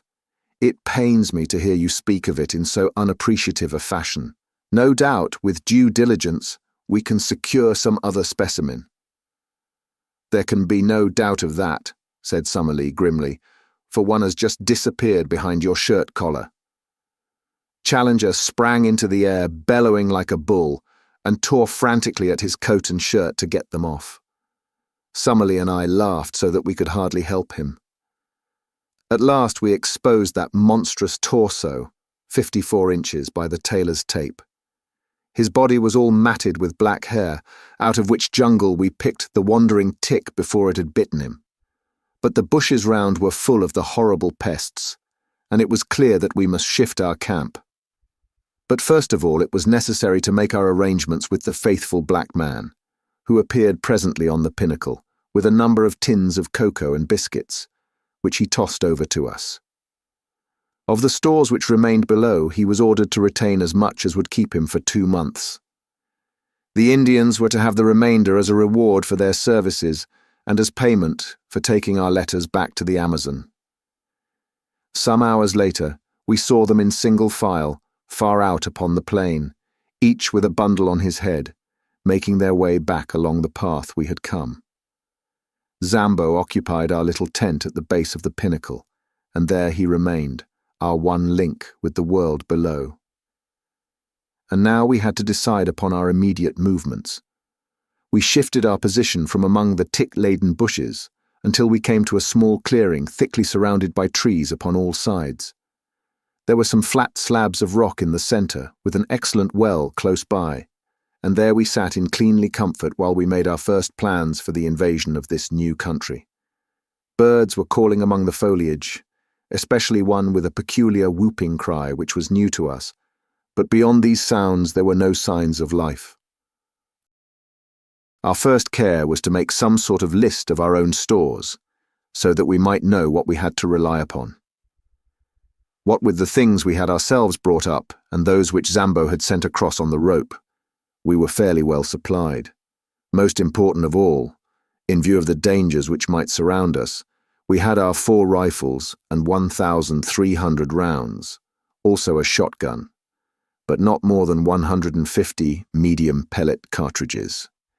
In the matter of provisions, we had enough to last for several weeks, with a sufficiency of tobacco and a few scientific implements, including a large telescope and a good field glass.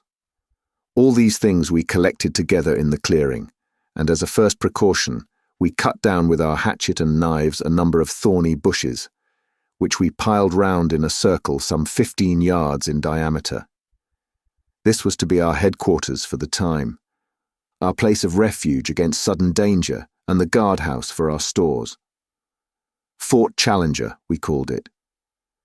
It was midday before we had made ourselves secure, but the heat was not oppressive, and the general character of the plateau, both in its temperature and in its vegetation, was almost temperate. The beech, the oak, and even the birch were to be found among the tangle of trees which girt us in. One huge ginkgo tree, topping all the others, shot its great limbs and maidenhair foliage over the fort which we had constructed. In its shade we continued our discussion, while Lord John, who had quickly taken command in the hour of action, gave us his views. "So long as neither man nor beast has seen or heard us, we are safe," said he. "From the time they know we are here, our troubles begin. There are no signs that they have found us out as yet. So our game surely is to lie low for a time and spy out the land. We want to have a good look at our neighbours before we get on visiting terms." "But we must advance," I ventured to remark. "By all means, Sonny, my boy, we will advance, but with common sense. We must never go so far that we can't get back to our base. Above all, we must never, unless it is life or death, fire off our guns." "But you fired yesterday," said Summerlee. "Well, it couldn't be helped. However, the wind was strong and blew outwards. It is not likely that the sound could have travelled far into the plateau. By the way, what shall we call this place? I suppose it is up to us to give it a name." There were several suggestions, more or less happy, but Challenger's was final. "It can only have one name," said he. "It is called after the pioneer who discovered it. It is Maple White Land." Maple White Land it became, and so it is named in that chart which has become my special task. So it will, I trust, appear in the atlas of the future. The peaceful penetration of maple white land was the pressing subject before us. We had the evidence of our own eyes that the place was inhabited by some unknown creatures, and there was that of Maple White's sketchbook to show that more dreadful and more dangerous monsters might still appear, that there might also prove to be human occupants, and that they were of a malevolent character was suggested by the skeleton impaled upon the bamboos, which could not have got there had it not been dropped from above. Our situation, stranded without possibility of escape in such a land, was clearly full of danger, and our reasons endorsed every measure of caution which Lord John's experience could suggest. Yet it was surely impossible that we should halt on the edge of this world of mystery, when our very souls were tingling with impatience to push forward and to pluck the heart from it. We therefore blocked the entrance to our zareba by filling it up with several thorny bushes, and left our camp with the stores entirely surrounded by this protecting hedge. We then slowly and cautiously set forth into the unknown, following the course of the little stream which flowed from our spring, as it should always serve us as a guide on our return. Hardly had we started when we came across signs that there were indeed wonders awaiting us. After a few 100 yards of thick forest, containing many trees which were quite unknown to me, but which Summerlee, who was the botanist of the party, recognized as forms of conifera and of cicaдаceous plants which have long passed away in the world below, we entered a region where the stream widened out and formed a considerable bog. High reeds of a peculiar type grew thickly before us, which were pronounced to be equisetaceae, or mare's tails, with tree ferns scattered amongst them, all of them swaying in a brisk wind. Suddenly Lord John, who was walking first, halted with uplifted hand. "Look at this," said he. "By George, this must be the trail of the father of all birds." An enormous three-toed track was imprinted in the soft mud before us. The creature, whatever it was, had crossed the swamp and had passed on into the forest. We all stopped to examine that monstrous spoor. If it were indeed a bird, and what animal could leave such a mark? Its foot was so much larger than an ostrich's that its height upon the same scale must be enormous. Lord John looked eagerly round him and slipped 2 cartridges into his elephant gun. "I'll stake my good name as a shikaree," said he, "that the track is a fresh one. The creature has not passed 10 minutes. Look how the water is still oozing into that deeper print. By Jove, see, here is the mark of a little one." Sure enough, smaller tracks of the same general form were running parallel to the large ones. "But what do you make of this?" cried Professor Summerlee triumphantly, pointing to what looked like the huge print of a 5-fingered human hand appearing among the 3-toed marks. "Wealden!" cried Challenger in an ecstasy. "I've seen them in the Wealden clay. It is a creature walking erect upon 3-toed feet, and occasionally putting one of its 5-fingered forepaws upon the ground. Not a bird, my dear Roxton, not a bird. A beast? No, a reptile, a dinosaur. Nothing else could have left such a track. They puzzled a worthy Sussex doctor some 90 years ago.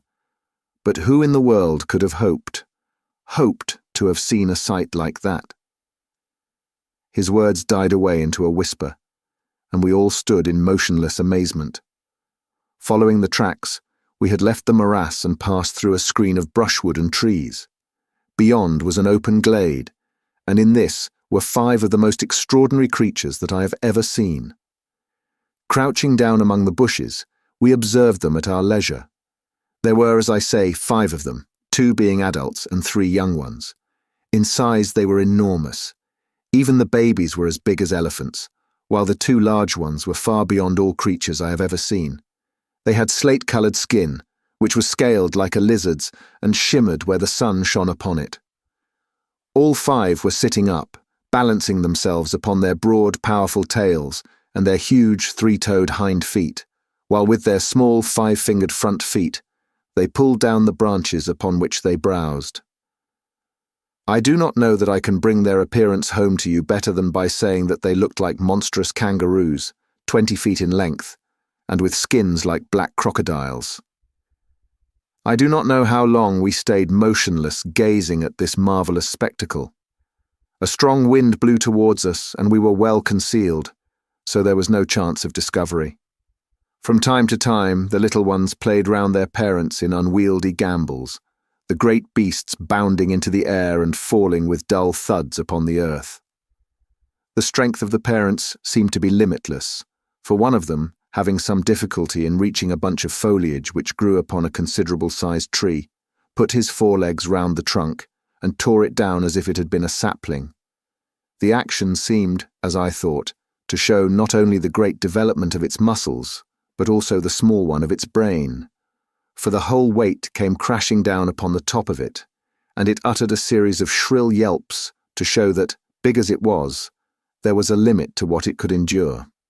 The incident made it think, apparently, that the neighborhood was dangerous, for it slowly lurched off through the wood, followed by its mate and its 3 enormous infants. We saw the shimmering, slaty gleam of their skins between the tree trunks, and their heads undulating high above the brushwood. Then they vanished from our sight. I looked at my comrades.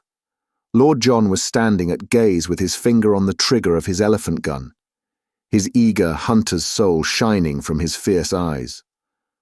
What would he not give for one such head to place between the 2 cross doors above the mantelpiece in his snuggery at the Albany?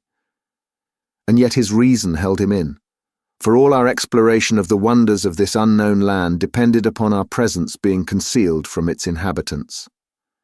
The 2 professors were in silent ecstasy. In their excitement, they had unconsciously seized each other by the hand and stood like 2 little children in the presence of a marvel. Challenger's cheeks bunched up into a seraphic smile, and Summerlee's sardonic face softening for the moment into wonder and reverence. "Nunc dimittis," he cried at last. "What will they say in England of this?" "My dear Summerlee, I will tell you with great confidence exactly what they will say in England," said Challenger. "They will say that you are an infernal liar and a scientific charlatan, exactly as you and others said of me." "In the face of photographs?" "Faked, Summerlee, clumsily faked." "In the face of specimens?" "Ah, there we may have them. Malone and his filthy Fleet Street crew may be all yelping our praises yet. August the 28th, the day we saw 5 live iguanodons in a glade of maple-white land. Put it down in your diary, my young friend, and send it to your rag. And be ready to get the toe end of the editorial boot in return," said Lord John. "Things look a bit different from the latitude of London, young fella, my lad. There's many a man who never tells his adventures, for he can't hope to be believed. Who's to blame them? For this will seem a bit of a dream to ourselves in a month or 2. What did you say they were?" "Iguanodons," said Summerlee. "You'll find their footmarks all over the Hastings sands, in Kent and in Sussex. The south of England was alive with them when there was plenty of good lush green stuff to keep them going.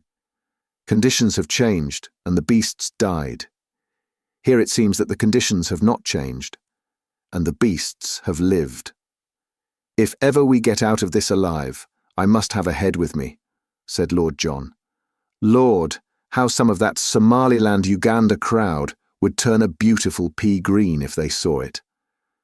I don't know what you chaps think, but it strikes me that we are on mighty thin ice all this time." I had the same feeling of mystery and danger around us. In the gloom of the trees there seemed a constant menace, and as we looked up into their shadowy foliage, vague terrors crept into one's heart.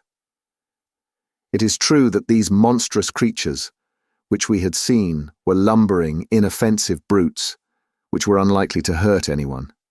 But in this world of wonders, what other survivals might there not be? What fierce, active horrors ready to pounce upon us from their lair among the rocks or brushwood? I knew little of prehistoric life, but I had a clear remembrance of one book which I had read in which it spoke of creatures who would live upon our lions and tigers as a cat lives upon mice. What if these also were to be found in the woods of maple-white land? It was destined that on this very morning, our first in the new country, we were to find out what strange hazards lay around us. It was a loathsome adventure, and one of which I hate to think. If, as Lord John said, the glade of the iguanodons will remain with us as a dream, then surely the swamp of the pterodactyls will forever be our nightmare.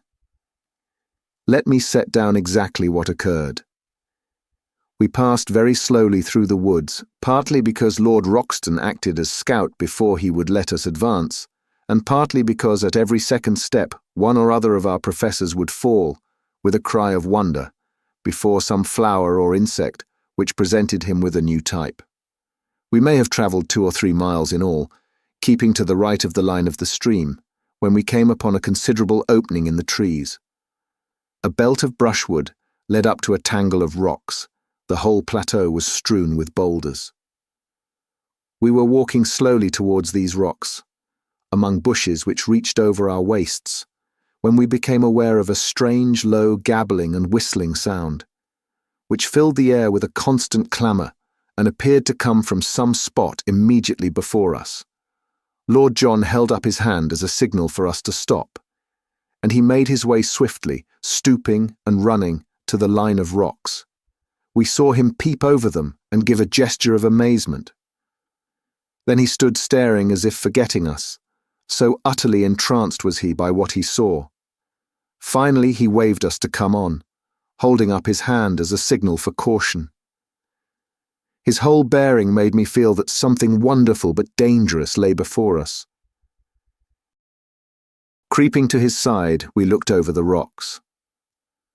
The place into which we gazed was a pit, and may, in the early days, have been one of the smaller volcanic blowholes of the plateau. It was bowl-shaped, and at the bottom, some hundreds of yards from where we lay, were pools of green-scummed, stagnant water, fringed with bulrushes. It was a weird place in itself, but its occupants made it seem like a scene from the 7 Circles of Dante. The place was a rookery of pterodactyls. There were hundreds of them congregated within view. All the bottom area round the water edge was alive with their young ones, and with hideous mothers brooding upon their leathery, yellowish eggs. From this crawling, flapping mass of obscene reptilian life came the shocking clamour, which filled the air, and the mephitic, horrible, musty odour which turned us sick. But above, perched each upon its own stone, tall, grey and withered, more like dead and dried specimens than actual living creatures, sat the horrible males, absolutely motionless, save for the rolling of their red eyes or an occasional snap of their rat-trap beaks as a dragonfly went past them.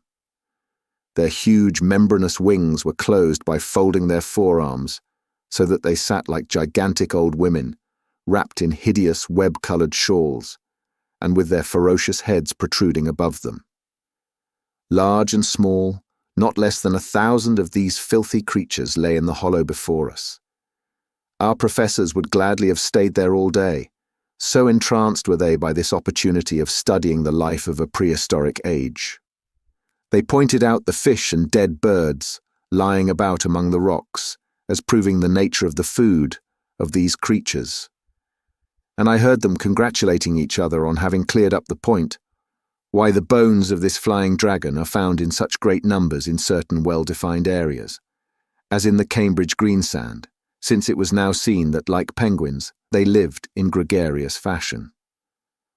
Finally, however, Challenger, bent upon proving some point which Summerlee had contested, thrust his head over the rock and nearly brought destruction upon us all. In an instant, the nearest male gave a shrill, whistling cry and flapped its 20-foot span of leathery wings as it soared up into the air. The females and young ones huddled together beside the water, while the whole circle of sentinels rose one after the other and sailed off into the sky. It was a wonderful sight to see at least 100 creatures of such enormous size and hideous appearance all swooping like swallows, with swift, shearing wing-strokes above us.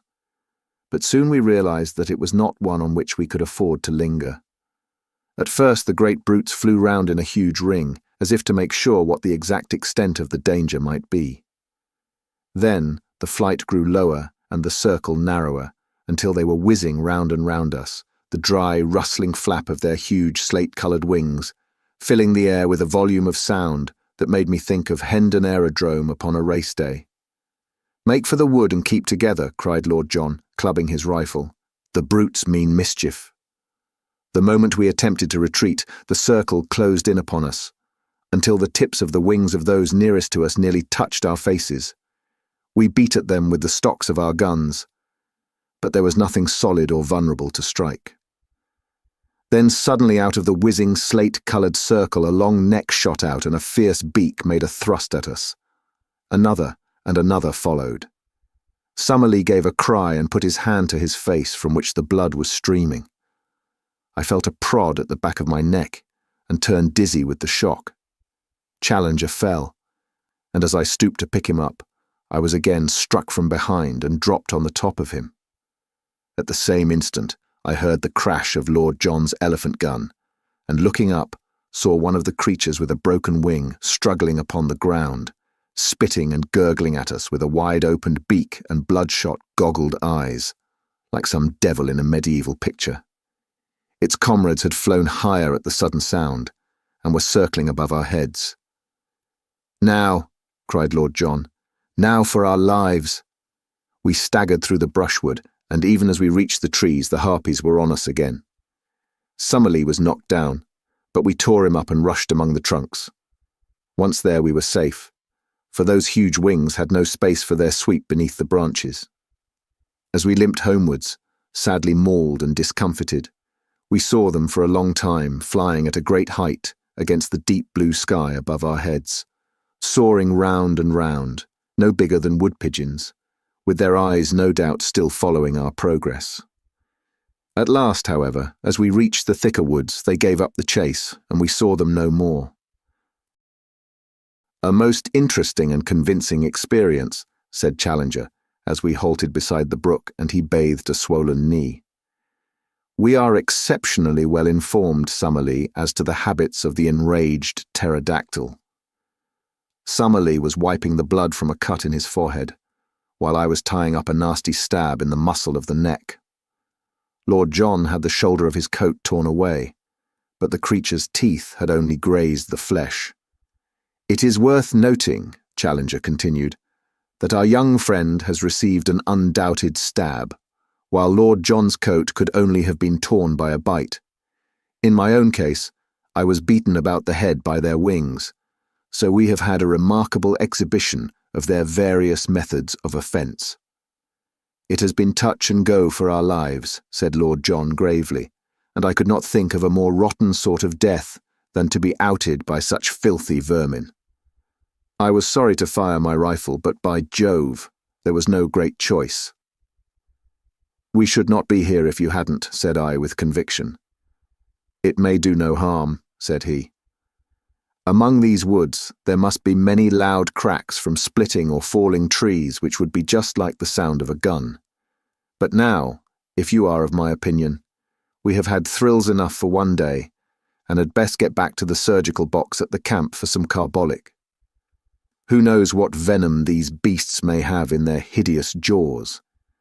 But surely no men ever had just such a day since the world began." Some fresh surprise was ever in store for us. When following the course of our brook, we at last reached our glade and saw the thorny barricade of our camp. We thought that our adventures were at an end, but we had something more to think of before we could rest. The gate of Fort Challenger had been untouched. The walls were unbroken, and yet it had been visited by some strange and powerful creature in our absence. No footmark showed a trace of its nature, and only the overhanging branch of the enormous ginkgo tree suggested how it might have come and gone. But of its malevolent strength there was ample evidence in the condition of our stores. They were strewn at random all over the ground, and one tin of meat had been crushed into pieces so as to extract the contents. A case of cartridges had been shattered into matchwood, and one of the brass shells lay shredded into pieces beside it. Again the feeling of vague horror came upon our souls, and we gazed round with frightened eyes at the dark shadows which lay around us, in all of which some fearsome shape might be lurking. How good it was when we were hailed by the voice of Zambo, and going to the edge of the plateau, saw him sitting grinning at us upon the top of the opposite pinnacle. "All well, Massa Challenger, all well," he cried. "Me stay here, no fear, you always find me when you want."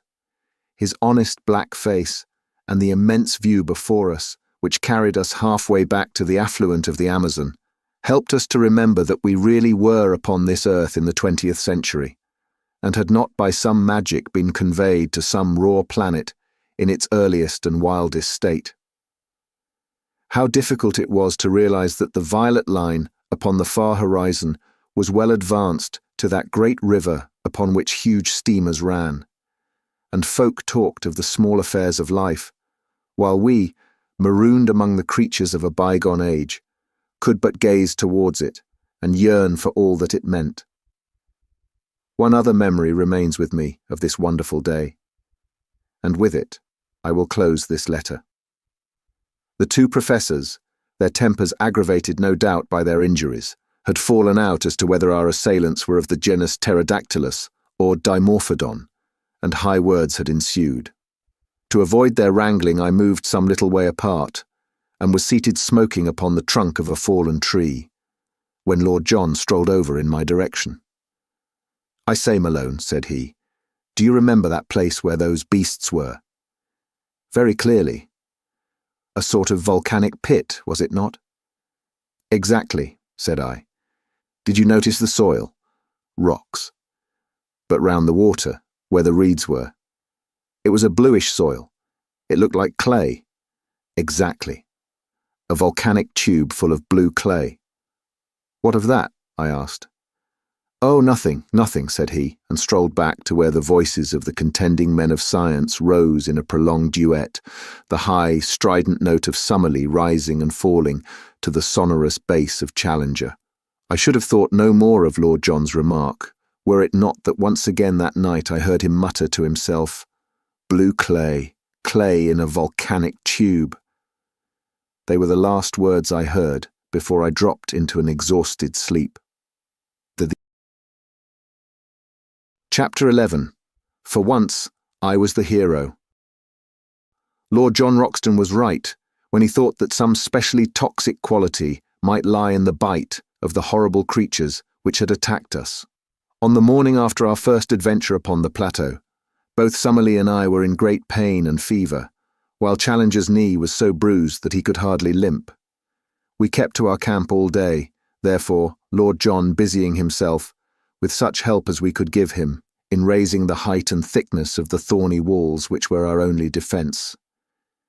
I remember that during the whole long day I was haunted by the feeling that we were closely observed, though by whom or whence I could give no guess.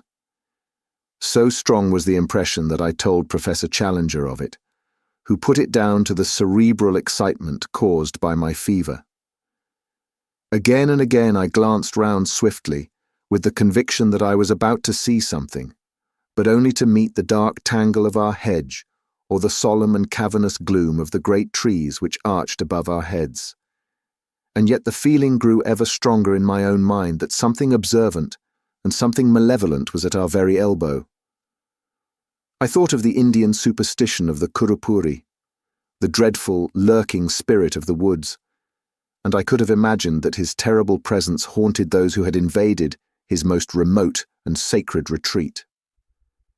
That night, our third in Maple White Land, we had an experience which left a fearful impression upon our minds, and made us thankful that Lord John had worked so hard in making our retreat impregnable.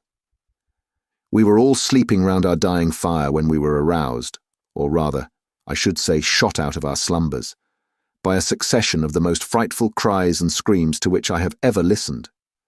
I know no sound to which I could compare this amazing tumult, which seemed to come from some spot within a few hundred yards of our camp.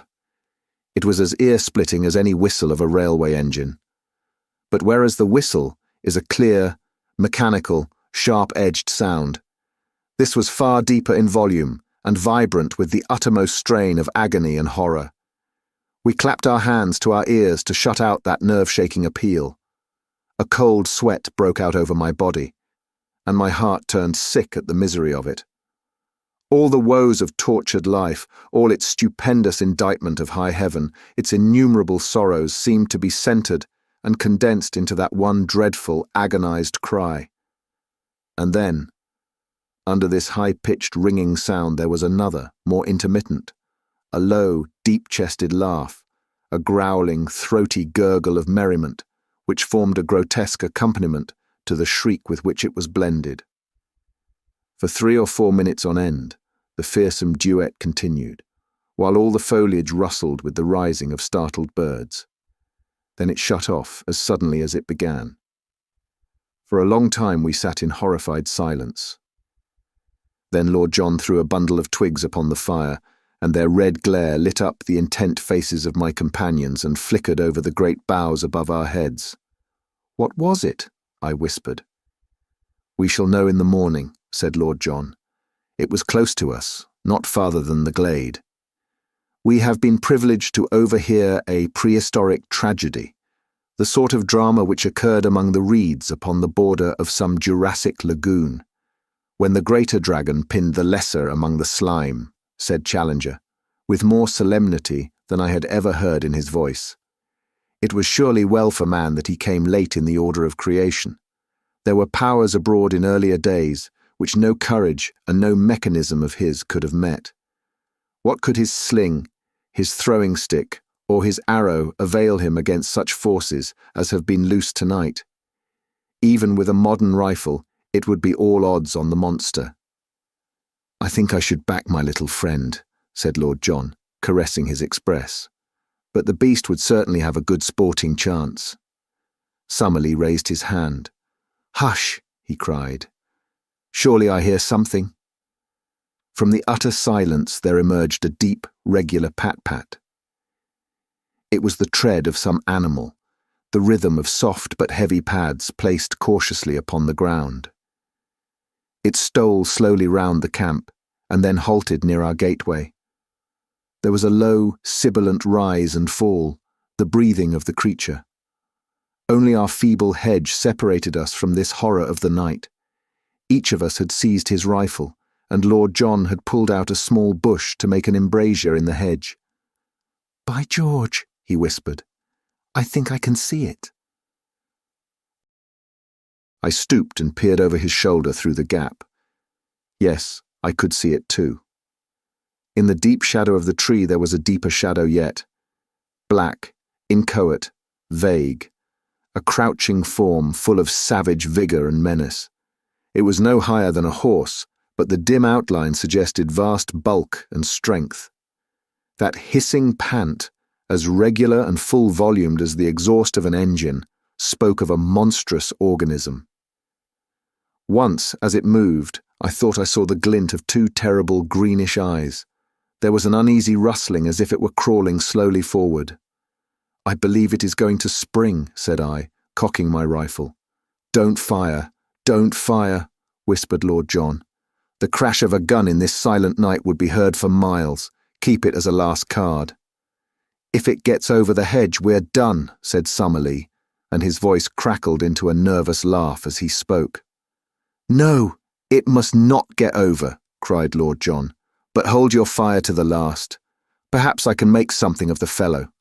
I'll chance it anyhow." It was as brave an act as ever I saw a man do. He stooped to the fire, picked up a blazing branch, and slipped in an instant through a sallyport which he had made in our gateway. The thing moved forward with a dreadful snarl. Lord John never hesitated, but running towards it with a quick, light step, he dashed the flaming wood into the brute's face. For one moment I had a vision of a horrible mask like a giant toad's, of a warty, leprous skin, and of a loose mouth all beslobbered with fresh blood. The next, there was a crash in the underwood, and our dreadful visitor was gone. "I thought he wouldn't face the fire," said Lord John, laughing, as he came back and tossed his branch onto the kindling. "You should not have taken such a risk," we all cried. There was nothing else to be done. If he had got among us, we should have shot each other in trying to down him. On the other hand, if we had fired through the hedge and wounded him, he would soon have been on the top of us, to say nothing of giving ourselves away. On the whole, I think that we are jolly well out of it." "What was he, then?" Our learned men looked at each other with some hesitation. "Personally, I am unable to classify the creature with any certainty," said Summerlee, lighting his pipe from the fire. "In refusing to commit yourself, you are but showing a proper scientific reserve," said Challenger, with massive condescension. "I am not myself prepared to go farther than to say in general terms that we have almost certainly been in contact tonight with some form of carnivorous dinosaur. I have already expressed my anticipation that something of the sort might exist upon this plateau." "We have to bear in mind," remarked Summerlee, "that there are many prehistoric forms which have never come down to us. It would be rash to suppose that we can give a name to all that we are likely to meet." "Exactly. A rough classification may be the best that we can attempt. Tomorrow some further evidence may help us to an identification. Meantime, we can only renew our interrupted slumbers." "But not without a sentinel," said Lord John with decision. "We can't afford to take chances in a country like this. 2-hour spells in the future for each of us." "Then I'll just finish my pipe in starting the first one," said Professor Summerlee. And from that time onwards, we never trusted ourselves again without a watchman. In the morning, it was not long before we discovered the source of the hideous uproar which had aroused us in the night.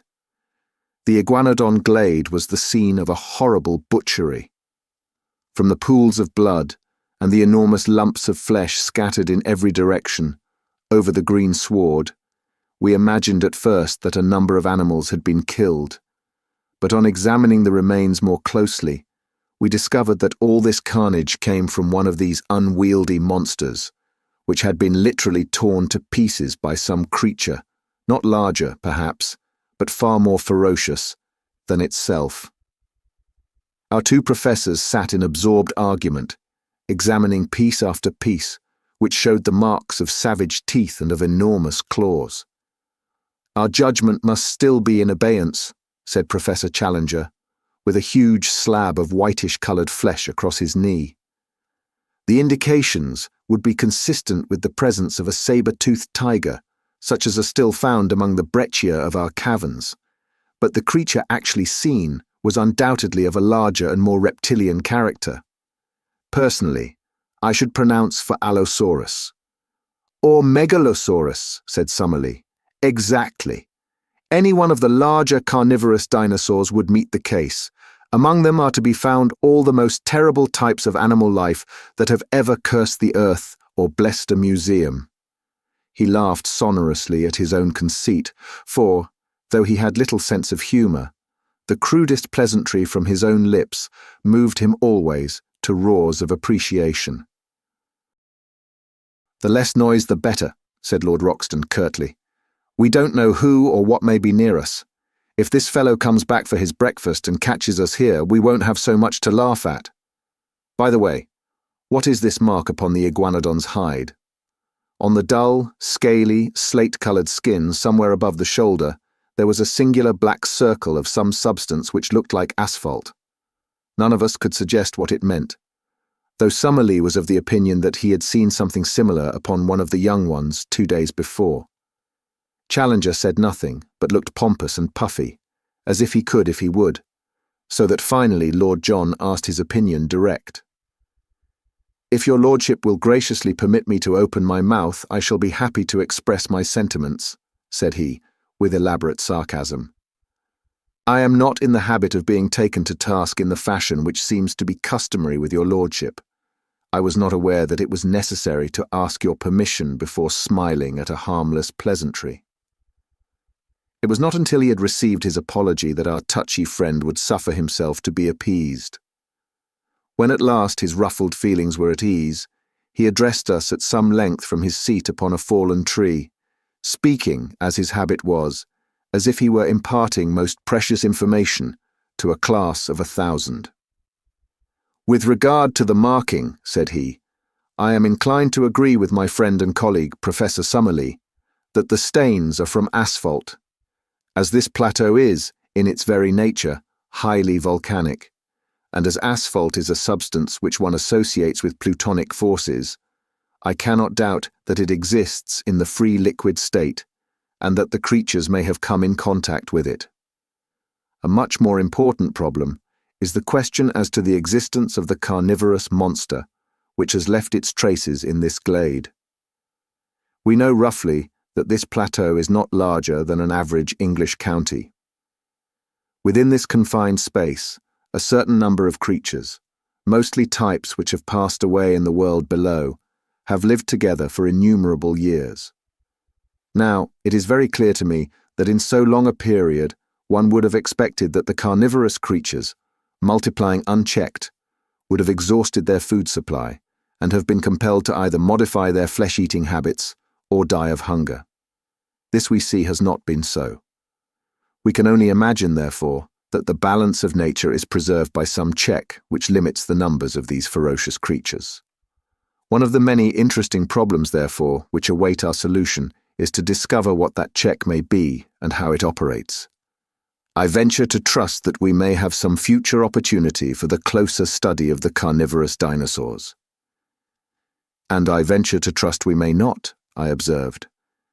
The professor only raised his great eyebrows, as the schoolmaster meets the irrelevant observation of the naughty boy. Perhaps Professor Summerlee may have an observation to make, he said, and the two savants ascended together into some rarefied scientific atmosphere, where the possibilities of a modification of the birth rate were weighed against the decline of the food supply as a check in the struggle for existence. That morning, we mapped out a small portion of the plateau, avoiding the swamp of the pterodactyls and keeping to the east of our brook instead of to the west. In that direction the country was still thickly wooded, with so much undergrowth that our progress was very slow.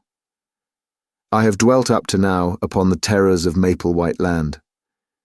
But there was another side to the subject, for all that morning we wandered among lovely flowers, mostly, as I observed, white or yellow in colour, these being, as our professors explained, the primitive flower shades. In many places the ground was absolutely covered with them, and as we walked ankle-deep on that wonderful yielding carpet, the scent was almost intoxicating in its sweetness and intensity. The homely English bee buzzed everywhere around us.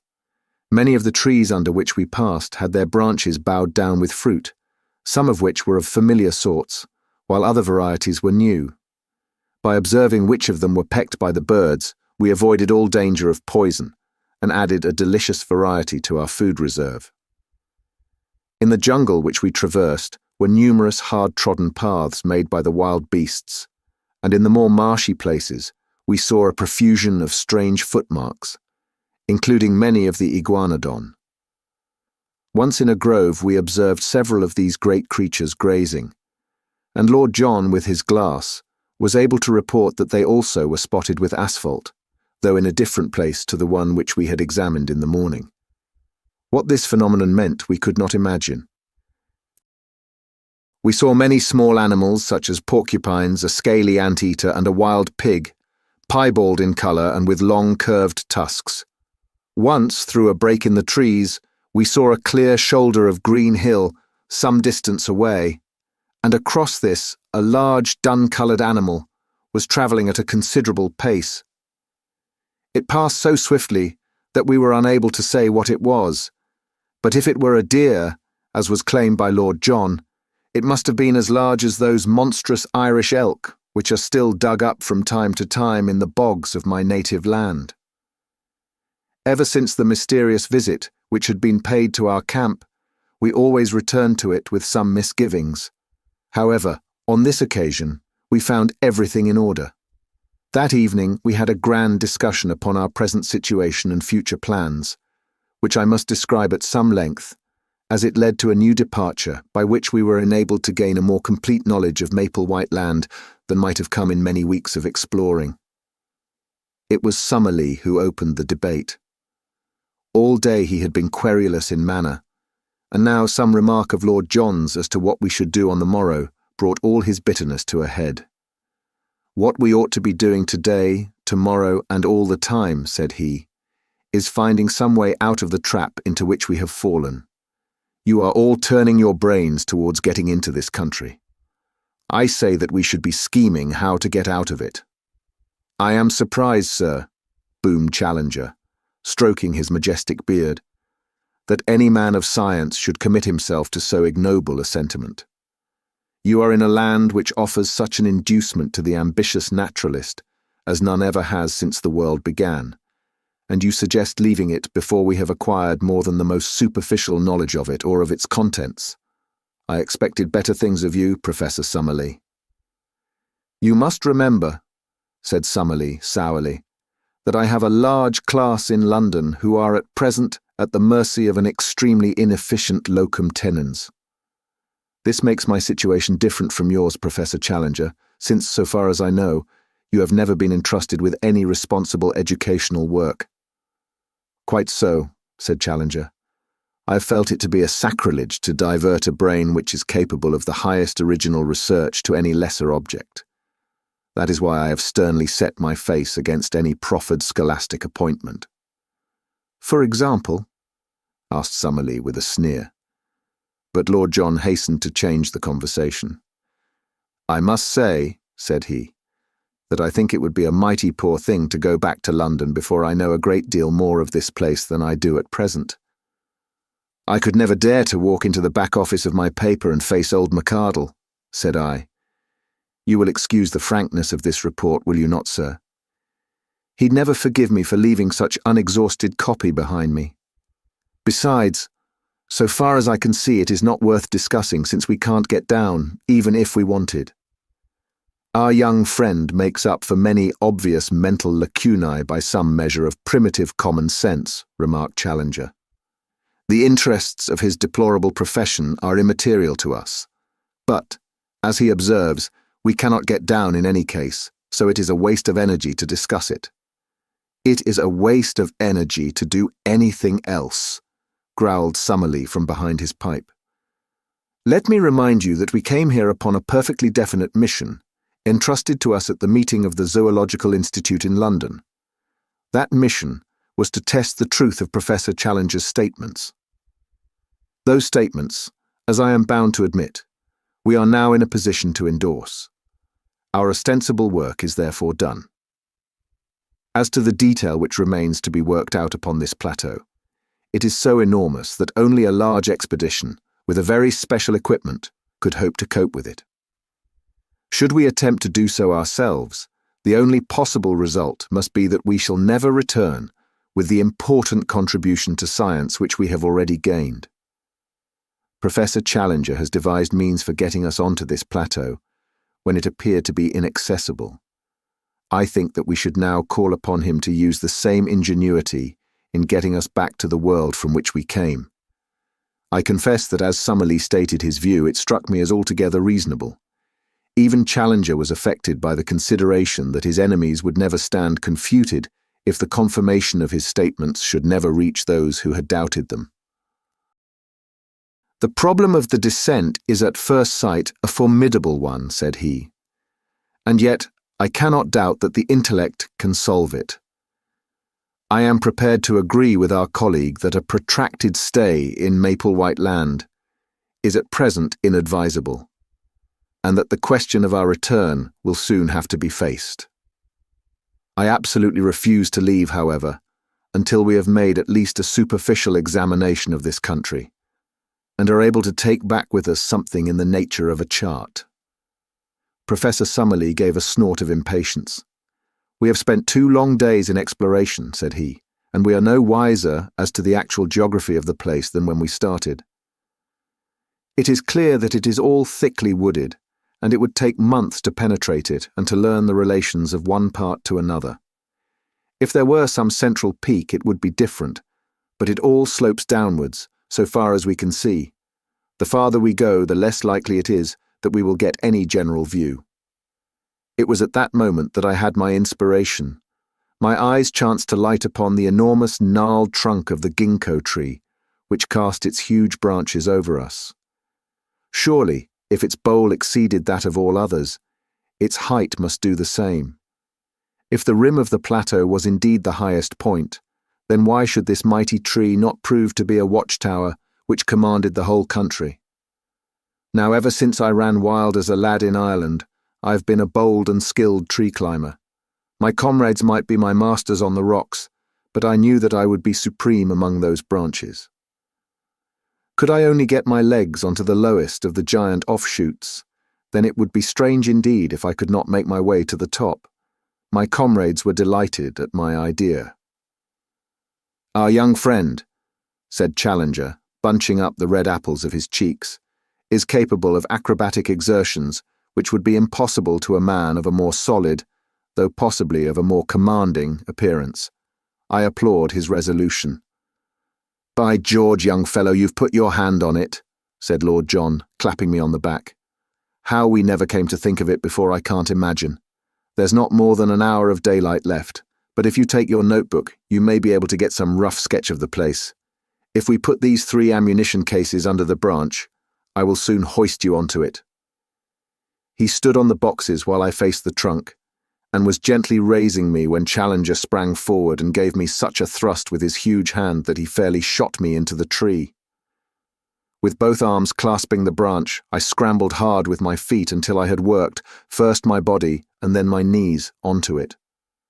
There were 3 excellent offshoots, like huge rungs of a ladder above my head, and a tangle of convenient branches beyond, so that I clambered onwards with such speed that I soon lost sight of the ground, and had nothing but foliage beneath me.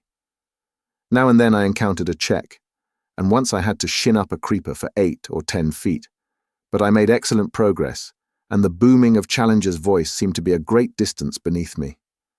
The tree was, however, enormous, and looking upwards I could see no thinning of the leaves above my head. There was some thick bush-like clump which seemed to be a parasite upon a branch up which I was swarming. I leaned my head round it in order to see what was beyond, and I nearly fell out of the tree in my surprise and horror at what I saw. A face was gazing into mine, at the distance of only a foot or 2.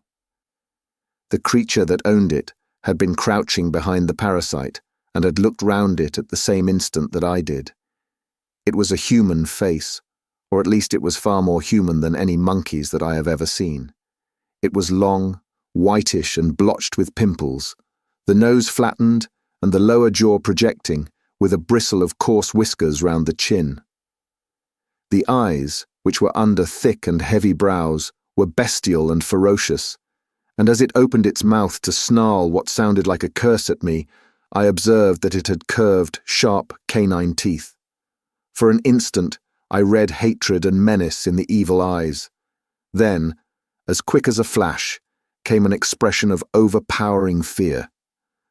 There was a crash of broken boughs as it dived wildly down into the tangle of green. I caught a glimpse of a hairy body like that of a reddish pig, and then it was gone, amid a swirl of leaves and branches. "What's the matter?"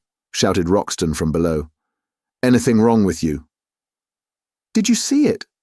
I cried, with my arms round the branch and all my nerves tingling. "We heard a row, as if your foot had slipped. What was it?" I was so shocked at the sudden and strange appearance of this ape-man that I hesitated whether I should not climb down again and tell my experience to my companions. But I was already so far up the great tree that it seemed a humiliation to return without having carried out my mission. After a long pause, therefore, to recover my breath and my courage, I continued my ascent. Once I put my weight upon a rotten branch and swung for a few seconds by my hands. But in the main it was all easy climbing. Gradually the leaves thinned around me, and I was aware, from the wind upon my face, that I had topped all the trees of the forest. I was determined, however, not to look about me before I had reached the very highest point, so I scrambled on until I had got so far that the topmost branch was bending beneath my weight. There I settled into a convenient fork, and balancing myself securely, I found myself looking down at a most wonderful panorama of this strange country in which we found ourselves. The sun was just above the western skyline, and the evening was a particularly bright and clear one, so that the whole extent of the plateau was visible beneath me. It was, as seen from this height, of an oval contour, with a breadth of about 30 miles and a width of 20. Its general shape was that of a shallow funnel, all the sides sloping down to a considerable lake in the center. This lake may have been 10 miles in circumference, and lay very green and beautiful in the evening light, with a thick fringe of reeds at its edges, and with its surface broken by several yellow sandbanks, which gleamed golden in the mellow sunshine. A number of long, dark objects, which were too large for alligators and too long for canoes, lay upon the edges of these patches of sand. With my glass, I could clearly see that they were alive, but what their nature might be, I could not imagine. From the side of the plateau on which we were, slopes of woodland, with occasional glades, stretched down for 5 or 6 miles to the central lake. I could see at my very feet the glade of the iguanodons, and farther off was a round opening in the trees which marked the swamp of the pterodactyls. On the side facing me, however, the plateau presented a very different aspect. There, the basalt cliffs of the outside were reproduced upon the inside, forming an escarpment about 200 feet high, with a woody slope beneath it. Along the base of these red cliffs, some distance above the ground, I could see a number of dark holes through the glass, which I conjectured to be the mouths of caves. At the opening of one of these, something white was shimmering, but I was unable to make out what it was. I sat charting the country until the sun had set, and it was so dark that I could no longer distinguish details. Then I climbed down to my companions, waiting for me so eagerly at the bottom of the great tree. For once, I was the hero of the expedition. Alone I had thought of it, and alone I had done it. And here was the chart which would save us a month's blind groping among unknown dangers. Each of them shook me solemnly by the hand. But before they discussed the details of my map, I had to tell them of my encounter with the ape-man among the branches. "He has been there all the time," said I. "How do you know that?" asked Lord John. "Because I have never been without that feeling that something malevolent was watching us. I mentioned it to you, Professor Challenger. Our young friend certainly said something of the kind. He is also the one among us who is endowed with that Celtic temperament, which would make him sensitive to such impressions." "The whole theory of telepathy," began Summerlee, filling his pipe, "is too vast to be now discussed," said Challenger with decision. "Tell me now," he added, with the air of a bishop addressing a Sunday school, "did you happen to observe whether the creature could cross its thumb over its palm?" "No, indeed." "Had it a tail?" "No." "Was the foot prehensile?" "I do not think it could have made off so fast among the branches if it could not get a grip with its feet. In South America there are, if my memory serves me, you will check the observation, Professor Summerlee, some 36 species of monkeys, but the anthropoid ape is unknown. It is clear, however, that he exists in this country, and that he is not the hairy, gorilla-like variety which is never seen out of Africa or the East." I was inclined to interpolate as I looked at him that I had seen his first cousin in Kensington. "This is a whiskered and colourless type, the latter characteristic pointing to the fact that he spends his days in arboreal seclusion. The question which we have to face is whether he approaches more closely to the ape or the man. In the latter case, he may well approximate to what the vulgar have called the missing link. The solution of this problem is our immediate duty." "It is nothing of the sort," said Summerlee abruptly. "Now that, through the intelligence and activity of Mr. Malone," I cannot help quoting the words, "we have got our chart, our one and only immediate duty is to get ourselves safe and sound out of this awful place." "The flesh-pots of civilization," groaned Challenger. "The ink-pots of civilization, sir. It is our task to put on record what we have seen, and to leave the further exploration to others. You all agreed as much before Mr. Malone got us the chart." "Well," said Challenger, "I admit that my mind will be more at ease when I am assured that the result of our expedition has been conveyed to our friends. How we are to get down from this place I have not as yet an idea. I have never yet encountered any problem, however, which my inventive brain was unable to solve, and I promise you that tomorrow I will turn my attention to the question of our descent. And so the matter was allowed to rest. But that evening, by the light of the fire and of a single candle, the first map of the lost world was elaborated. Every detail which I had roughly noted from my watchtower was drawn out in its relative place. Challenger's pencil hovered over the great blank which marked the lake. "What shall we call it?" he asked. "Why should you not take the chance of perpetuating your own name?" said Summerlee with his usual touch of acidity.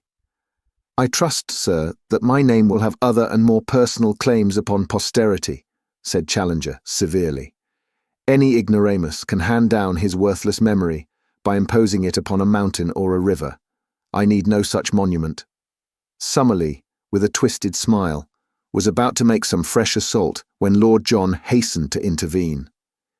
"It's up to you, young fellow, to name the lake," said he. "You saw it first, and by George, if you choose to put Lake Malone on it, no one has a better right." "By all means, let our young friend give it a name," said Challenger. "Then," said I, blushing, I dare say, as I said it, "let it be named Lake Gladys." "Don't you think the Central Lake would be more descriptive?" remarked Summerlee. "I should prefer Lake Gladys." Challenger looked at me sympathetically and shook his great head in mock disapproval. "Boys will be boys," said he. "Lake Gladys let it be." Chapter 12. It was dreadful in the forest.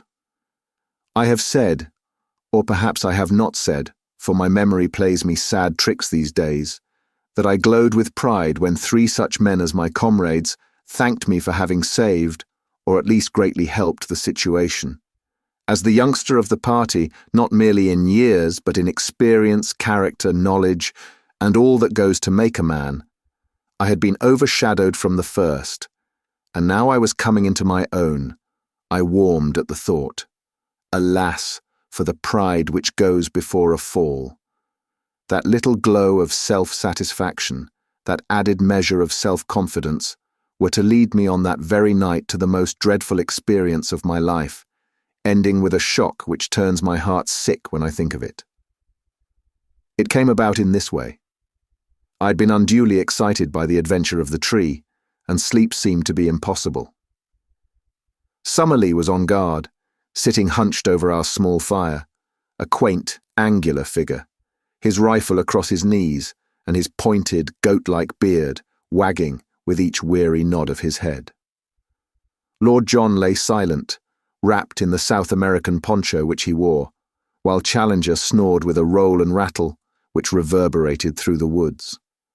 The full moon was shining brightly, and the air was crisply cold. What a night for a walk! And then suddenly came the thought, why not? Suppose I stole softly away. Suppose I made my way down to the Central Lake. Suppose I was back at breakfast with some record of the place. Would I not in that case be thought an even more worthy associate? Then, if Summerlee carried the day and some means of escape were found, we should return to London with first-hand knowledge of the central mystery of the plateau, to which I alone of all men would have penetrated. I thought of Gladys, with her, "There are heroisms all round us." I seemed to hear her voice as she said it. I thought also of McArdle. What a 3-column article for the paper, what a foundation for a career, a correspondentship in the next great war might be within my reach. I clutched at a gun. My pockets were full of cartridges, and parting the thorn bushes at the gate of our zareba, quickly slipped out. My last glance showed me the unconscious Summerlee, most futile of sentinels, still nodding away like a queer mechanical toy in front of the smouldering fire. I had not gone 100 yards before I deeply repented my rashness. I may have said somewhere in this chronicle that I am too imaginative to be a really courageous man, but that I have an overpowering fear of seeming afraid. This was the power which now carried me onward. I simply could not slink back with nothing done. Even if my comrades should not have missed me, and should never know of my weakness, there would still remain some intolerable self-shame in my own soul. And yet I shuddered at the position in which I found myself, and would have given all I possessed at that moment to have been honourably free of the whole business. It was dreadful in the forest. The trees grew so thickly, and their foliage spread so widely, that I could see nothing of the moonlight, save that here and there the high branches made a tangled filigree against the starry sky. As the eyes became more used to the obscurity, one learned that there were different degrees of darkness among the trees, that some were dimly visible, while between and among them there were coal-black shadowed patches, like the mouths of caves, from which I shrank in horror as I passed. I thought of the despairing yell of the tortured iguanodon, that dreadful cry which had echoed through the woods. I thought, too, of the glimpse I had in the light of Lord John's torch of that bloated, warty, blood-slavering muzzle. Even now, I was on its hunting ground. At any instant it might spring upon me from the shadows, this nameless and horrible monster. I stopped, and picking a cartridge from my pocket, I opened the breech of my gun. As I touched the lever, my heart leaped within me. It was the shotgun, not the rifle, which I had taken. Again the impulse to return swept over me. Here, surely, was a most excellent reason for my failure, one for which no one would think the less of me. But again the foolish pride fought against that very word. I could not, must not, fail.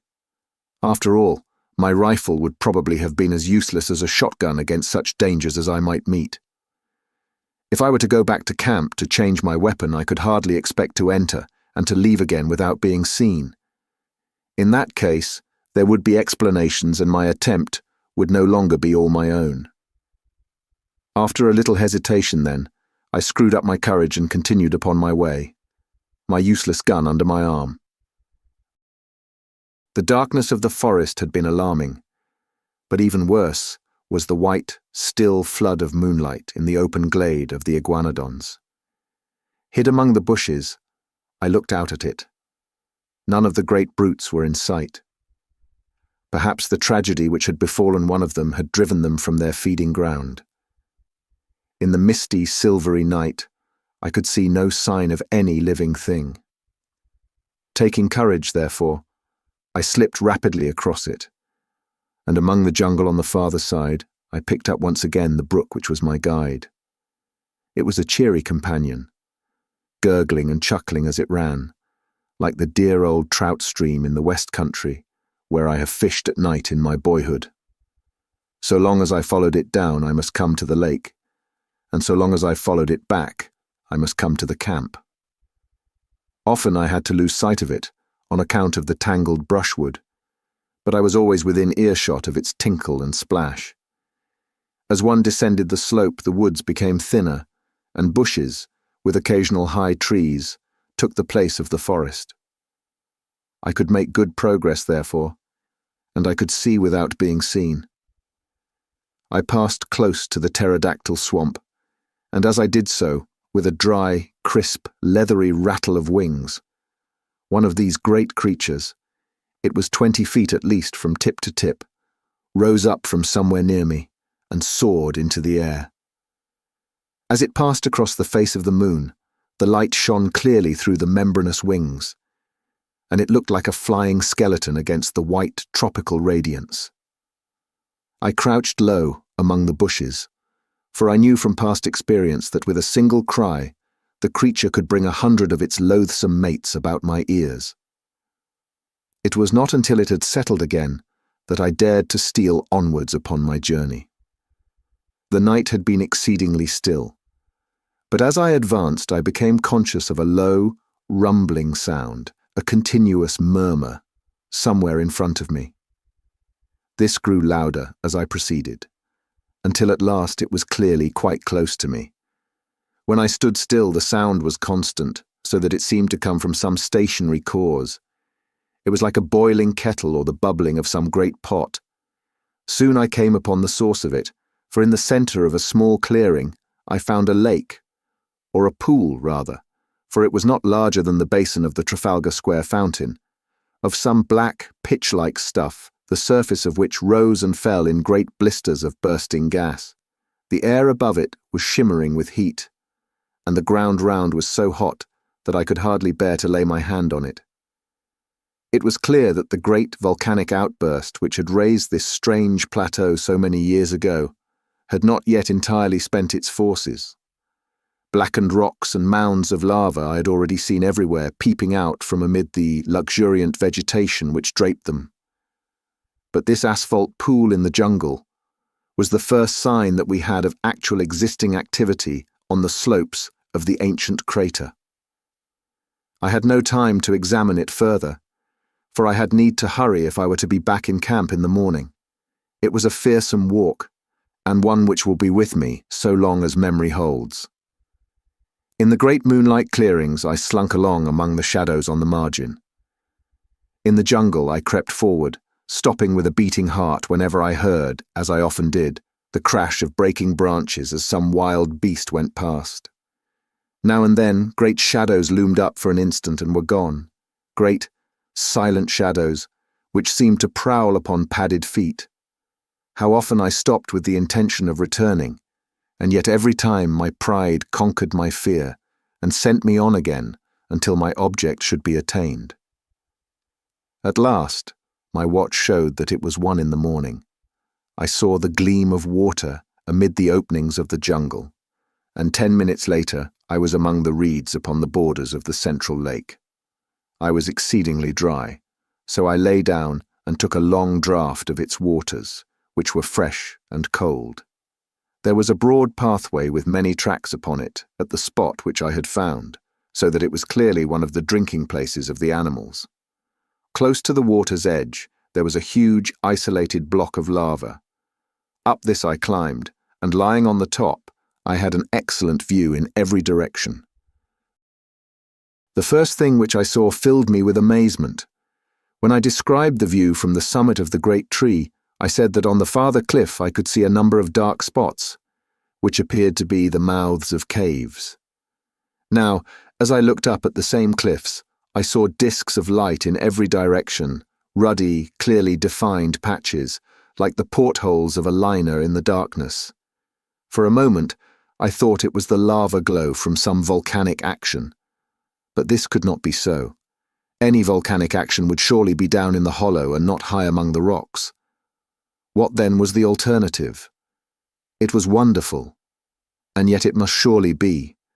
These ruddy spots must be the reflection of fires within the caves, fires which could only be lit by the hand of man. There were human beings, then, upon the plateau. How gloriously my expedition was justified. Here was news indeed for us to bear back with us to London. For a long time I lay and watched these red, quivering blotches of light. I suppose they were 10 miles off from me, yet even at that distance one could observe how, from time to time, they twinkled or were obscured as someone passed before them. What would I not have given to be able to crawl up to them, to peep in, and to take back some word to my comrades as to the appearance and character of the race who lived in so strange a place? It was out of the question for the moment, and yet surely we could not leave the plateau until we had some definite knowledge upon the point. Lake Gladys, my own lake, lay like a sheet of quicksilver before me, with the reflected moon shining brightly in the centre of it. It was shallow, for in many places I saw low sandbanks protruding above the water. Everywhere upon the still surface I could see signs of life, sometimes mere rings and ripples in the water, sometimes the gleam of a great silver-sided fish in the air, sometimes the arched, slate-coloured back of some passing monster. Once upon a yellow sandbank, I saw a creature like a huge swan, with a clumsy body and a high, flexible neck, shuffling about upon the margin. Presently it plunged in, and for some time I could see the arched neck and darting head undulating over the water. Then it dived, and I saw it no more. My attention was soon drawn away from these distant sights and brought back to what was going on at my very feet. Two creatures like large armadillos had come down to the drinking place and were squatting at the edge of the water, their long, flexible tongues like red ribbons shooting in and out as they lapped. A huge deer, with branching horns, a magnificent creature which carried itself like a king, came down with its doe and two fawns and drank beside the armadillos. No such deer exist anywhere else upon earth, for the moose or elks which I have seen would hardly have reached its shoulders. Presently it gave a warning snort, and was off with its family among the reeds, while the armadillos also scuttled for shelter. A newcomer, a most monstrous animal, was coming down the path. For a moment I wondered where I could have seen that ungainly shape, that arched back with triangular fringes along it, that strange bird-like head held close to the ground. Then it came back to me. It was the Stegosaurus, the very creature which Maple White had preserved in his sketchbook, and which had been the first object which arrested the attention of Challenger. There he was, perhaps the very specimen which the American artist had encountered. The ground shook beneath his tremendous weight, and his gulpings of water resounded through the still night. For 5 minutes he was so close to my rock that by stretching out my hand I could have touched the hideous waving hackles upon his back. Then he lumbered away and was lost among the boulders.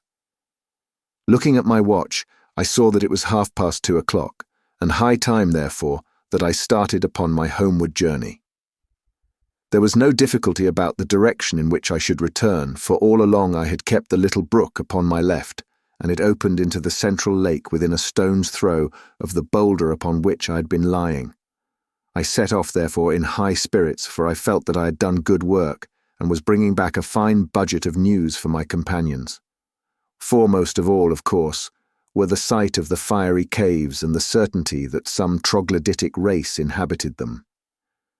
But besides that, I could speak from experience of the central lake. I could testify that it was full of strange creatures, and I had seen several landforms of primeval life which we had not before encountered. I reflected as I walked that few men in the world could have spent a stranger night or added more to human knowledge in the course of it. I was plodding up the slope, turning these thoughts over in my mind, and had reached a point which may have been halfway to home, when my mind was brought back to my own position by a strange noise behind me. It was something between a snore and a growl, low, deep, and exceedingly menacing. Some strange creature was evidently near me, but nothing could be seen, so I hastened more rapidly upon my way. I had traversed 1/2 mile or so, when suddenly the sound was repeated, still behind me, but louder and more menacing than before. My heart stood still within me, as it flashed across me that the beast, whatever it was, must surely be after me. My skin grew cold, and my hair rose at the thought. That these monsters should tear each other to pieces was a part of the strange struggle for existence. But that they should turn upon modern man, that they should deliberately track and hunt down the predominant human, was a staggering and fearsome thought. I remembered again the blood-beslobbered face which we had seen in the glare of Lord John's torch, like some horrible vision from the deepest circle of Dante's hell. With my knees shaking beneath me, I stood and glared with starting eyes down the moonlit path which lay behind me. All was quiet, as in a dream landscape. Silver clearings and the black patches of the bushes, nothing else could I see. Then from out of the silence, imminent and threatening, there came once more that low, throaty croaking, far louder and closer than before. There could no longer be a doubt. Something was on my trail, and was closing in upon me every minute. I stood like a man paralyzed, still staring at the ground which I had traversed. Then suddenly I saw it. There was movement among the bushes at the far end of the clearing, which I had just traversed. A great dark shadow disengaged itself and hopped out into the clear moonlight. I say hopped, advisedly, for the beast moved like a kangaroo, springing along in an erect position upon its powerful hind legs, while its front ones were held bent in front of it. It was of enormous size and power, like an erect elephant, but its movements, in spite of its bulk, were exceedingly alert. For a moment, as I saw its shape, I hoped that it was an iguanodon, which I knew to be harmless, but ignorant as I was, I soon saw that this was a very different creature. Instead of the gentle, deer-shaped head of the great three-toed leaf-eater, this beast had a broad, squat, toad-like face, like that which had alarmed us in our camp. Its ferocious cry and the horrible energy of its pursuit both assured me that this was surely one of the great flesh-eating dinosaurs, the most terrible beasts which have ever walked this earth. As the huge brute loped along, it dropped forward upon its forepaws and brought its nose to the ground every 20 yards or so. It was smelling out my trail. Sometimes, for an instant, it was at fault. Then it would catch it up again and come bounding swiftly along the path I had taken. Even now, when I think of that nightmare, the sweat breaks out upon my brow. What could I do? My useless fowling piece was in my hand. What help could I get from that? I looked desperately round for some rock or tree, but I was in a bushy jungle with nothing higher than a sapling within sight, while I knew that the creature behind me could tear down an ordinary tree as though it were a reed. My only possible chance lay in flight. I could not move swiftly over the rough, broken ground, but as I looked round me in despair, I saw a well-marked, hard-beaten path which ran across in front of me. We had seen several of the sort, the runs of various wild beasts, during our expeditions. Along this I could perhaps hold my own, for I was a fast runner and in excellent condition.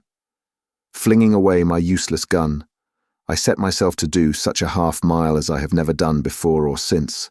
My limbs ached, my chest heaved, I felt that my throat would burst for want of air, and yet with that horror behind me I ran and I ran and I ran. At last I paused, hardly able to move. For a moment I thought that I had thrown it off. The path lay still behind me, and then suddenly, with a crashing and a rending, a thudding of giant feet and a panting of monster lungs, the beast was upon me once more. It was at my very heels. I was lost. Madman that I was to linger so long before I fled. Up to then he had hunted by scent, and his movement was slow, but he had actually seen me as I started to run. From then onwards he had hunted by sight, for the path showed him where I had gone. Now, as he came round the curve, he was springing in great bounds. The moonlight shone upon his huge, projecting eyes, the row of enormous teeth in his open mouth, and the gleaming fringe of claws upon his short, powerful forearms. With a scream of terror, I turned and rushed wildly down the path. Behind me, the thick, gasping breathing of the creature sounded louder and louder. His heavy footfall was beside me. Every instant I expected to feel his grip upon my back. And then suddenly there came a crash. I was falling through space, and everything beyond was darkness and rest. As I emerged from my unconsciousness, which could not, I think, have lasted more than a few minutes, I was aware of a most dreadful and penetrating smell.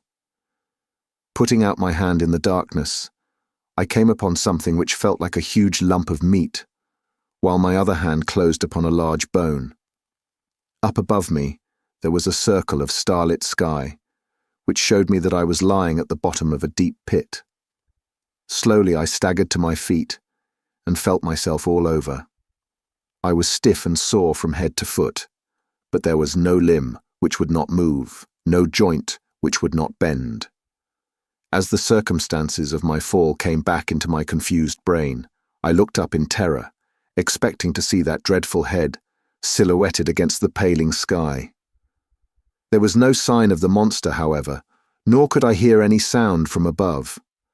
I began to walk slowly round, therefore, feeling in every direction to find out what this strange place could be into which I had been so opportunely precipitated.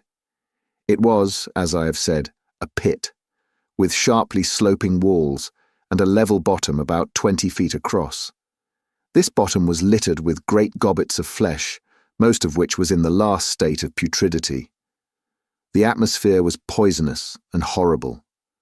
after tripping and stumbling over these lumps of decay, I came suddenly against something hard, and I found that an upright post was firmly fixed in the center of the hollow. It was so high that I could not reach the top of it with my hand, and it appeared to be covered with grease. Suddenly I remembered that I had a tin box of wax vestas in my pocket. Striking one of them, I was able at last to form some opinion of this place into which I had fallen. There could be no question as to its nature. It was a trap, made by the hand of man.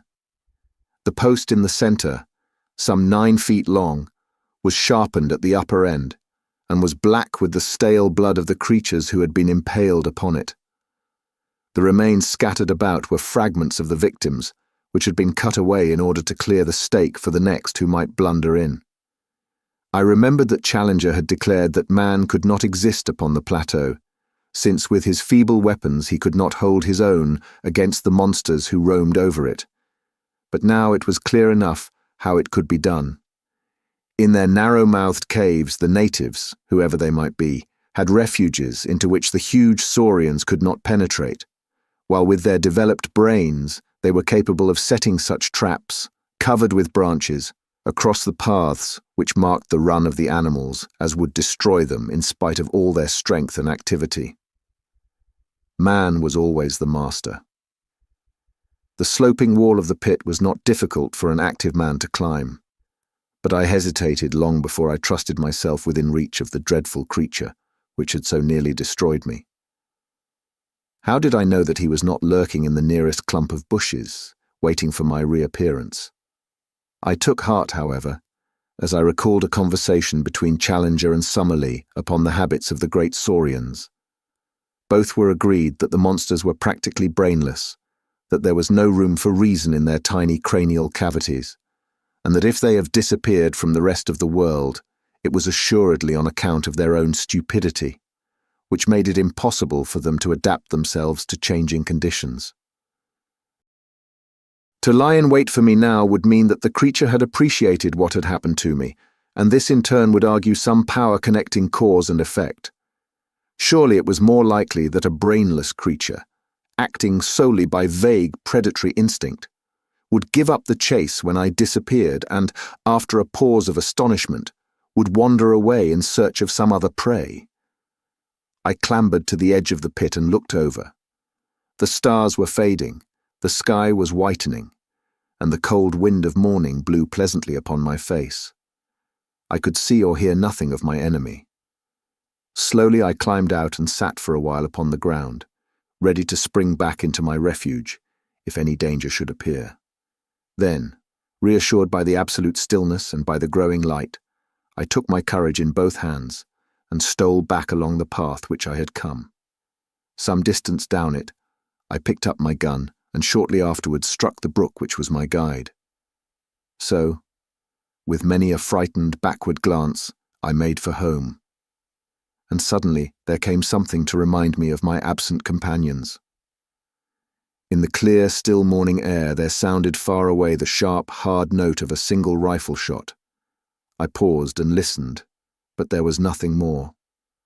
For a moment I was shocked at the thought that some sudden danger might have befallen them. But then a simpler and more natural explanation came to my mind. It was now broad daylight. No doubt my absence had been noticed. They had imagined that I was lost in the woods and had fired this shot to guide me home.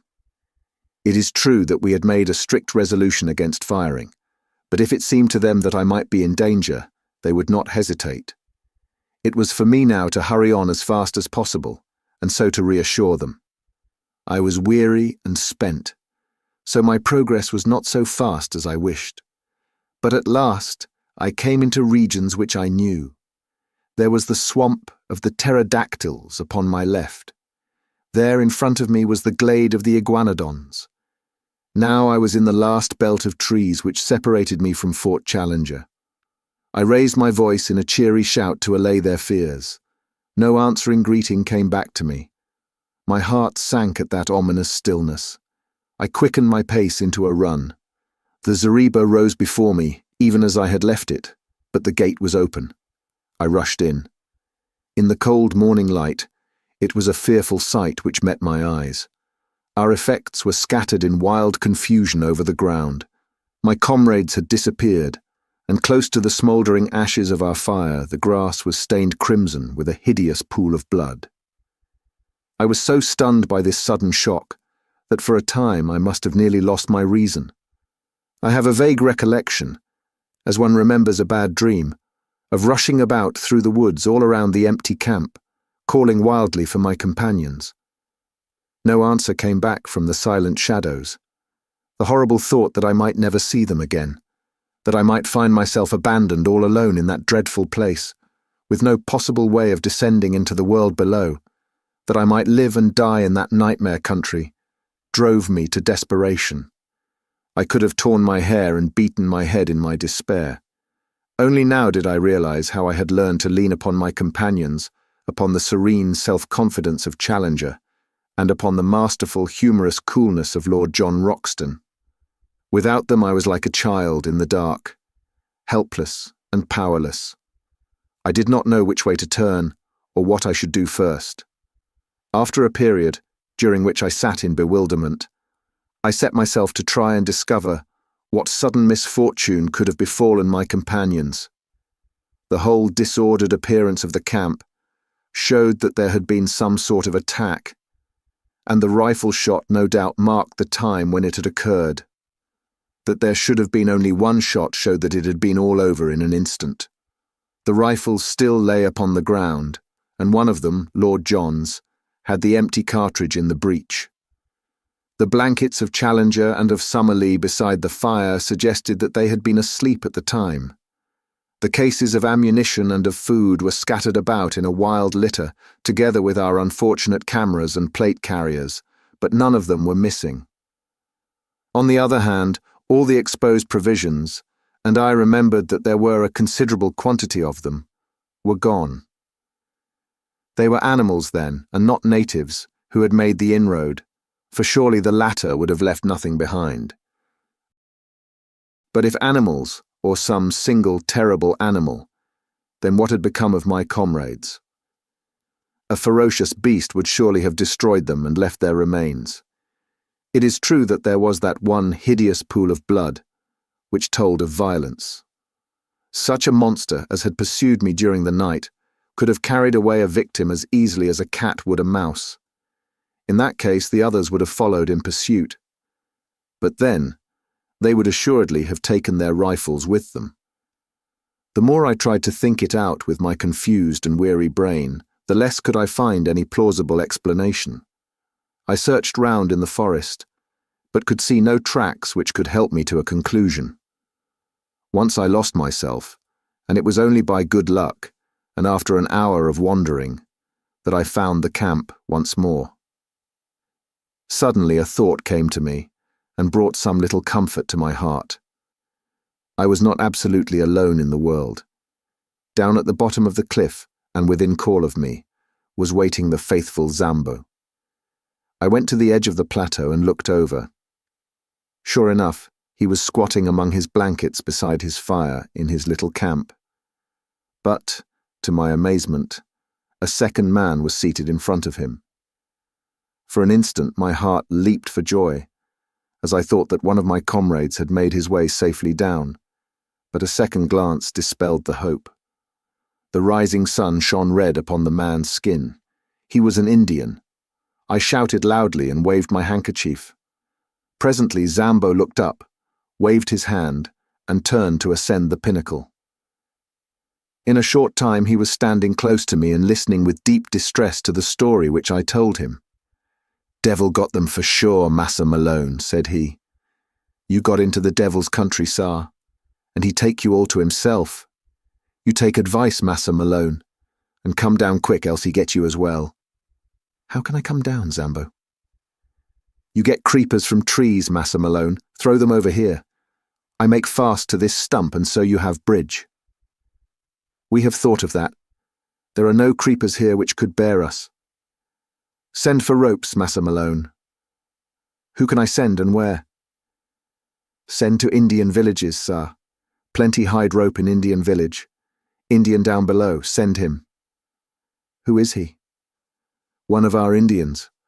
Other ones beat him and take away his pay. He come back to us, ready now to take letter, bring rope, anything. To take a letter? Why not?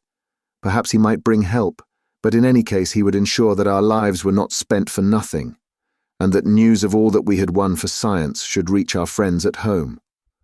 I had 2 completed letters already waiting. I would spend the day in writing a third, which would bring my experiences absolutely up to date. The Indian could bear this back to the world. I ordered Zambo, therefore, to come again in the evening, and I spent my miserable and lonely day in recording my own adventures of the night before. I also drew up a note, to be given to any white merchant or captain of a steamboat whom the Indian could find, imploring them to see that ropes were sent to us, since our lives must depend upon it. These documents I threw to Zambo in the evening, and also my purse, which contained 3 English sovereigns. These were to be given to the Indian, and he was promised twice as much if he returned with the ropes. So now you will understand, my dear Mr. McArdle, how this communication reaches you, and you will also know the truth, in case you never hear again from your unfortunate correspondent. Tonight I am too weary and too depressed to make my plans. Tomorrow I must think out some way by which I shall keep in touch with this camp, and yet search round for any traces of my unhappy friends. Chapter 13. A sight which I shall never forget. Just as the sun was setting upon that melancholy night, I saw the lonely figure of the Indian upon the vast plain beneath me, and I watched him, our one faint hope of salvation, until he disappeared in the rising mists of evening, which lay, rose-tinted from the setting sun, between the far-off river and me. It was quite dark when I at last turned back to our stricken camp, and my last vision as I went was the red gleam of Zambo's fire, the one point of light in the wide world below, as was his faithful presence in my own shadowed soul.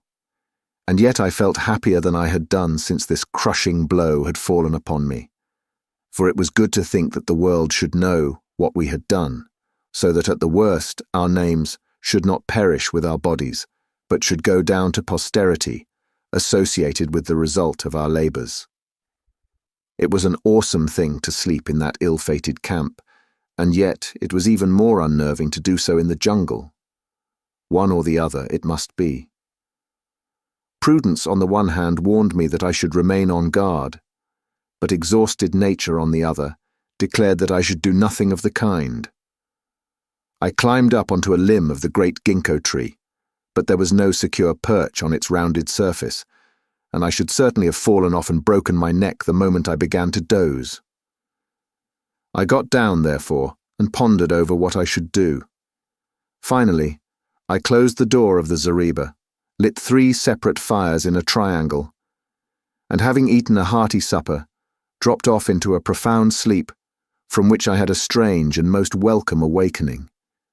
In the early morning, just as day was breaking, a hand was laid upon my arm, and starting up, with all my nerves in a tingle and my hand feeling for a rifle, I gave a cry of joy, as in the cold grey light I saw Lord John Roxton kneeling beside me.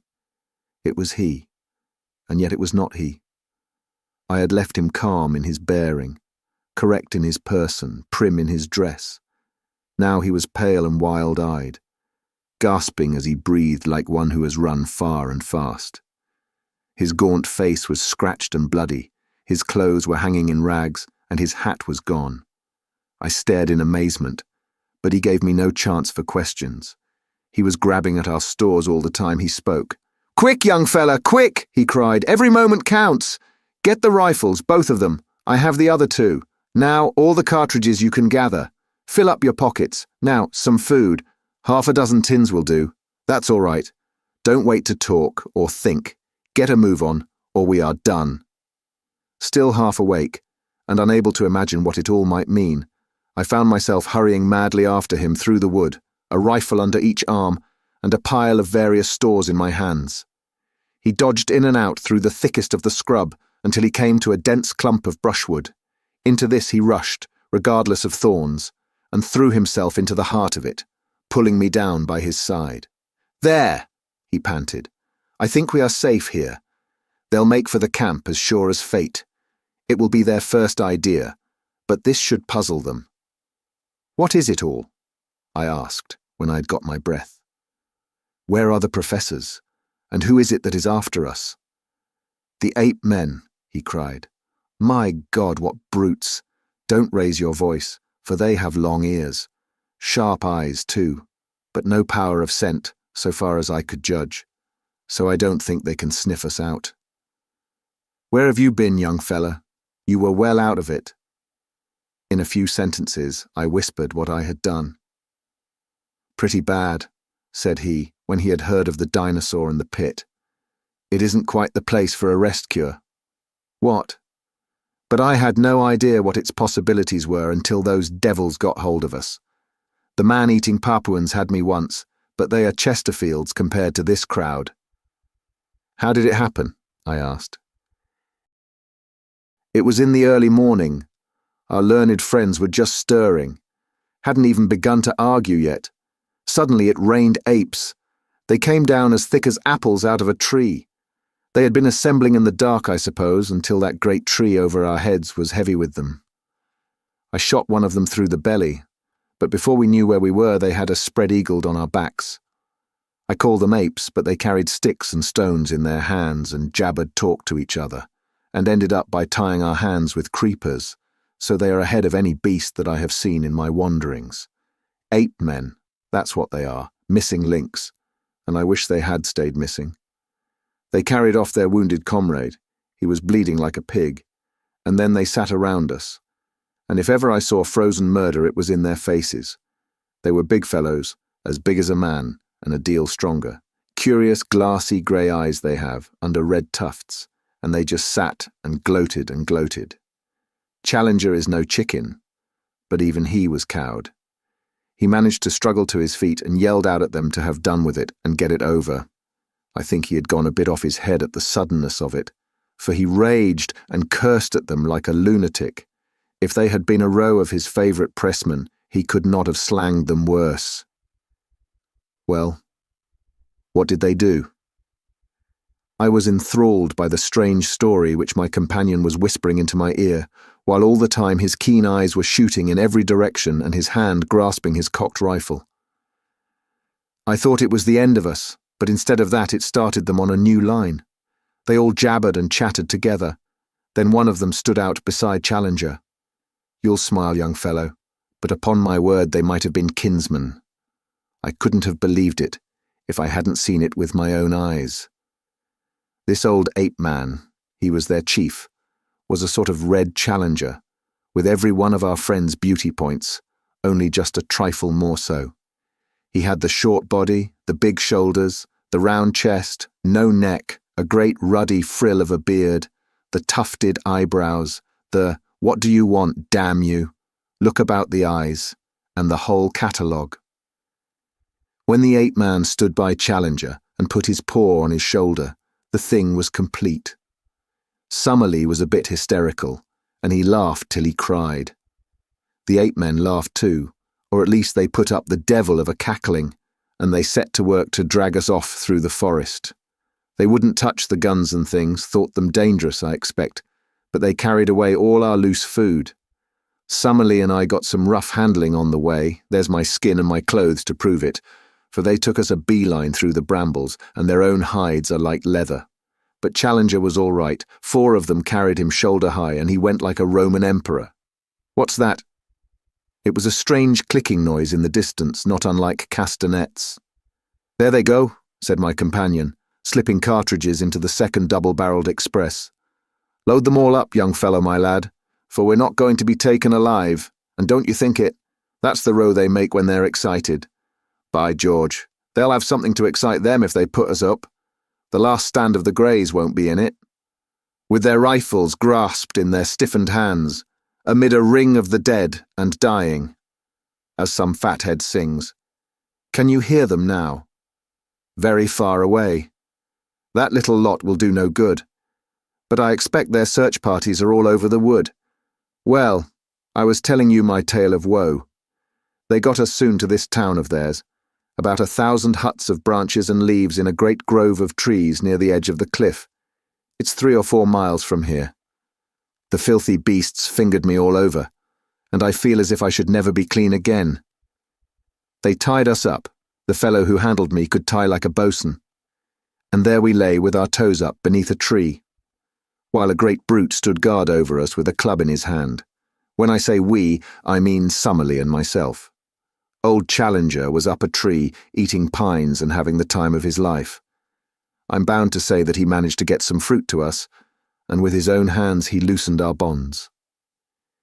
If you'd seen him sitting up in that tree, hobnobbing with his twin brother, and singing in that rolling bass of his, "Ring Out Wild Bells," 'cause music of any kind seemed to put them in a good humour, you'd have smiled, but we weren't in much mood for laughing, as you can guess. They were inclined, within limits, to let him do what he liked, but they drew the line pretty sharply at us. It was a mighty consolation to us all to know that you were running loose and had the archives in your keeping. Well now, young fella, I'll tell you what will surprise you. You say you saw signs of men and fires, traps and the like. Well, we have seen the natives themselves. Poor devils they were, down-faced little chaps, and had enough to make them so. It seems that the humans hold one side of this plateau, over yonder, where you saw the caves, and the ape men hold this side, and there is bloody war between them all the time.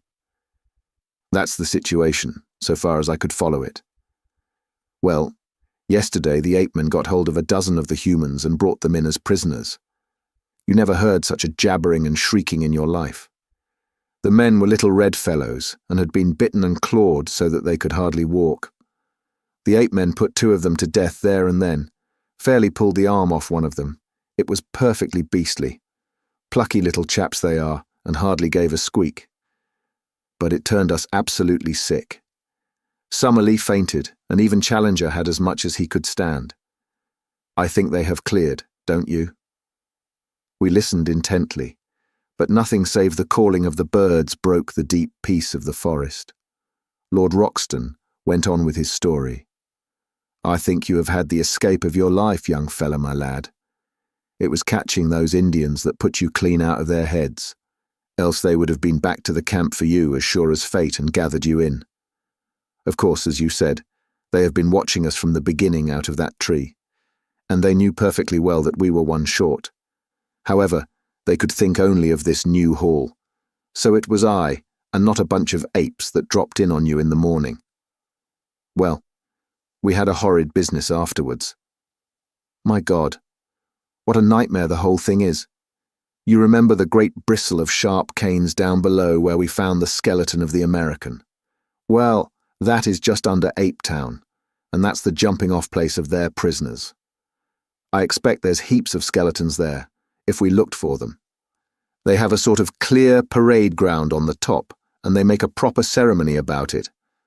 One by one the poor devils have to jump, and the game is to see whether they are merely dashed to pieces, or whether they get skewered on the canes.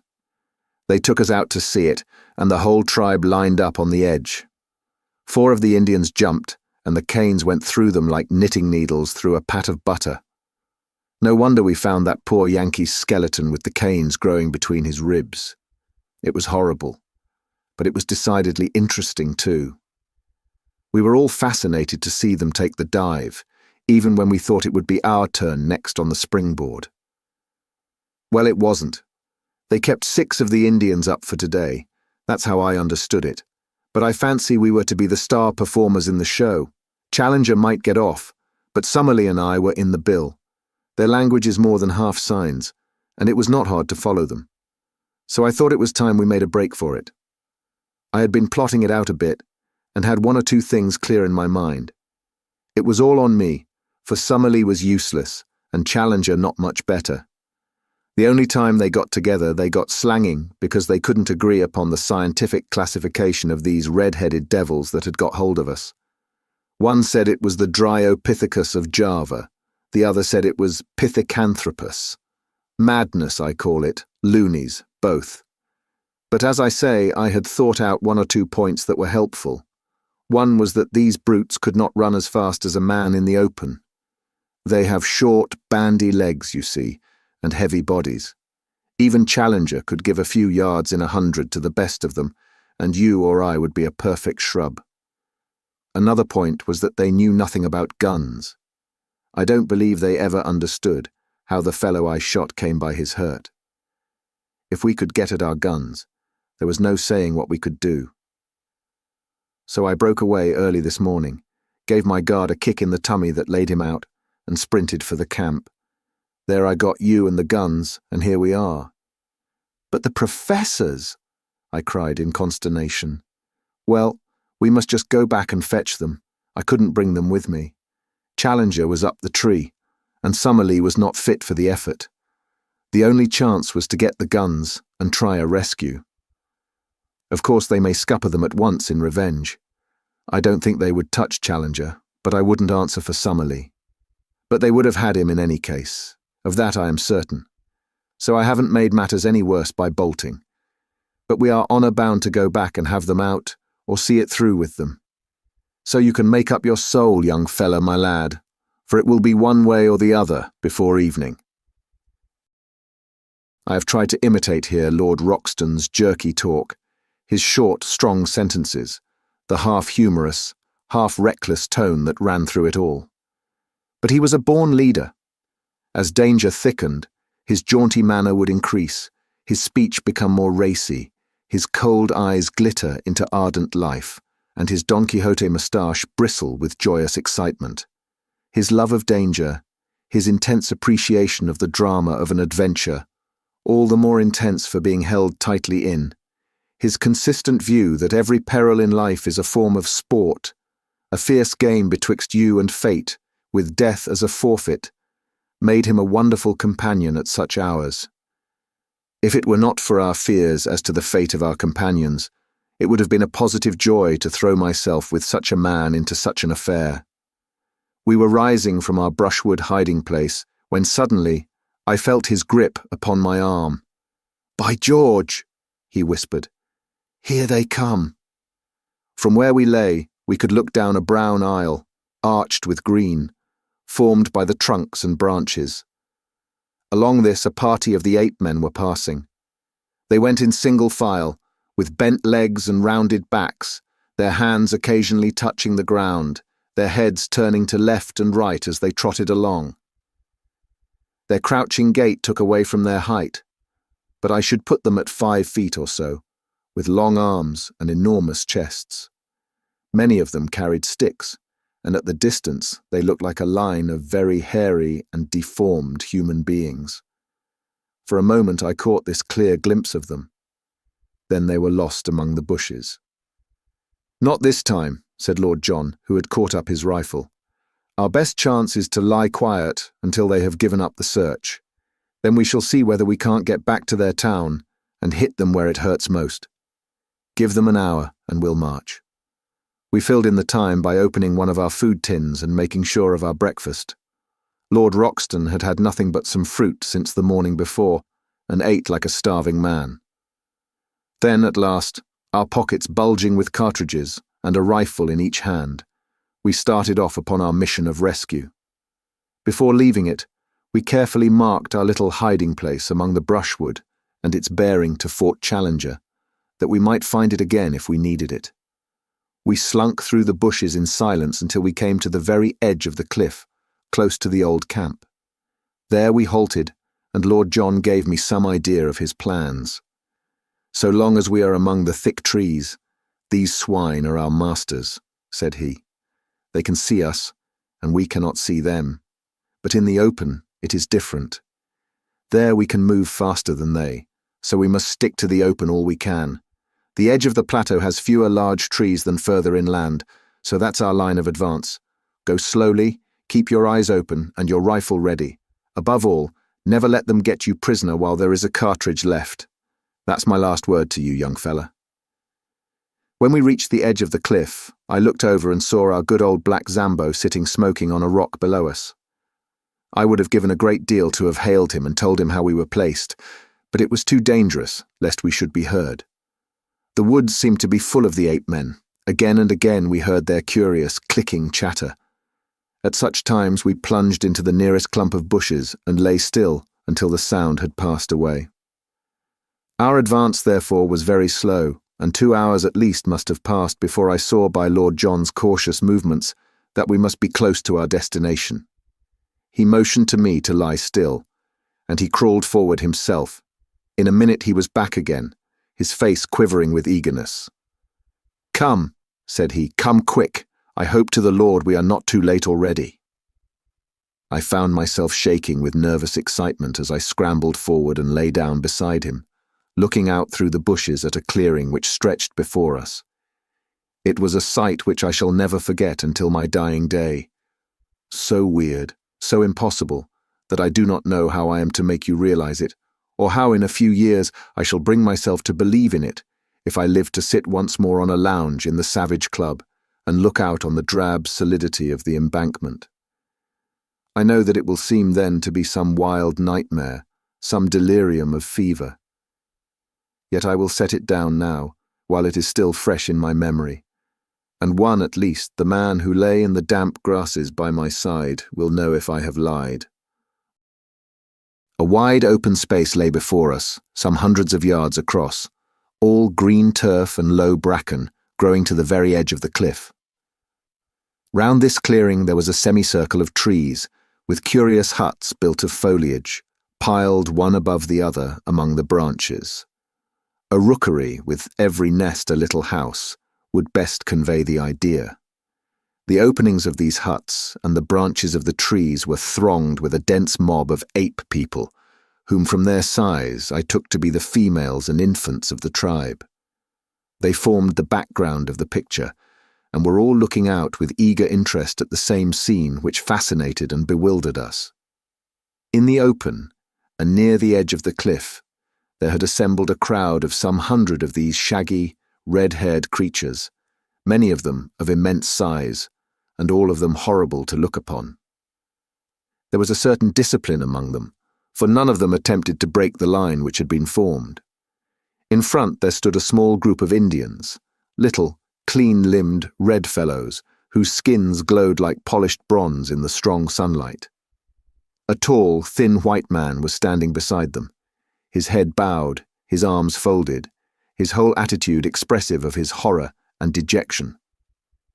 There was no mistaking the angular form of Professor Summerlee. In front of and around this dejected group of prisoners were several ape men, who watched them closely and made all escape impossible.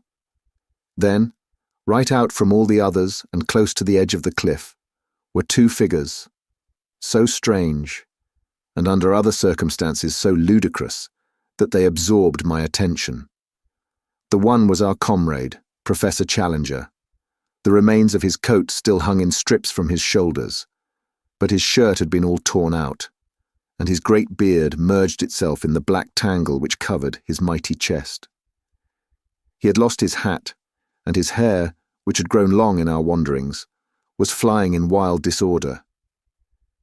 A single day seemed to have changed him from the highest product of modern civilization to the most desperate savage in South America.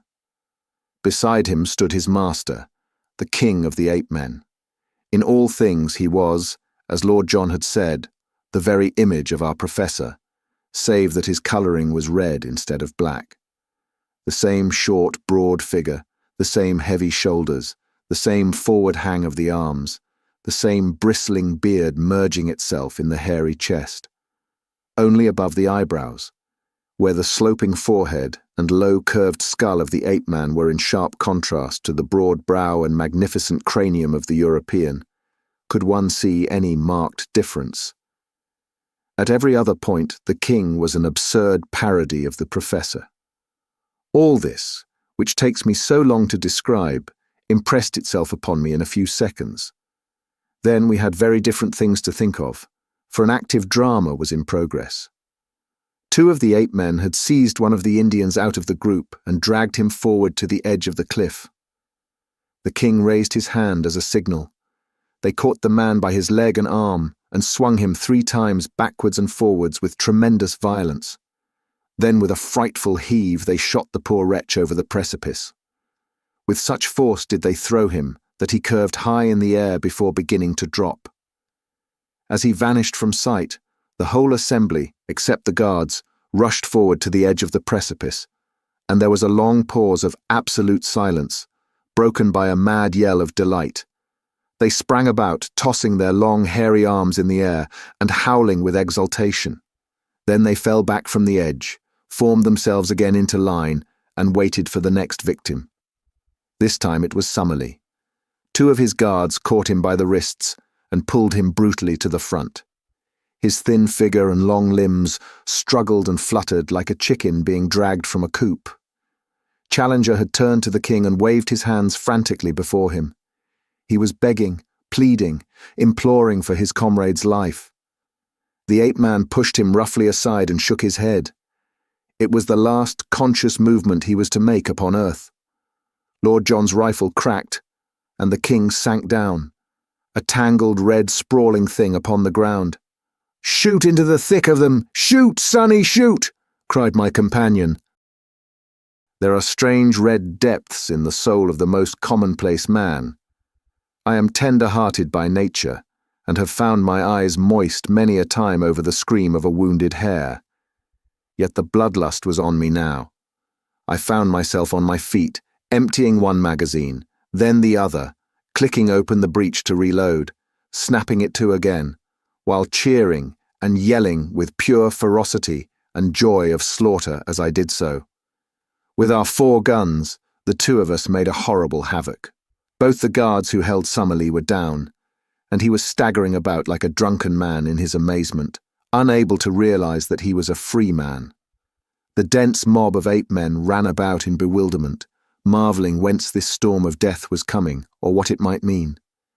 They waved, gesticulated, screamed, and tripped up over those who'd fallen. Then, with a sudden impulse, they all rushed in a howling crowd to the trees for shelter, leaving the ground behind them spotted with their stricken comrades. The prisoners were left for the moment standing alone in the middle of the clearing.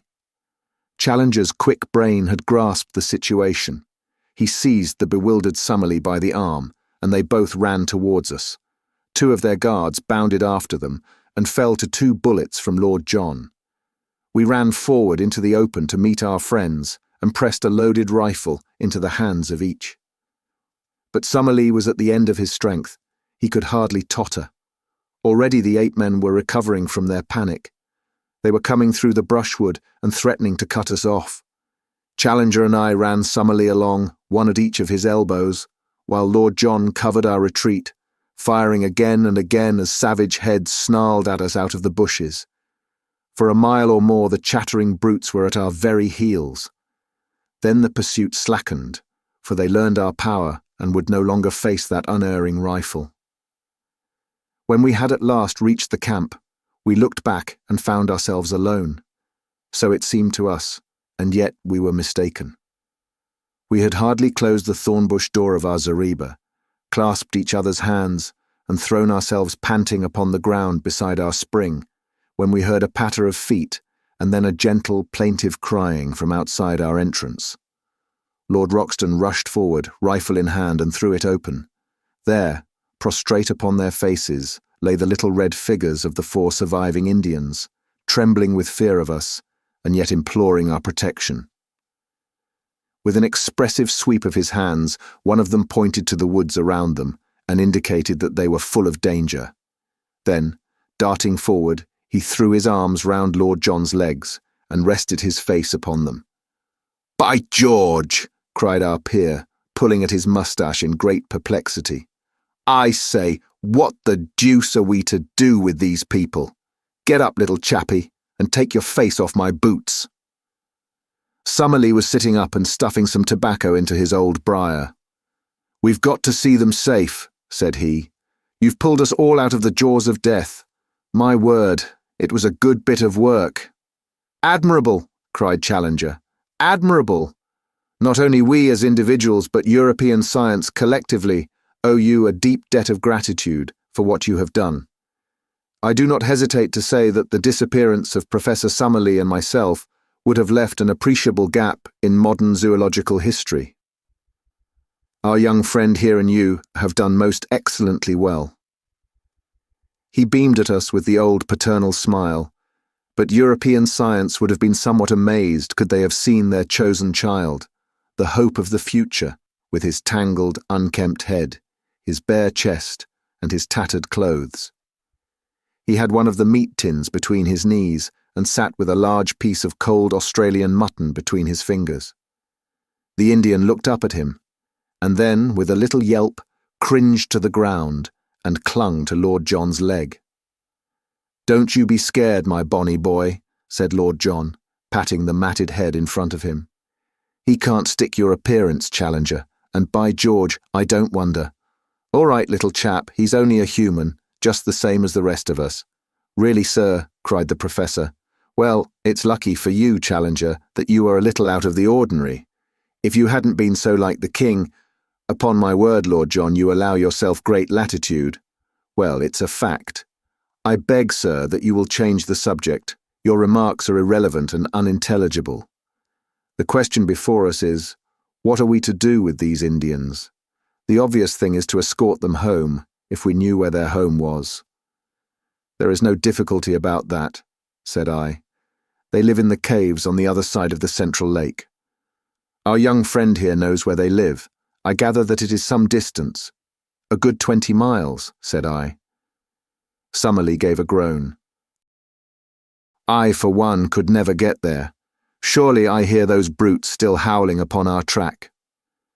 As he spoke, from the dark recesses of the woods, we heard far away the jabbering cry of the ape-men. The Indians once more set up a feeble wail of fear. "We must move, and move quickly," said Lord John. "You help Summerlee, young fellow. These Indians will carry stores. Now then, come along before they can see us." In less than half an hour we had reached our brushwood retreat and concealed ourselves. All day we heard the excited calling of the ape-men in the direction of our old camp, but none of them came our way, and the tired fugitives, red and white, had a long, deep sleep. I was dozing myself in the evening when someone plucked my sleeve, and I found Challenger kneeling beside me. "You keep a diary of these events, and you expect eventually to publish it, Mr. Malone," said he with solemnity. "I am only here as a press reporter," I answered. "Exactly. You may have heard some rather fatuous remarks of Lord John Roxton's, which seemed to imply that there was some resemblance— Yes, I heard them. I need not say that any publicity given to such an idea, any levity in your narrative of what occurred, would be exceedingly offensive to me. I will keep well within the truth. Lord John's observations are frequently exceedingly fanciful, and he is capable of attributing the most absurd reasons to the respect which is always shown by the most undeveloped races to dignity and character. You follow my meaning? Entirely. I leave the matter to your discretion." Then, after a long pause, he added, "The king of the ape-men was really a creature of great distinction, a most remarkably handsome and intelligent personality. Did it not strike you?"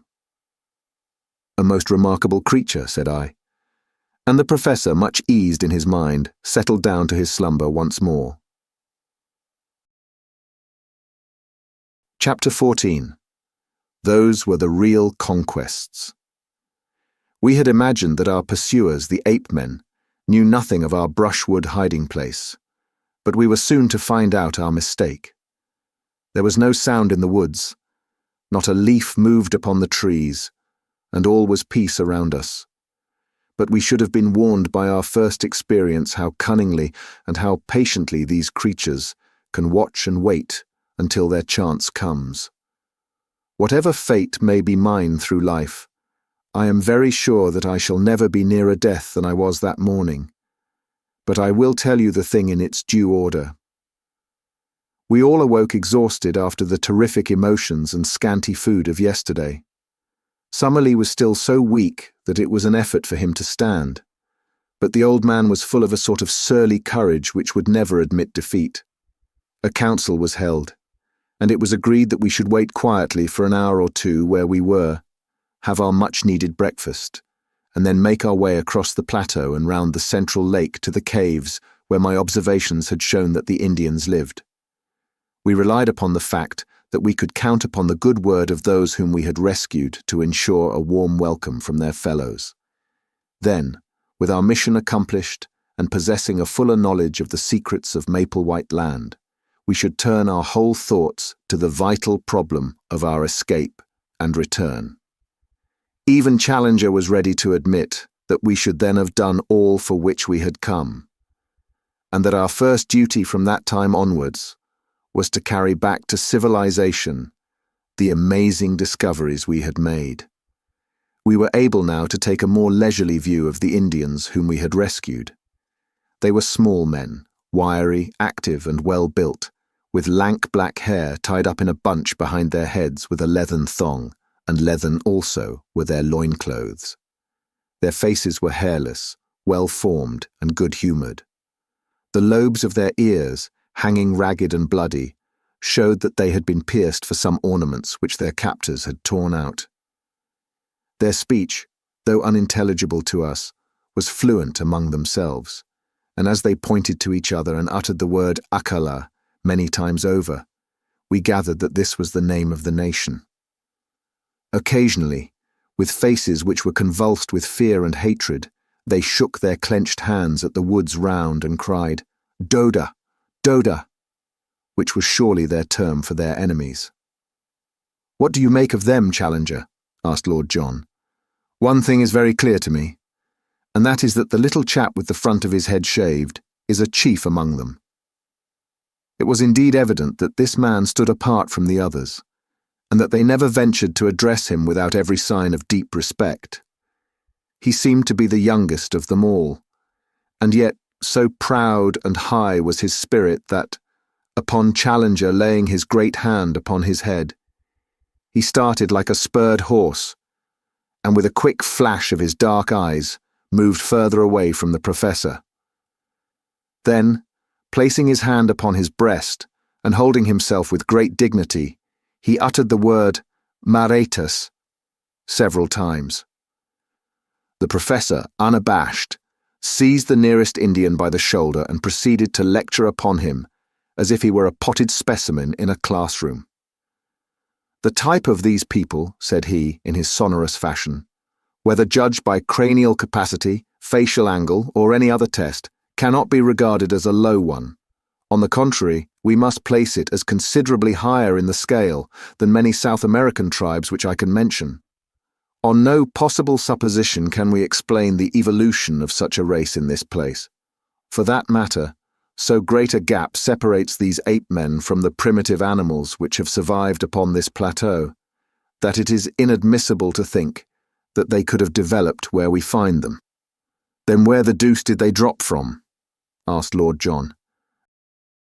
"A question which will, no doubt, be eagerly discussed in every scientific society in Europe and America," the professor answered.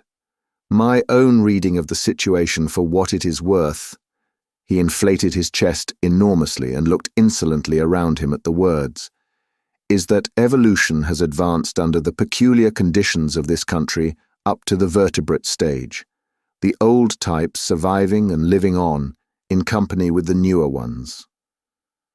Thus we find such modern creatures as the tapir, an animal with quite a respectable length of pedigree, the great deer, and the anteater in the companionship of reptilian forms of Jurassic type. So much is clear. And now come the ape-men and the Indian. What is the scientific mind to think of their presence? I can only account for it by an invasion from outside. It is probable that there existed an anthropoid ape in South America, who in past ages found his way to this place, and that he developed into the creatures we have seen, some of which," here he looked hard at me, "were of an appearance and shape which, if it had been accompanied by corresponding intelligence, would, I do not hesitate to say, have reflected credit upon any living race. As to the Indians, I cannot doubt that they are more recent immigrants from below. Under the stress of famine or of conquest, they have made their way up here. Faced by ferocious creatures which they had never before seen, they took refuge in the caves which our young friend has described, but they have no doubt had a bitter fight to hold their own against wild beasts, and especially against the ape-men who would regard them as intruders, and wage a merciless war upon them with a cunning which the larger beasts would lack. Hence the fact that their numbers appear to be limited. Well, gentlemen, have I read you the riddle aright, or is there any point which you would query? Professor Summerlee for once was too depressed to argue, though he shook his head violently as a token of general disagreement. Lord John merely scratched his scanty locks, with the remark that he couldn't put up a fight as he wasn't in the same weight or class. For my own part, I performed my usual role of bringing things down to a strictly prosaic and practical level, by the remark that one of the Indians was missing. "He has gone to fetch some water," said Lord Roxton. "We fitted him up with an empty beef tin, and he is off." "To the old camp?" I asked. "No, to the brook. It's among the trees there. It can't be more than a couple of 100 yards, but the beggar is certainly taking his time." "I'll go and look after him," said I. I picked up my rifle and strolled in the direction of the brook, leaving my friends to lay out the scanty breakfast. It may seem to you rash that even for so short a distance I should quit the shelter of our friendly thicket, but you will remember that we were many miles from Ape Town, that so far as we knew the creatures had not discovered our retreat, and that in any case, with a rifle in my hands, I had no fear of them. I had not yet learned their cunning or their strength. I could hear the murmur of our brook somewhere ahead of me, but there was a tangle of trees and brushwood between me and it. I was making my way through this at a point which was just out of sight of my companions, when, under one of the trees, I noticed something red huddled among the bushes. As I approached it, I was shocked to see that it was the dead body of the missing Indian.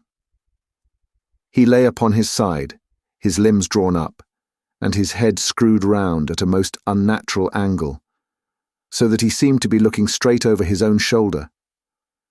I gave a cry to warn my friends that something was amiss, and running forwards, I stooped over the body. Surely my guardian angel was very near me then, for some instinct of fear, or it may have been some faint rustle of leaves, made me glance upwards.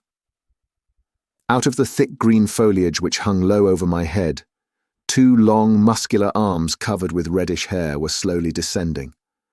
Another instant and the great, stealthy hands would have been round my throat. I sprang backwards, but quick as I was, those hands were quicker still. Through my sudden spring, they missed a fatal grip, but one of them caught the back of my neck and the other one my face. I threw my hands up to protect my throat, and the next moment the huge paw had slid down my face and closed over them. I was lifted lightly from the ground, and I felt an intolerable pressure forcing my head back and back, until the strain upon the cervical spine was more than I could bear. My senses swam, but I still tore at the hand and forced it out from my chin. Looking up, I saw a frightful face with cold, inexorable light blue eyes looking down into mine. There was something hypnotic in those terrible eyes. I could struggle no longer. As the creature felt me grow limp in his grasp, 2 white canines gleamed for a moment at each side of the vile mouth, and the grip tightened still more upon my chin, forcing it always upwards and back. A thin, oval-tinted mist formed before my eyes, and little silvery bells tinkled in my ears. Dully and far off I heard the crack of a rifle, and was feebly aware of the shock as I was dropped to the earth, where I lay without sense or motion. I awoke to find myself on my back upon the grass in our lair within the thicket. Someone had brought the water from the brook, and Lord John was sprinkling my head with it, while Challenger and Summerlee were propping me up with concern in their faces. For a moment, I had a glimpse of the human spirits behind their scientific masks. It was really shock rather than any injury which had prostrated me, and in half an hour, in spite of aching head and stiff neck, I was sitting up and ready for anything. "But you've had the escape of your life, young fellow, my lad," said Lord Roxton. "When I heard your cry and ran forward, and saw your head twisted half off and your stoasser kicking in the air, I thought we were one short. I missed the beast in my flurry, but he dropped you all right and was off like a streak. By George, I wish I had 50 men with rifles. I'd clear out the whole infernal gang of them and leave this country a bit cleaner than we found it.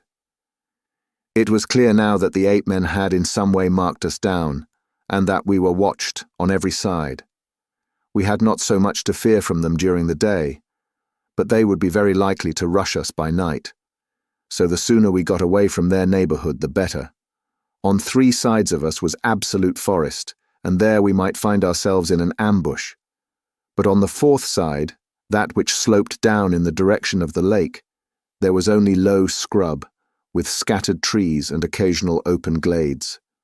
It was, in fact, the route which I had myself taken in my solitary journey, and it led us straight for the Indian caves.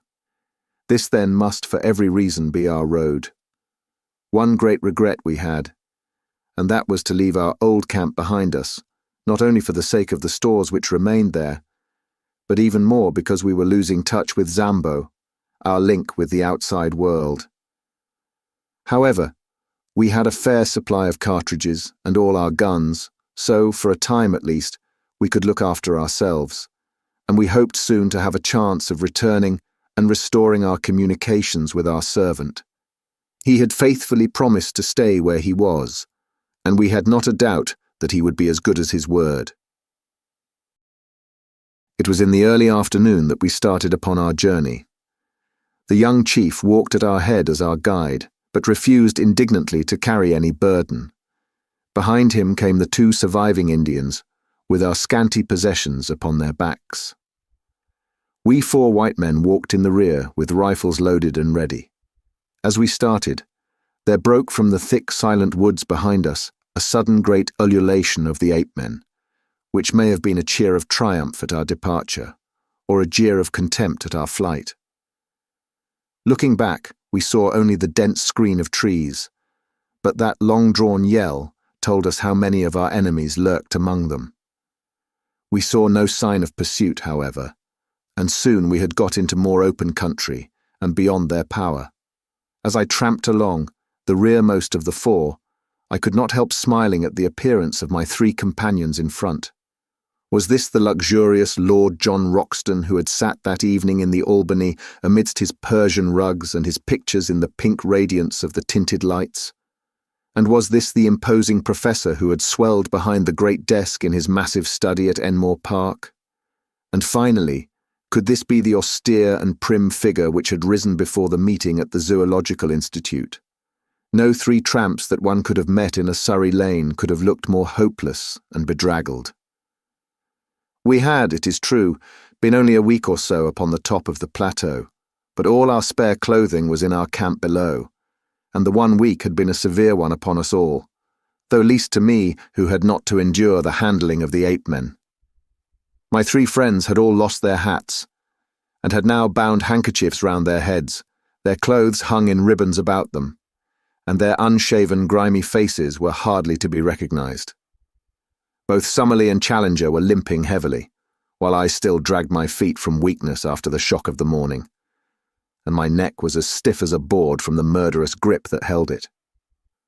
We were indeed a sorry crew, and I did not wonder to see our Indian companions glance back at us occasionally, with horror and amazement on their faces.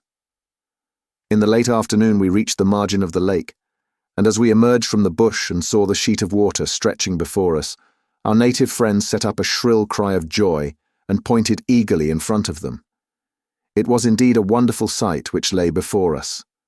Sweeping over the glassy surface was a great flotilla of canoes coming straight for the shore upon which we stood.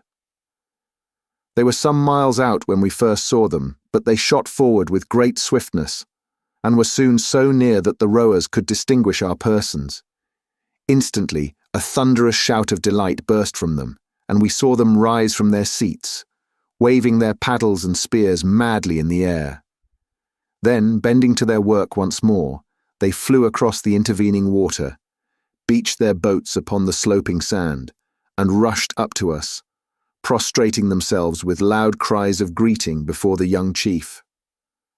Finally, one of them, an elderly man, with a necklace and bracelet of great lustrous glass beads and the skin of some beautiful mottled amber-coloured animal slung over his shoulders, ran forward and embraced most tenderly the youth whom we had saved. He then looked at us and asked some questions, after which he stepped up with much dignity and embraced us also, each in turn. Then, at his order, the whole tribe lay down upon the ground before us in homage. Personally, I felt shy and uncomfortable at this obsequious adoration, and I read the same feeling in the faces of Roxton and Summerlee, but Challenger expanded like a flower in the sun. "They may be undeveloped types," said he, stroking his beard and looking round at them, "but their deportment in the presence of their superiors might be a lesson to some of our more advanced Europeans. Strange how correct are the instincts of the natural man." It was clear that the natives had come out upon the warpath, for every man carried his spear, a long bamboo tipped with bone, his bow and arrows, and some sort of club or stone battle-axe slung at his side. Their dark, angry glances at the woods from which we had come, and the frequent repetition of the word Doda, made it clear enough that this was a rescue party who had set forth to save or revenge the old chief's son, for such we gathered that the youth must be. A council was now held by the whole tribe, squatting in a circle, whilst we sat near on a slab of basalt and watched their proceedings.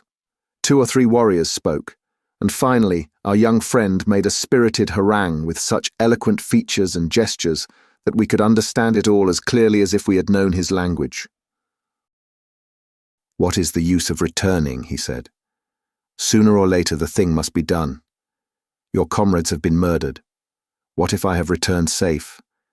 These others have been done to death. There is no safety for any of us. We are assembled now and ready." Then he pointed to us. "These strange men are our friends. They are great fighters, and they hate the ape men even as we do. They command," here he pointed up to heaven, "the thunder and the lightning. When shall we have such a chance again? Let us go forward and either die now or live for the future in safety.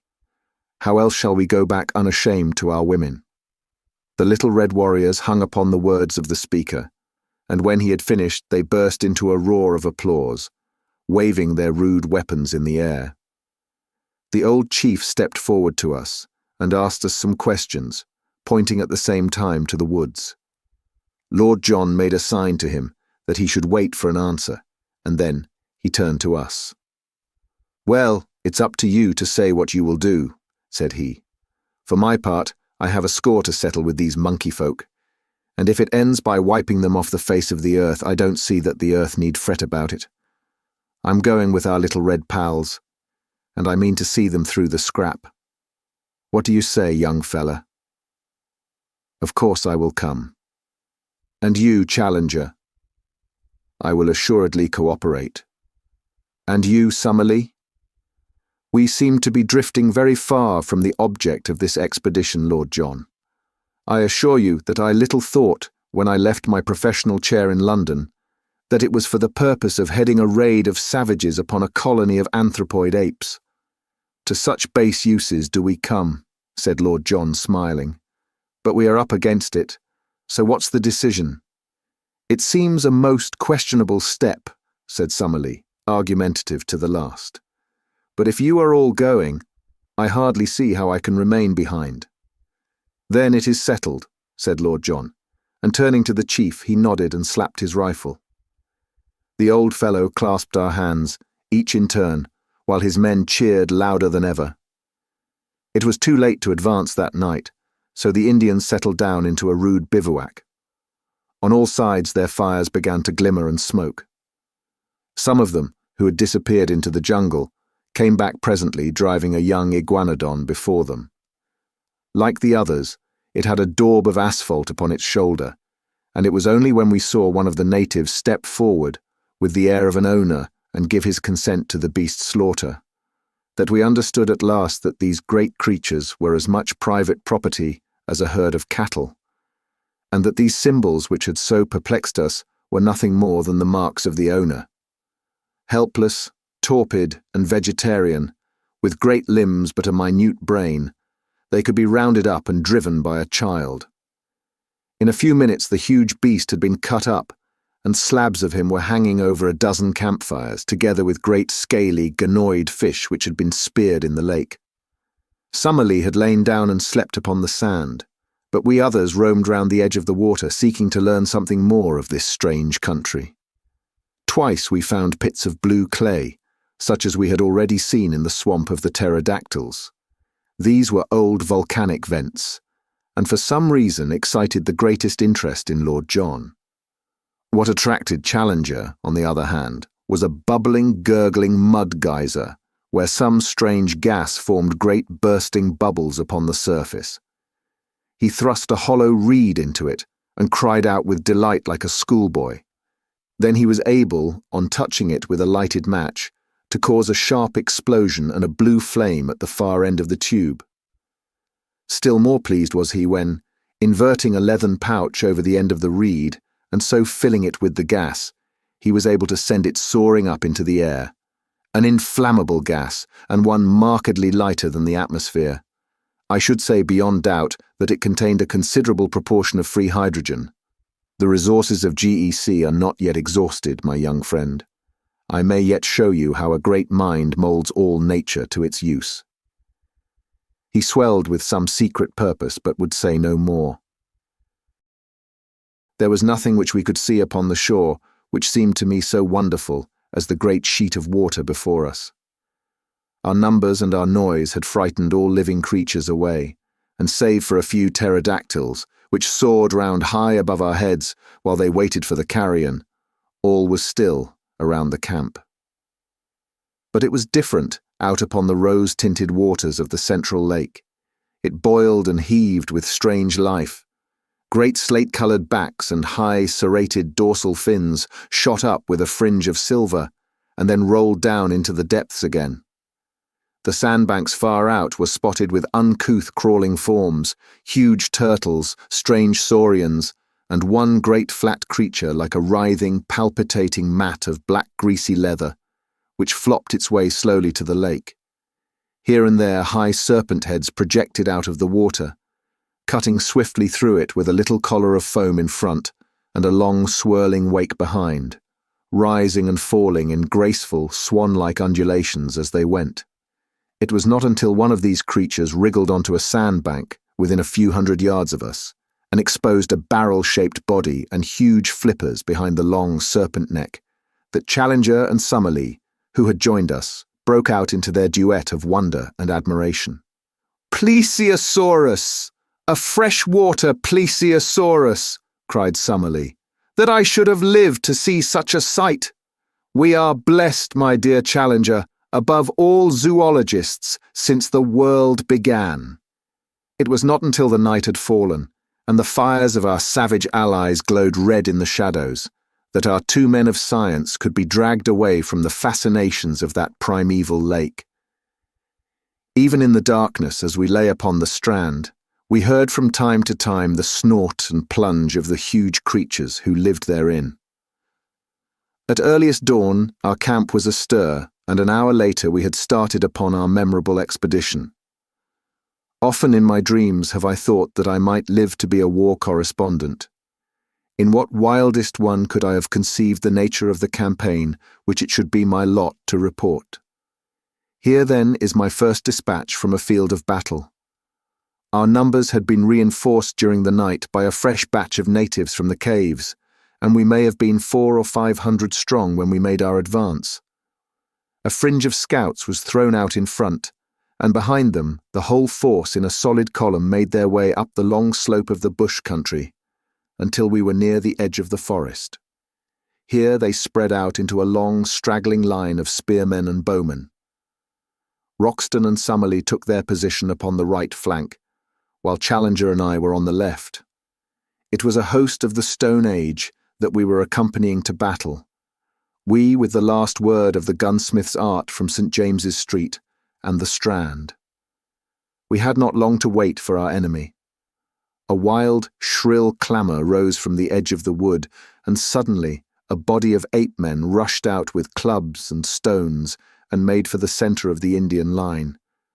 It was a valiant move, but a foolish one, for the great bandy-legged creatures were slow of foot, while their opponents were as active as cats.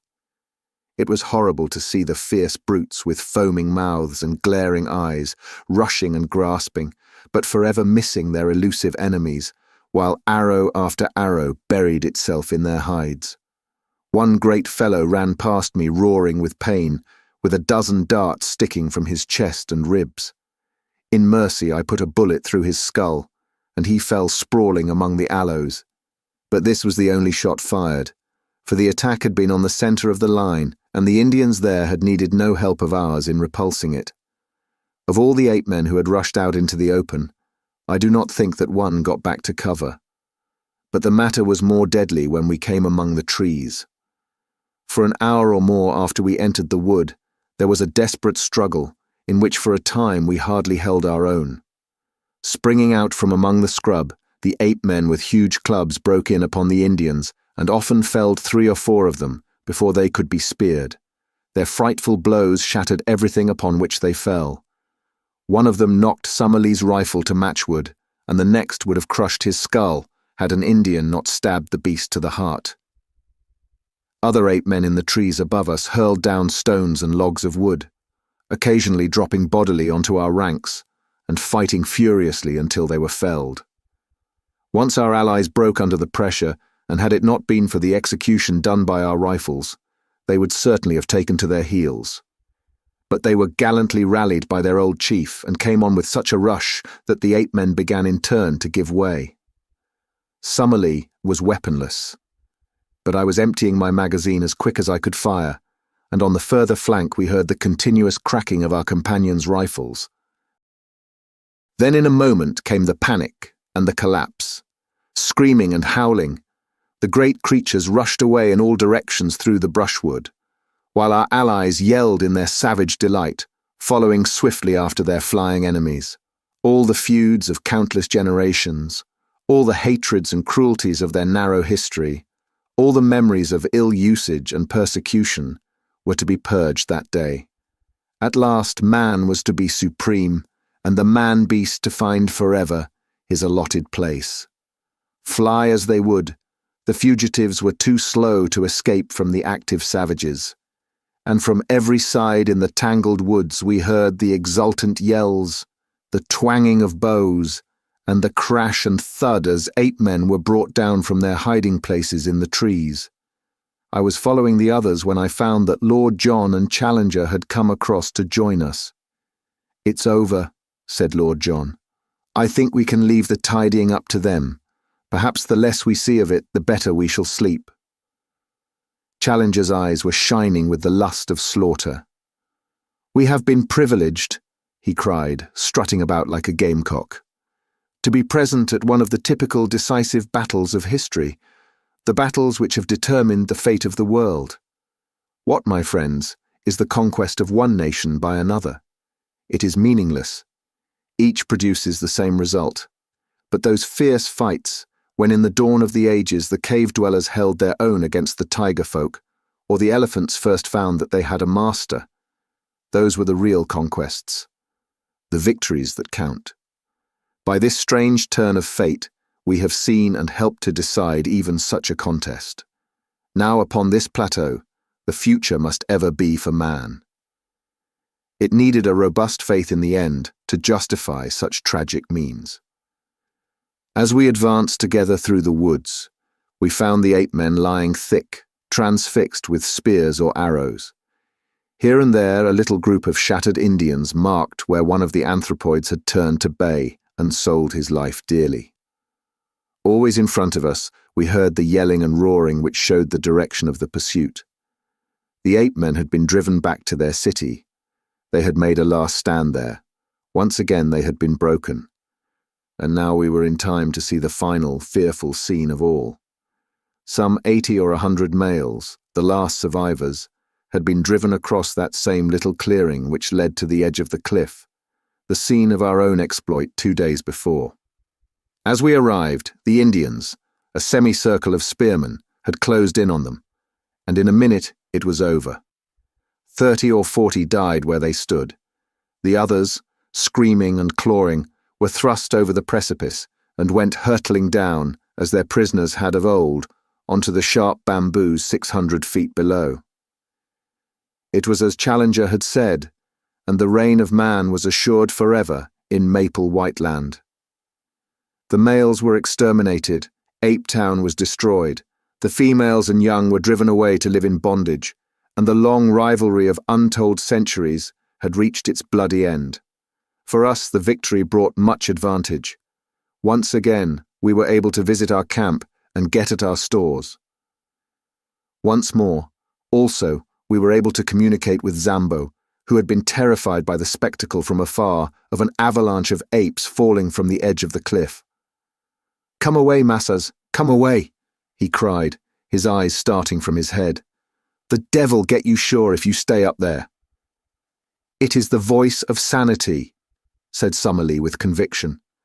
"We have had adventures enough, and they are neither suitable to our character nor our position. I hold you to your word, Challenger. From now onwards, you devote your energies to getting us out of this horrible country and back once more to civilization." Chapter 15. Our eyes have seen great wonders. I write this from day to day, but I trust that before I come to the end of it, I may be able to say that the light shines, at last, through our clouds. We are held here with no clear means of making our escape, and bitterly we chafe against it. Yet I can well imagine that the day may come when we may be glad that we were kept against our will to see something more of the wonders of this singular place, and of the creatures who inhabit it. The victory of the Indians and the annihilation of the ape-men marked the turning point of our fortunes. From then onwards, we were in truth masters of the plateau, for the natives looked upon us with a mixture of fear and gratitude, since by our strange powers we had aided them to destroy their hereditary foe. For their own sakes they would perhaps be glad to see the departure of such formidable and incalculable people. But they have not themselves suggested any way by which we may reach the plains below. There had been, so far as we could follow their signs, a tunnel by which the place could be approached, the lower exit of which we had seen from below. By this, no doubt, both ape-men and Indians had at different epochs reached the top, and Maple White with his companion had taken the same way. Only the year before, however, there had been a terrific earthquake, and the upper end of the tunnel had fallen in and completely disappeared. The Indians now could only shake their heads and shrug their shoulders when we expressed by signs our desire to descend. It may be that they cannot, but it may also be that they will not help us to get away. At the end of the victorious campaign, the surviving ape folk were driven across the plateau. Their wailings were horrible, and established in the neighborhood of the Indian caves, where they would from now onwards be a servile race under the eyes of their masters. It was a rude, raw, primeval version of the Jews in Babylon or the Israelites in Egypt. At night we could hear from amid the trees the long-drawn cry as some primitive Ezekiel mourned for fallen greatness and recalled the departed glories of Ape Town. Hewers of wood and drawers of water, such were they from now onwards. We had returned across the plateau with our allies 2 days after the battle and made our camp at the foot of their cliffs. They would have had us share their caves with them, but Lord John would by no means consent to it, considering that to do so would put us in their power if they were treacherously disposed. We kept our independence, therefore, and had our weapons ready for any emergency, while preserving the most friendly relations. We also continually visited their caves, which were most remarkable places, though whether made by man or by nature we have never been able to determine. They were all on the one stratum, hollowed out of some soft rock which lay between the volcanic basalt forming the ruddy cliffs above them, and the hard granite which formed their base. The openings were about 80 feet above the ground and were led up to by long stone stairs, so narrow and steep that no large animal could mount them. Inside they were warm and dry, running in straight passages of varying length into the side of the hill, with smooth grey walls decorated with many excellent pictures done with charred sticks and representing the various animals of the plateau. If every living thing were swept from the country, the future explorer would find upon the walls of these caves ample evidence of the strange fauna, the dinosaurs, iguanodons, and fish lizards, which had lived so recently upon Earth. Since we had learned that the huge iguanodons were kept as tame herds by their owners and were simply walking meat stores, we had conceived that man, even with his primitive weapons, had established his ascendancy upon the plateau. We were soon to discover that it was not so, and that he was still there upon tolerance. It was on the third day after our forming our camp near the Indian caves that the tragedy occurred. Challenger and Summerlee had gone off together that day to the lake, where some of the natives, under their direction, were engaged in harpooning specimens of the great lizards. Lord John and I had remained in our camp while a number of the Indians were scattered about upon the grassy slope in front of the caves, engaged in different ways. Suddenly there was a shrill cry of alarm, with the word "stoa" resounding from 100 tongues. From every side, men, women, and children were rushing wildly for shelter, swarming up the staircases and into the caves in a mad stampede. Looking up, we could see them waving their arms from the rocks above and beckoning to us to join them in their refuge. We had both seized our magazine rifles and ran out to see what the danger could be. Suddenly, from the near belt of trees, there broke forth a group of 12 or 15 Indians, running for their lives, and at their very heels 2 of those frightful monsters which had disturbed our camp and pursued me upon my solitary journey. In shape they were like horrible toads, and moved in a succession of springs, but in size they were of an incredible bulk, larger than the largest elephant. We had never before seen them save at night, and indeed they are nocturnal animals save when disturbed in their lairs, as these had been. We now stood amazed at the sight, for their blotched and warty skins were of a curious fish-like iridescence, and the sunlight struck them with an ever-varying rainbow bloom as they moved. We had little time to watch them, however, for in an instant they had overtaken the fugitives and were making a dire slaughter among them. Their method was to fall forward with their full weight upon each in turn, leaving him crushed and mangled, to bound on after the others. The wretched Indians screamed with terror, but were helpless, run as they would, before the relentless purpose and horrible activity of these monstrous creatures. One after another they went down, and there were not half a dozen surviving by the time my companion and I could come to their help. But our aid was of little avail, and only involved us in the same peril. At the range of a couple of 100 yards we emptied our magazines, firing bullet after bullet into the beasts, but with no more effect than if we were pelting them with pellets of paper. Their slow reptilian natures cared nothing for wounds, and the springs of their lives, with no special brain center but scattered throughout their spinal cords, could not be tapped by any modern weapons. The most that we could do was to check their progress by distracting their attention with the flash and roar of our guns, and so to give both the natives and ourselves time to reach the steps which led to safety. But where the conical explosive bullets of the 20th century were of no avail, the poisoned arrows of the natives dipped in the juice of strophanthus and steeped afterwards in decayed carrion could succeed.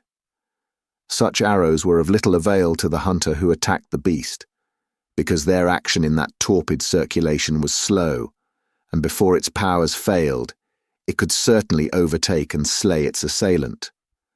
But now, as the 2 monsters hounded us to the very foot of the stairs, a drift of darts came whistling from every chink in the cliff above them.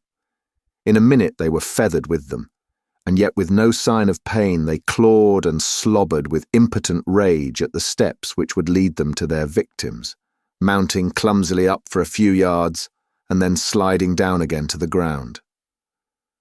But at last the poison worked. One of them gave a deep rumbling groan and dropped his huge squat head onto the earth.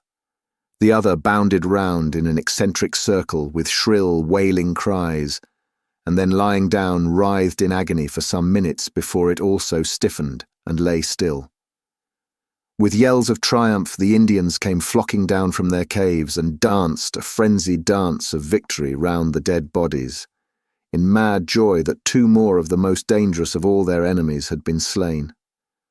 That night they cut up and removed the bodies, not to eat, for the poison was still active, but lest they should breed a pestilence.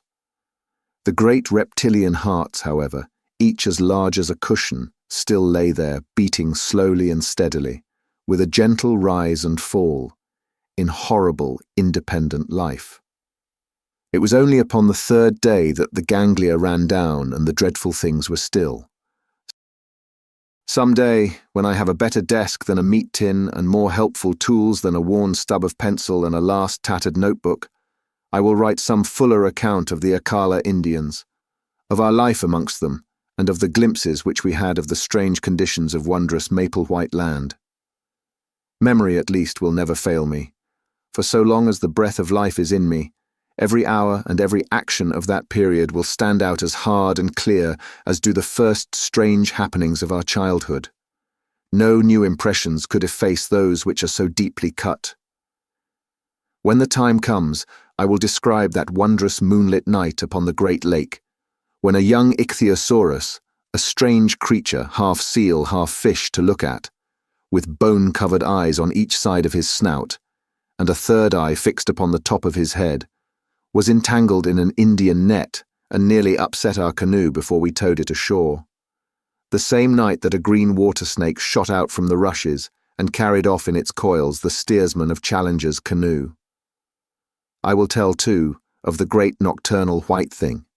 To this day, we do not know whether it was beast or reptile, which lived in a vile swamp to the east of the lake and flitted about with a faint phosphorescent glimmer in the darkness. The Indians were so terrified at it that they would not go near the place. And though we twice made expeditions and saw it each time, we could not make our way through the deep marsh in which it lived. I can only say that it seemed to be larger than a cow and had the strangest musky odour. I will tell also of the huge bird which chased Challenger to the shelter of the rocks one day.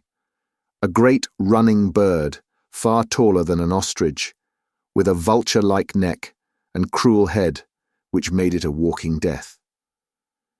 As Challenger climbed to safety, one dart of that savage curving beak shone off the heel of his boot as if it had been cut with a chisel. This time at least modern weapons prevailed, and the great creature, 12 feet from head to foot, Phororicus its name, according to our panting but exultant professor, went down before Lord Roxton's rifle in a flurry of waving feathers and kicking limbs, with 2 remorseless yellow eyes glaring up from the midst of it. May I live to see that flattened, vicious skull in its own niche, amid the trophies of the Albany. Finally, I will assuredly give some account of the Toxodon, the giant 10-foot guinea pig with projecting chisel teeth, which we killed as it drank in the grey of the morning by the side of the lake.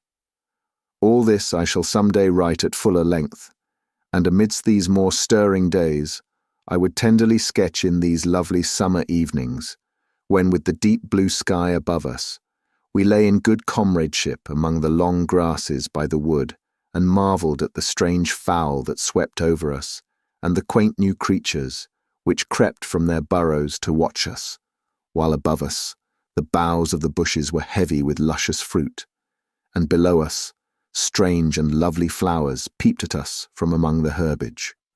All those long moonlit nights when we lay out upon the shimmering surface of the great lake and watched with wonder and awe the huge circles rippling out from the sudden splash of some fantastic monster, or the greenish gleam, far down in the deep water, of some strange creature upon the confines of darkness.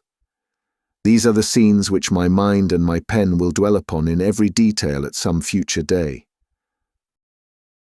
But you will ask why these experiences and why this delay, when you and your comrades should have been occupied day and night in the devising of some means by which you could return to the outer world.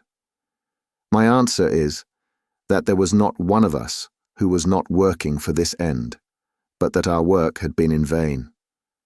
One fact we had very speedily discovered.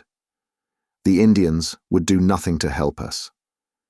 In every other way they were our friends, one might almost say our devoted slaves.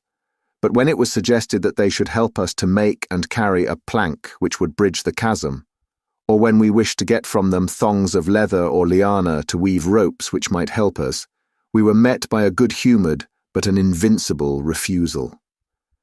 They would smile, twinkle their eyes, shake their heads, and there was the end of it. Even the old chief met us with the same obstinate denial, and it was only Maretas, the youngster whom we had saved, who looked wistfully at us and told us by his gestures that he was grieved for our thwarted wishes. Ever since their crowning triumph with the ape-men, they looked upon us as supermen, who bore victory in the tubes of strange weapons, and they believed that so long as we remained with them, good fortune would be theirs. A little red-skinned wife and a cave of our own were freely offered to each of us if we would but forget our own people and dwell forever upon the plateau. So far, all had been kindly, however far apart our desires might be, but we felt well assured that our actual plans of a descent must be kept secret, for we had reason to fear that at the last they might try to hold us by force. In spite of the danger from dinosaurs, which is not great save at night, for, as I may have said before, they are mostly nocturnal in their habits. I have twice in the last 3 weeks been over to our old camp in order to see our servant who still kept watch and ward below the cliff.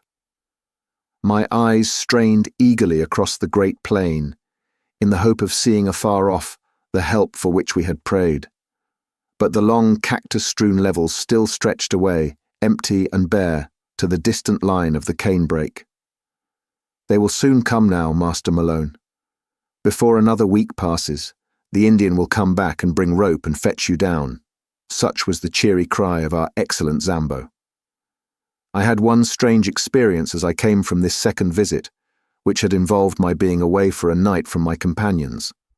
I was returning along the well-remembered route and had reached a spot within a mile or so of the marsh of the pterodactyls, when I saw an extraordinary object approaching me. It was a man who walked inside a framework made of bent canes, so that he was enclosed on all sides in a bell-shaped cage. As I drew nearer, I was more amazed still to see that it was Lord John Roxton. When he saw me, he slipped from under his curious protection and came towards me laughing, and yet, as I thought, with some confusion in his manner. "Well, young fellow," said he, "who would have thought of meeting you up here?" "What in the world are you doing?" I asked. "Visiting my friends, the pterodactyls," said he. "But why? Interesting beasts, don't you think? But unsociable, nasty, rude ways with strangers, as you may remember. So I rigged this framework which keeps them from being too pressing in their attentions. But what do you want in the swamp?" He looked at me with a very questioning eye, and I read hesitation in his face. "Don't you think other people besides professors can want to know things?" he said at last. "I'm studying the pretty dears. That's enough for you." "No offence," said I. His good humour returned and he laughed. "No offence, young fellow. I'm going to get a young devil chick for Challenger. That's one of my jobs. No, I don't want your company. I'm safe in this cage and you are not. So long, and I'll be back in camp by nightfall." He turned away and I left him wandering on through the wood with his extraordinary cage around him. If Lord John's behaviour at this time was strange, that of Challenger was more so. I may say that he seemed to possess an extraordinary fascination for the Indian women, and that he always carried a large spreading palm branch with which he beat them off as if they were flies, when their attentions became too pressing. To see him walking like a comic opera sultan, with this badge of authority in his hand, his black beard bristling in front of him, his toes pointing at each step, and a train of wide-eyed Indian girls behind him, clad in their slender drapery of bark cloth, is one of the most grotesque of all the pictures which I will carry back with me. As to Summerlee, he was absorbed in the insect and bird life of the plateau, and spent his whole time, save that considerable portion which was devoted to abusing Challenger for not getting us out of our difficulties, in cleaning and mounting his specimens. Challenger had been in the habit of walking off by himself every morning and returning from time to time with looks of portentous solemnity, as one who bears the full weight of a great enterprise upon his shoulders. One day, palm branch in hand, and his crowd of adoring devotees behind him, he led us down to his hidden workshop and took us into the secret of his plans. The place was a small clearing in the center of a palm grove. In this was one of those boiling mud geysers, which I've already described.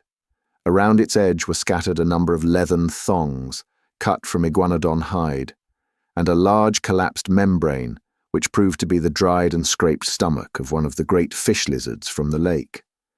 This huge sack had been sewn up at one end, and only a small orifice left at the other.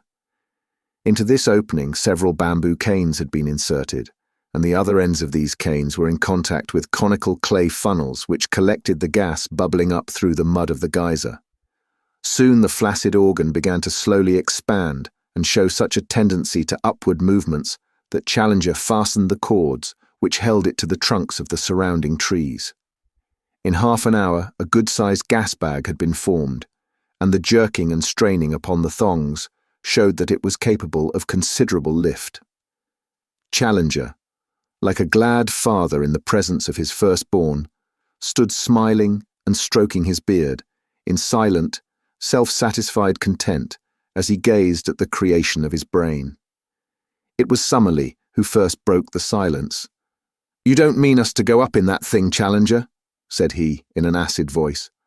"I mean, my dear Summerlee, to give you such a demonstration of its powers that after seeing it you will, I am sure, have no hesitation in trusting yourself to it." "You can put it right out of your head now, at once," said Summerlee with decision. "Nothing on earth would induce me to commit such a folly. Lord John, I trust that you will not countenance such madness." "Deuced ingenious, I call it," said our peer. "I'd like to see how it works." "So you shall," said Challenger. "For some days I have exerted my whole brain force upon the problem of how we shall descend from these cliffs. We have satisfied ourselves that we cannot climb down and that there is no tunnel. We are also unable to construct any kind of bridge, which may take us back to the pinnacle from which we came. How then shall I find a means to convey us? Some little time ago, I had remarked to our young friend here that free hydrogen was evolved from the geyser. The idea of a balloon naturally followed. I was, I will admit, somewhat baffled by the difficulty of discovering an envelope to contain the gas, but the contemplation of the immense entrails of these reptiles supplied me with a solution to the problem. Behold the result. He put one hand in the front of his ragged jacket and pointed proudly with the other. By this time the gas bag had swollen to a goodly rotundity and was jerking strongly upon its lashings. "Midsummer madness!" snorted Summerlee. Lord John was delighted with the whole idea. "Clever old dear, ain't he?" he whispered to me, and then louder to Challenger. "What about a car?" "The car will be my next care. I have already planned how it is to be made and attached. Meanwhile, I will simply show you how capable my apparatus is of supporting the weight of each of us." "All of us, surely?" "No, it is part of my plan that each in turn shall descend as in a parachute, and the balloon be drawn back by means which I shall have no difficulty in perfecting. If it will support the weight of one and let him gently down, it will have done all that is required of it. I will now show you its capacity in that direction." He brought out a lump of basalt of a considerable size, constructed in the middle so that a cord could be easily attached to it. This cord was the one which we had brought with us onto the plateau after we had used it for climbing the pinnacle. It was over 100 feet long, and though it was thin, it was very strong. He had prepared a sort of collar of leather with many straps depending from it. This collar was placed over the dome of the balloon, and the hanging thongs were gathered together below, so that the pressure of any weight would be diffused over a considerable surface.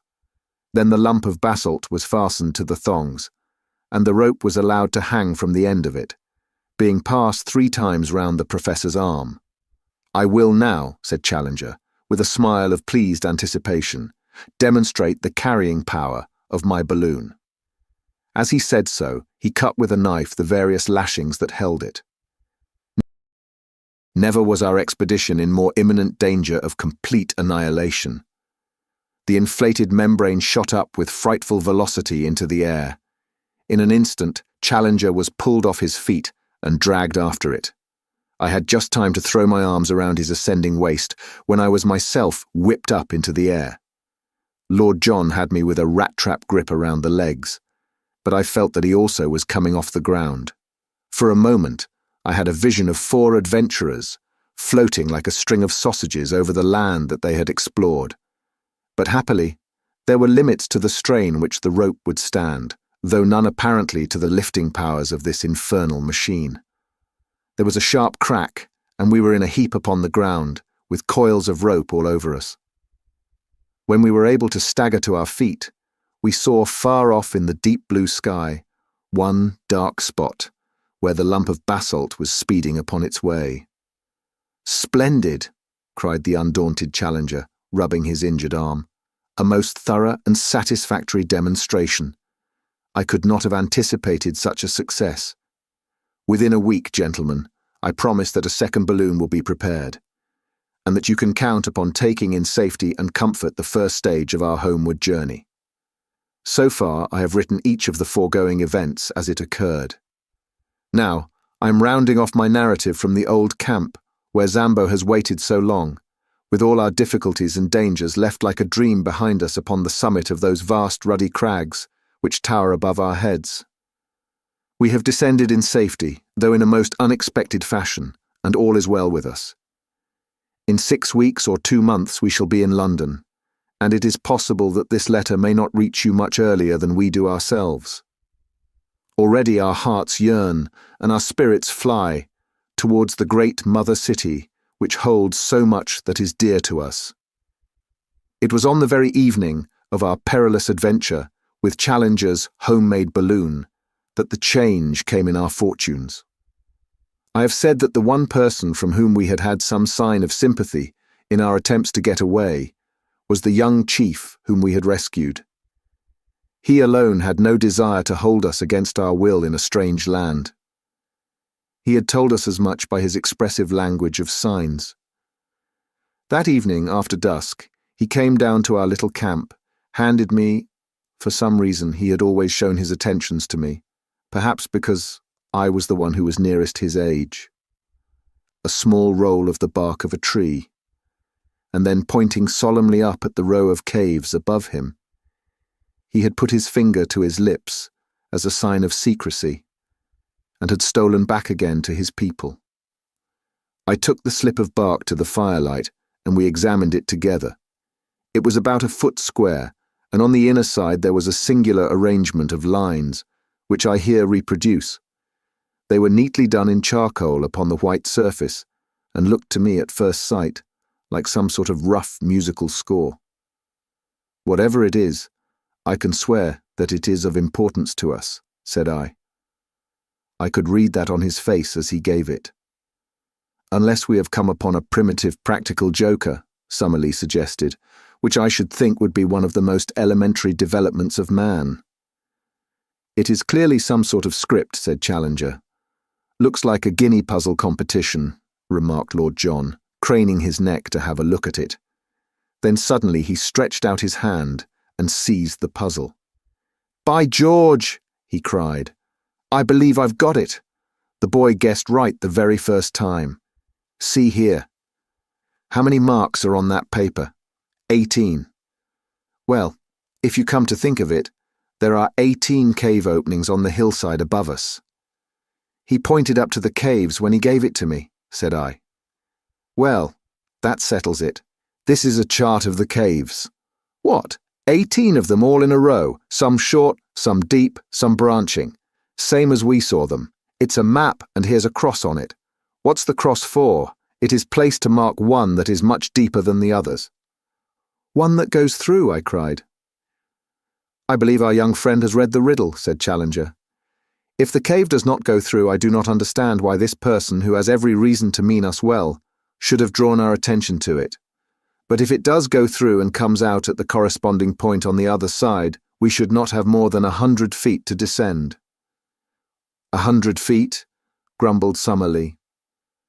"Well, our rope is still more than 100 feet long," I cried. "Surely we could get down." "How about the Indians in the cave?" Summerlee objected. "There are no Indians in any of the caves above our heads," said I. "They are all used as barns and storehouses. Why should we not go up now at once and spy out the land?" "There is a dry bituminous wood upon the plateau, a species of araucaria, according to our botanist, which is always used by the Indians for torches. Each of us picked up a bundle of this brushwood, and we made our way up weed-covered steps to the particular cave which was marked in the drawing.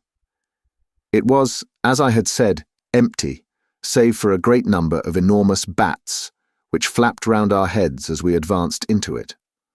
As we had no desire to draw the attention of the Indians to our proceedings, we stumbled along in the dark until we had gone round several curves and penetrated a considerable distance into the cavern. Then, at last, we lit our torches. It was a beautiful dry tunnel with smooth grey walls covered with native symbols, a curved roof which arched over our heads, and white glistening sand beneath our feet. We hurried eagerly along it until, with a deep groan of bitter disappointment, we were brought to a halt. A sheer wall of rock had appeared before us, with no chink through which a mouse could have slipped. There was no escape for us there. We stood with bitter hearts staring at this unexpected obstacle. It was not the result of any convulsion, as in the case of the ascending tunnel. The end wall was exactly like the side ones. It was, and had always been, a cul-de-sac.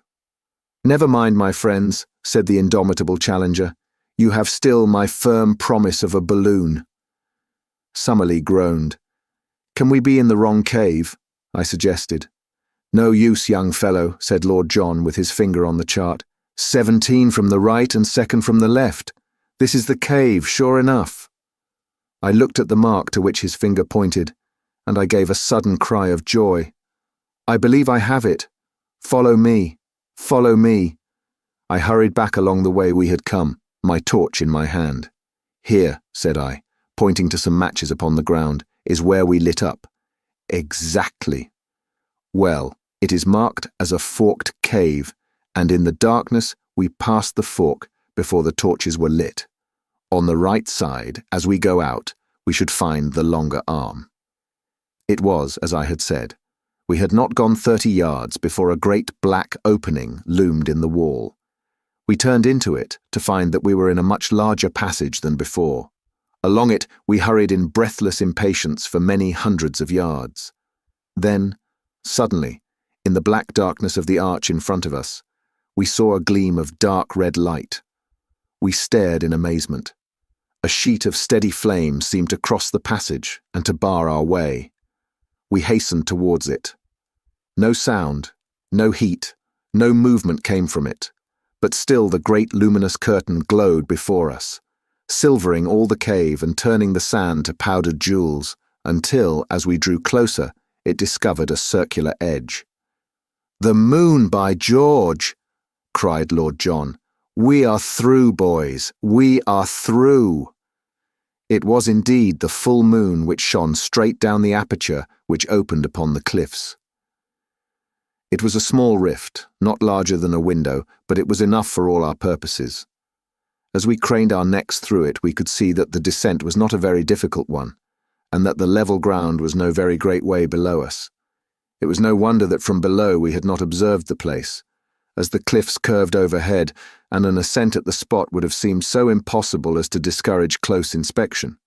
We satisfied ourselves that with the help of our rope we could find our way down, and then returned, rejoicing, to our camp to make our preparations for the next evening.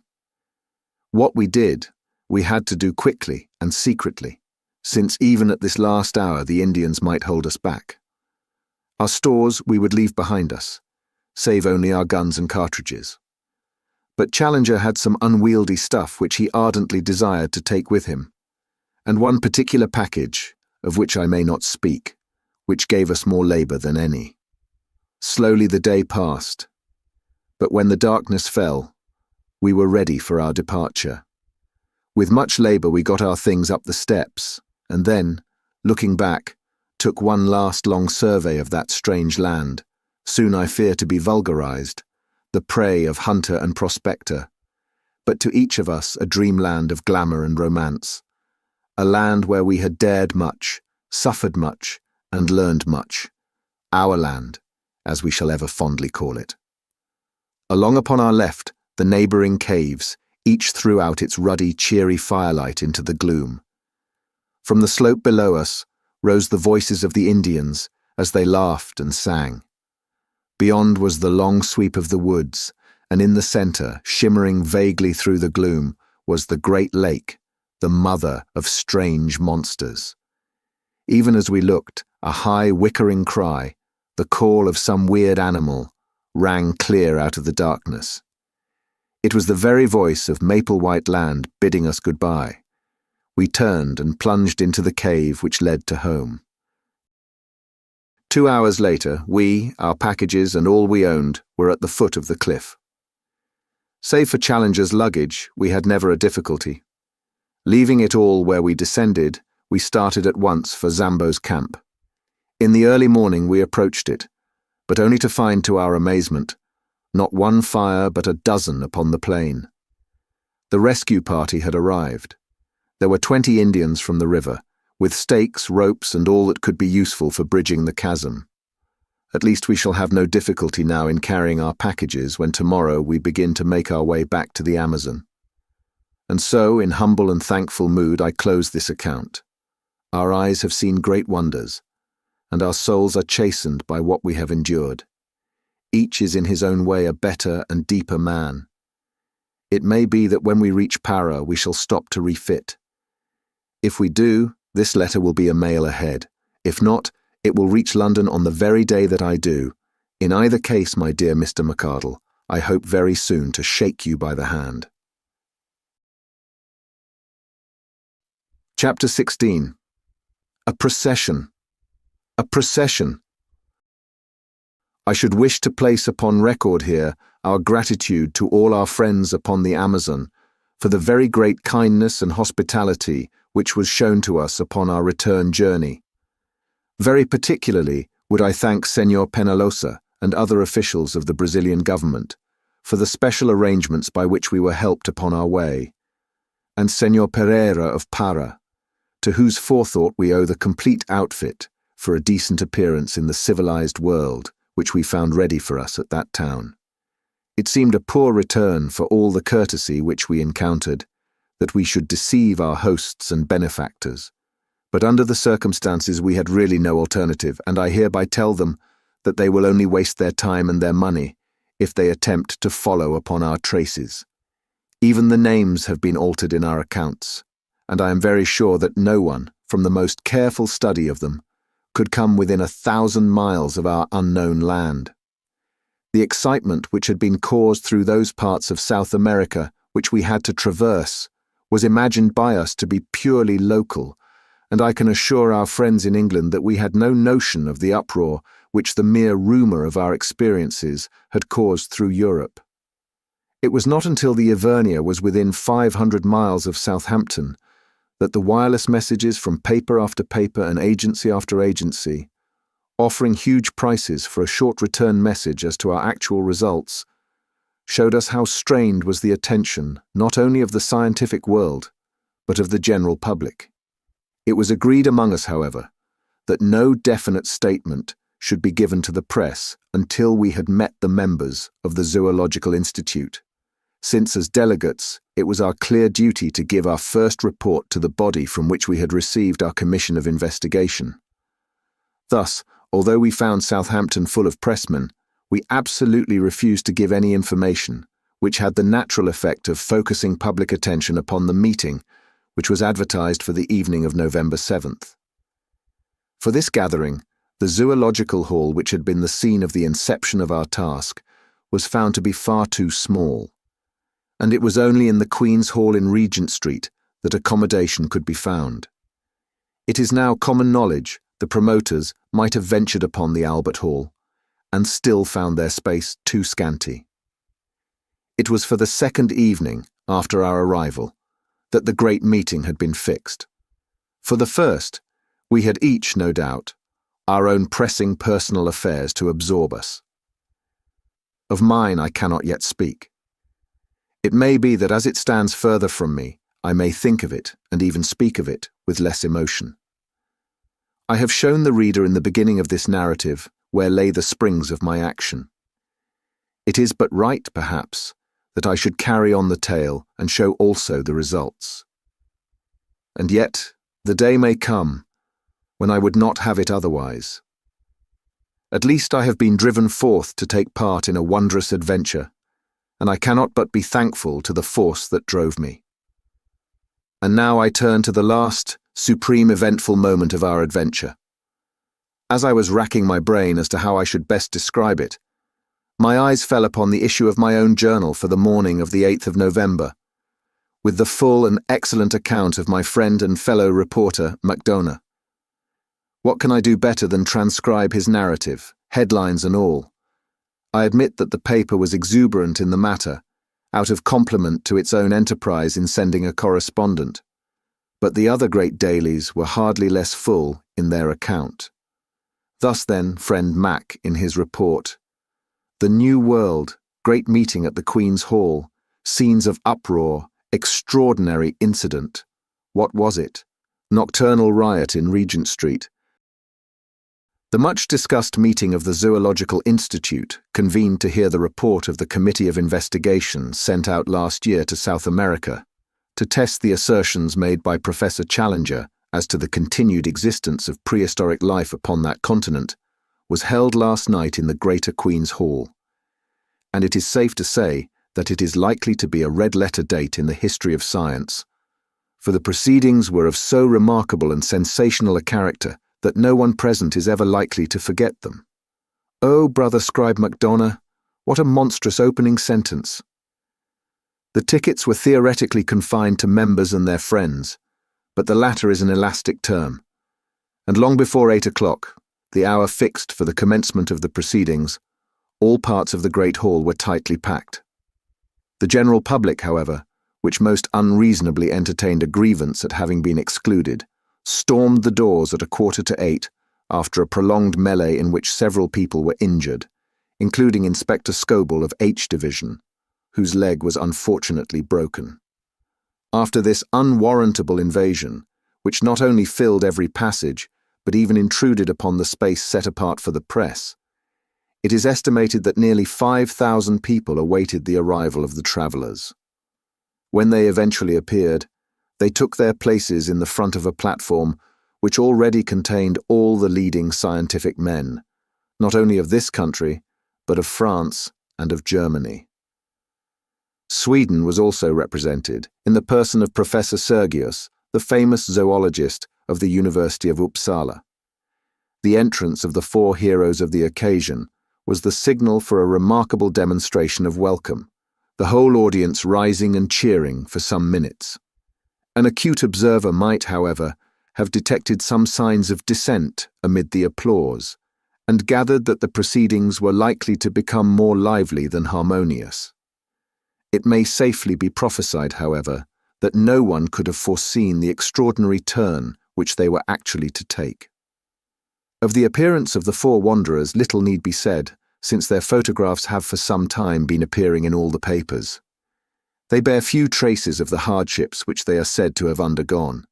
Professor Challenger's beard may be more shaggy, Professor Summerlee's features more ascetic, Lord John Roxton's figure more gaunt, and all 3 may be burned to a darker tint than when they left our shores, but each appeared to be in most excellent health. As to our own representative, the well-known athlete and international rugby football player E.D. Malone, he looks trained to a hair, and as he surveyed the crowd, a smile of good-humoured contentment pervaded his honest but homely face. "All right, Mac, wait till I get you alone." When quiet had been restored and the audience resumed their seats after the ovation which they had given to the travellers, the chairman, the Duke of Durham, addressed the meeting. He would not, he said, stand for more than a moment between that vast assembly and the treat which lay before them.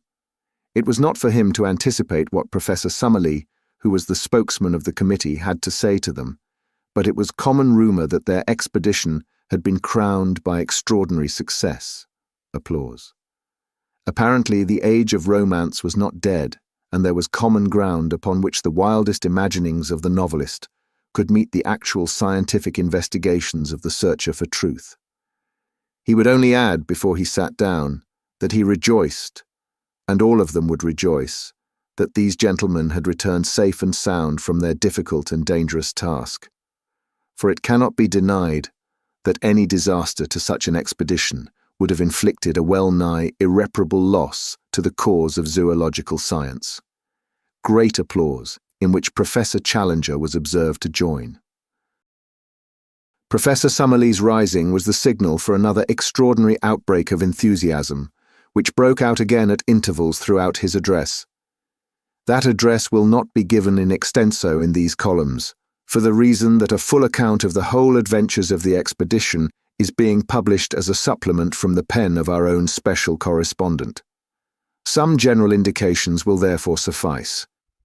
Having described the genesis of their journey, and paid a handsome tribute to his friend Professor Challenger, coupled with an apology for the incredulity with which his assertions, now fully vindicated, had been received, he gave the actual course of their journey, carefully withholding such information as would aid the public in any attempt to locate this remarkable plateau. Having described, in general terms, their course from the main river up to the time that they actually reached the base of the cliffs, he enthralled his hearers by his account of the difficulties encountered by the expedition in their repeated attempts to mount them, and finally described how they succeeded in their desperate endeavours, which cost the lives of their two devoted half-breed servants. This amazing reading of the affair was the result of Summerlee's endeavours to avoid raising any questionable matter at the meeting. Having conducted his audience in fancy to the summit and marooned them there by reason of the fall of their bridge, the professor proceeded to describe both the horrors and the attractions of that remarkable land. Of personal adventures he said little, but laid stress upon the rich harvest reaped by science in the observations of the wonderful beast, bird, insect, and plant life of the plateau. Peculiarly rich in the Coleoptera and in the Lepidoptera, 46 new species of the one and 94 of the other had been secured in the course of a few weeks. It was, however, in the larger animals, and especially in the larger animals supposed to have been long extinct, that the interest of the public was naturally centred. Of these he was able to give a goodly list, but had little doubt that it would be largely extended when the place had been more thoroughly investigated. He and his companions had seen at least a dozen creatures, most of them at a distance, which corresponded with nothing at present known to science. These would in time be duly classified and examined. He instanced a snake, the cast skin of which, deep purple in colour, was 51 feet in length, and mentioned a white creature supposed to be mammalian, which gave forth well-marked phosphorescence in the darkness, also a large black moth, the bite of which was supposed by the Indians to be highly poisonous. Setting aside these entirely new forms of life, the plateau was very rich in known prehistoric forms, dating back in some cases to early Jurassic times. Among these he mentioned the gigantic and grotesque Stegosaurus, seen once by Mr. Malone at a drinking place by the lake, and drawn in the sketchbook of that adventurous American who had first penetrated this unknown world. He described also the iguanodon and the pterodactyl, two of the first of the wonders which they had encountered.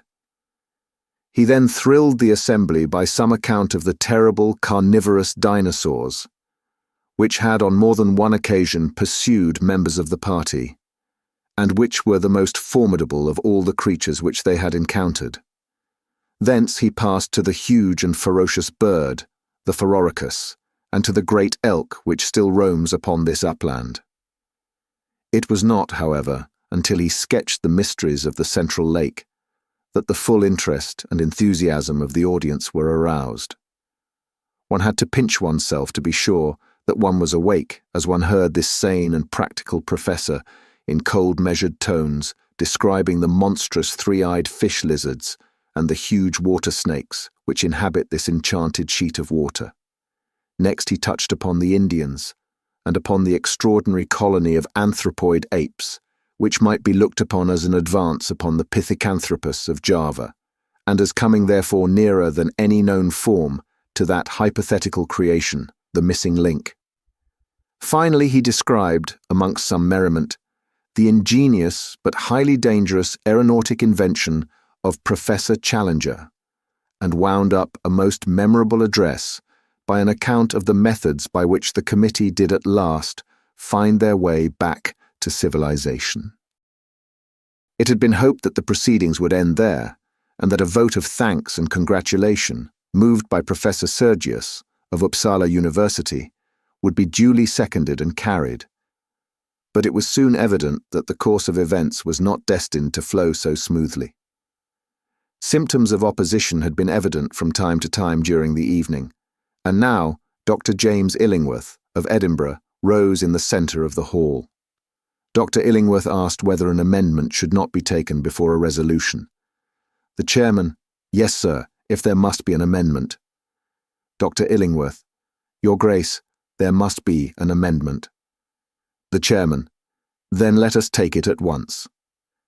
Professor Summerlee, springing to his feet, "Might I explain, Your Grace, that this man is my personal enemy ever since our controversy in the Quarterly Journal of Science as to the true nature of bathybiuses." The chairman, "I fear I cannot go into personal matters. Proceed." Dr. Illingworth was imperfectly heard in part of his remarks on account of the strenuous opposition of the friends of the explorers. Some attempts were also made to pull him down. Being a man of enormous physique, however, and possessed of a very powerful voice, he dominated the tumult and succeeded in finishing his speech. It was clear, from the moment of his rising, that he had a number of friends and sympathizers in the hall, though they formed a minority in the audience. The attitude of the greater part of the public might be described as one of attentive neutrality.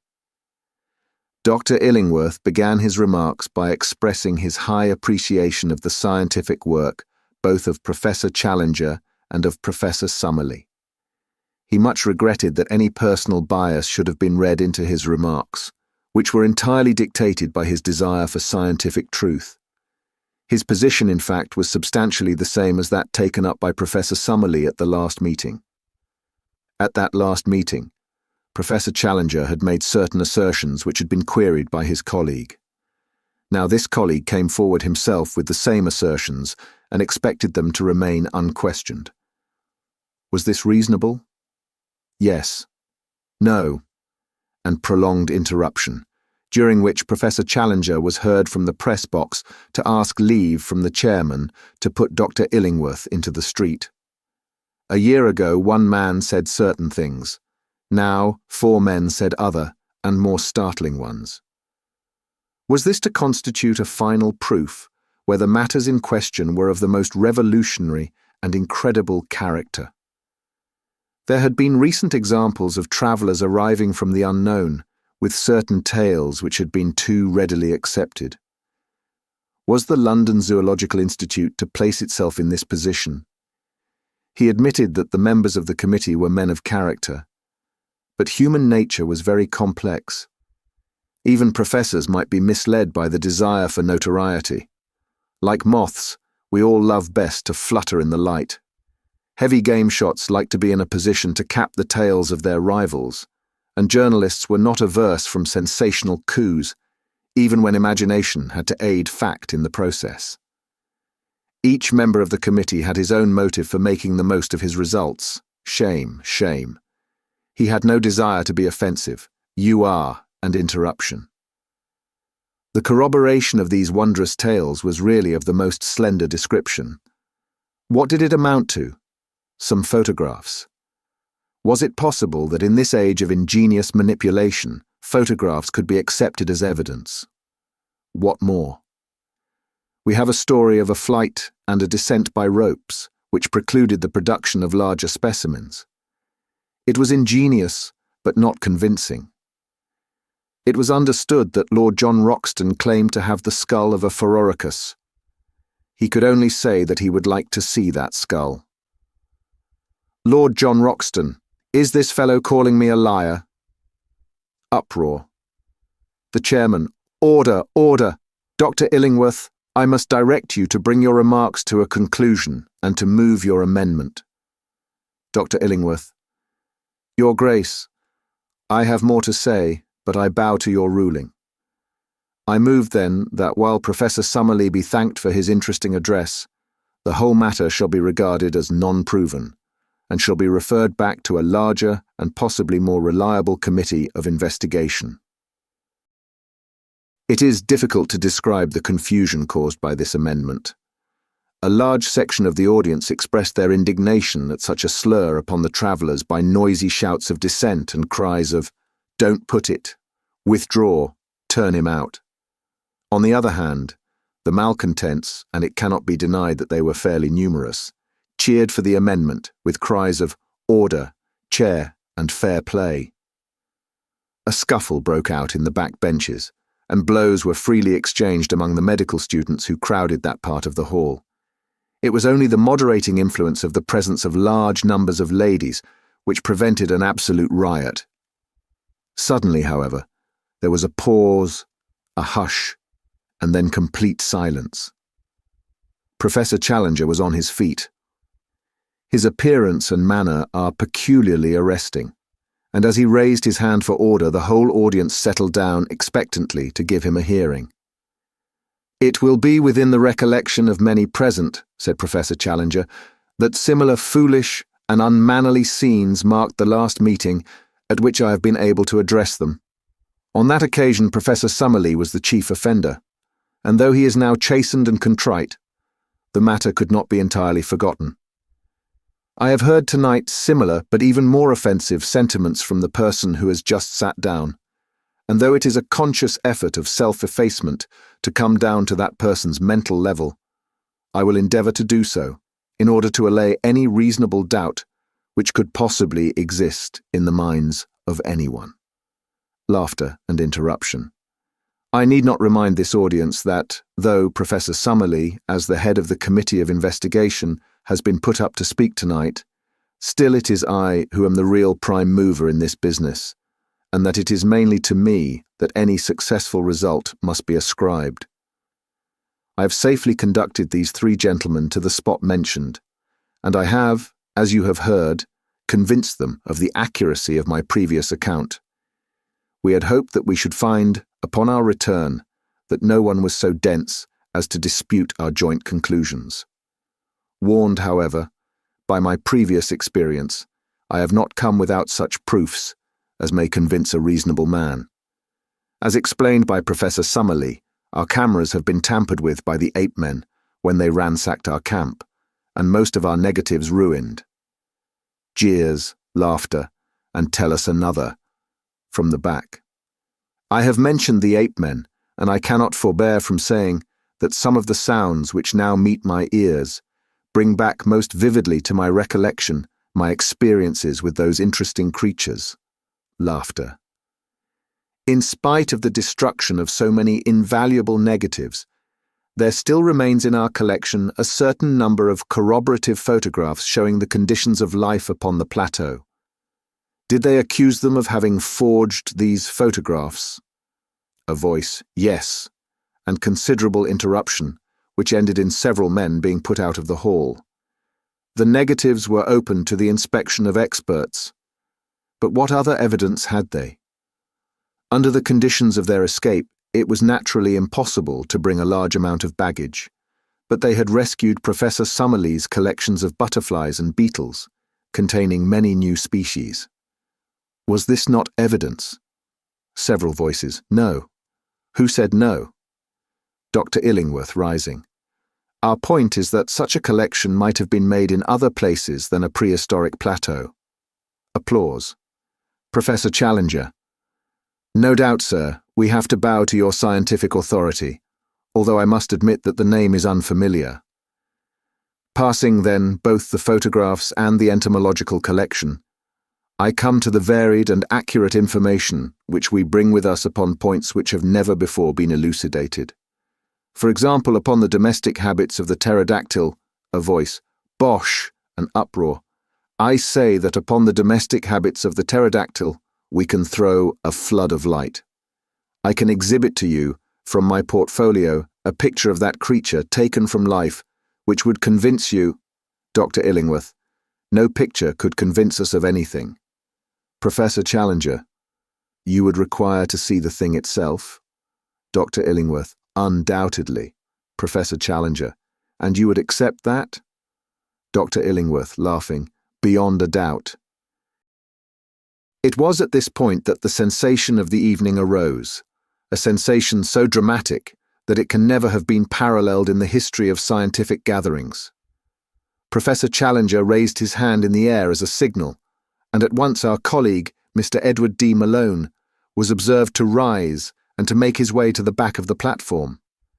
An instant later, he reappeared in company of a gigantic black man, the two of them bearing between them a large square packing case. It was evidently of great weight, and was slowly carried forward and placed in front of the professor's chair. All sound had hushed in the audience, and everyone was absorbed in the spectacle before them. Professor Challenger drew off the top of the case, which formed a sliding lid. Peering down into the box, he snapped his fingers several times and was heard from the press seat to say, "Come then, pretty, pretty," in a coaxing voice. An instant later, with a scratching, rattling sound, a most horrible and loathsome creature appeared from below and perched itself upon the side of the case. Even the unexpected fall of the Duke of Durham into the orchestra, which occurred at this moment, could not distract the petrified attention of the vast audience. The face of the creature was like the wildest gargoyle that the imagination of a mad medieval builder could have conceived. It was malicious, horrible, with two small red eyes as bright as points of burning coal.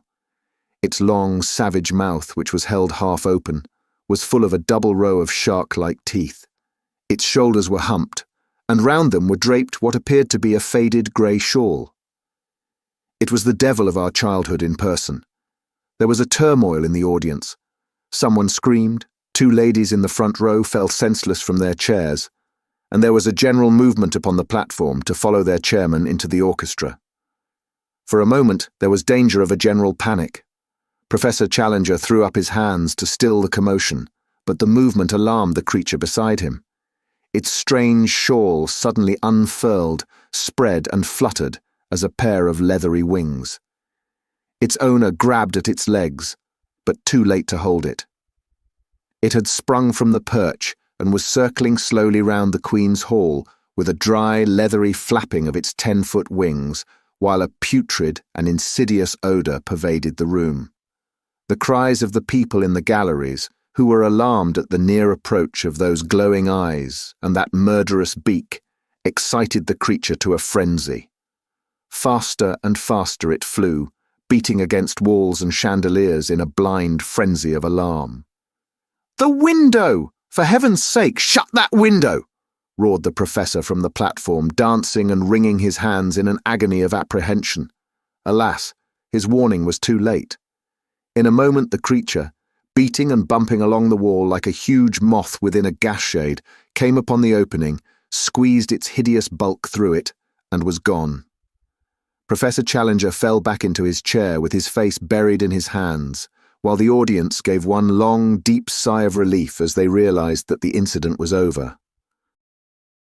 Then, oh, how shall one describe what took place then, when the full exuberance of the majority and the full reaction of the minority united to make one great wave of enthusiasm, which rolled from the back of the hall, gathering volume as it came, swept over the orchestra, submerged the platform, and carried the four heroes away upon its crest.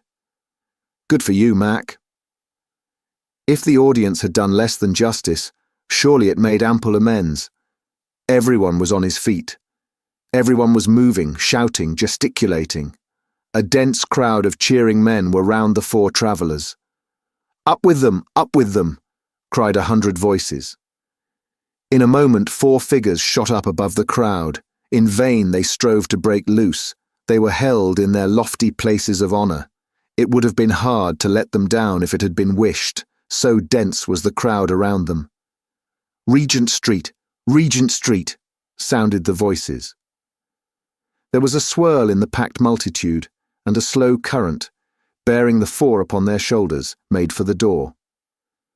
Out in the street, the scene was extraordinary. An assemblage of not less than 100,000 people was waiting.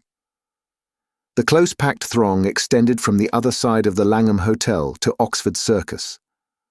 A roar of acclamation greeted the 4 adventurers as they appeared, high above the heads of the people, under the vivid electric lamps outside the hall. "A procession! A procession!" was the cry. In a dense phalanx, blocking the streets from side to side, the crowd set forth, taking the route of Regent Street, Pall Mall, St. James's Street, and Piccadilly. The whole central traffic of London was held up, and many collisions were reported between the demonstrators upon the one side and the police and taxicab-men upon the other. Finally, it was not until after midnight that the 4 travellers were released at the entrance to Lord John Roxton's chambers in the Albany, and that the exuberant crowd, having sung "They Are Jolly Good Fellows" in chorus, concluded their programme with "God Save the King."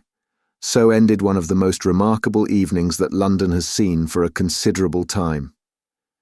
So far, my friend MacDonough, and it may be taken as a fairly accurate, if florid, account of the proceedings. As to the main incident, it was a bewildering surprise to the audience, but not, I need hardly say, to us. The reader will remember how I met Lord John Roxton upon the very occasion when, in his protective crinoline, he had gone to bring the "devil's chick," as he called it, for Professor Challenger. I have hinted also at the trouble which the Professor's baggage gave us when we left the plateau, and had I described our voyage I might have said a good deal of the worry we had to coax with putrid fish the appetite of our filthy companion. If I have not said much about it before, it was, of course, that the Professor's earnest desire was that no possible rumour of the unanswerable argument which we carried should be allowed to leak out until the moment came when his enemies were to be confuted. One word as to the fate of the London pterodactyl. Nothing can be said to be certain upon this point. There is the evidence of 2 frightened women that it perched upon the roof of the Queen's Hall and remained there like a diabolical statue for some hours.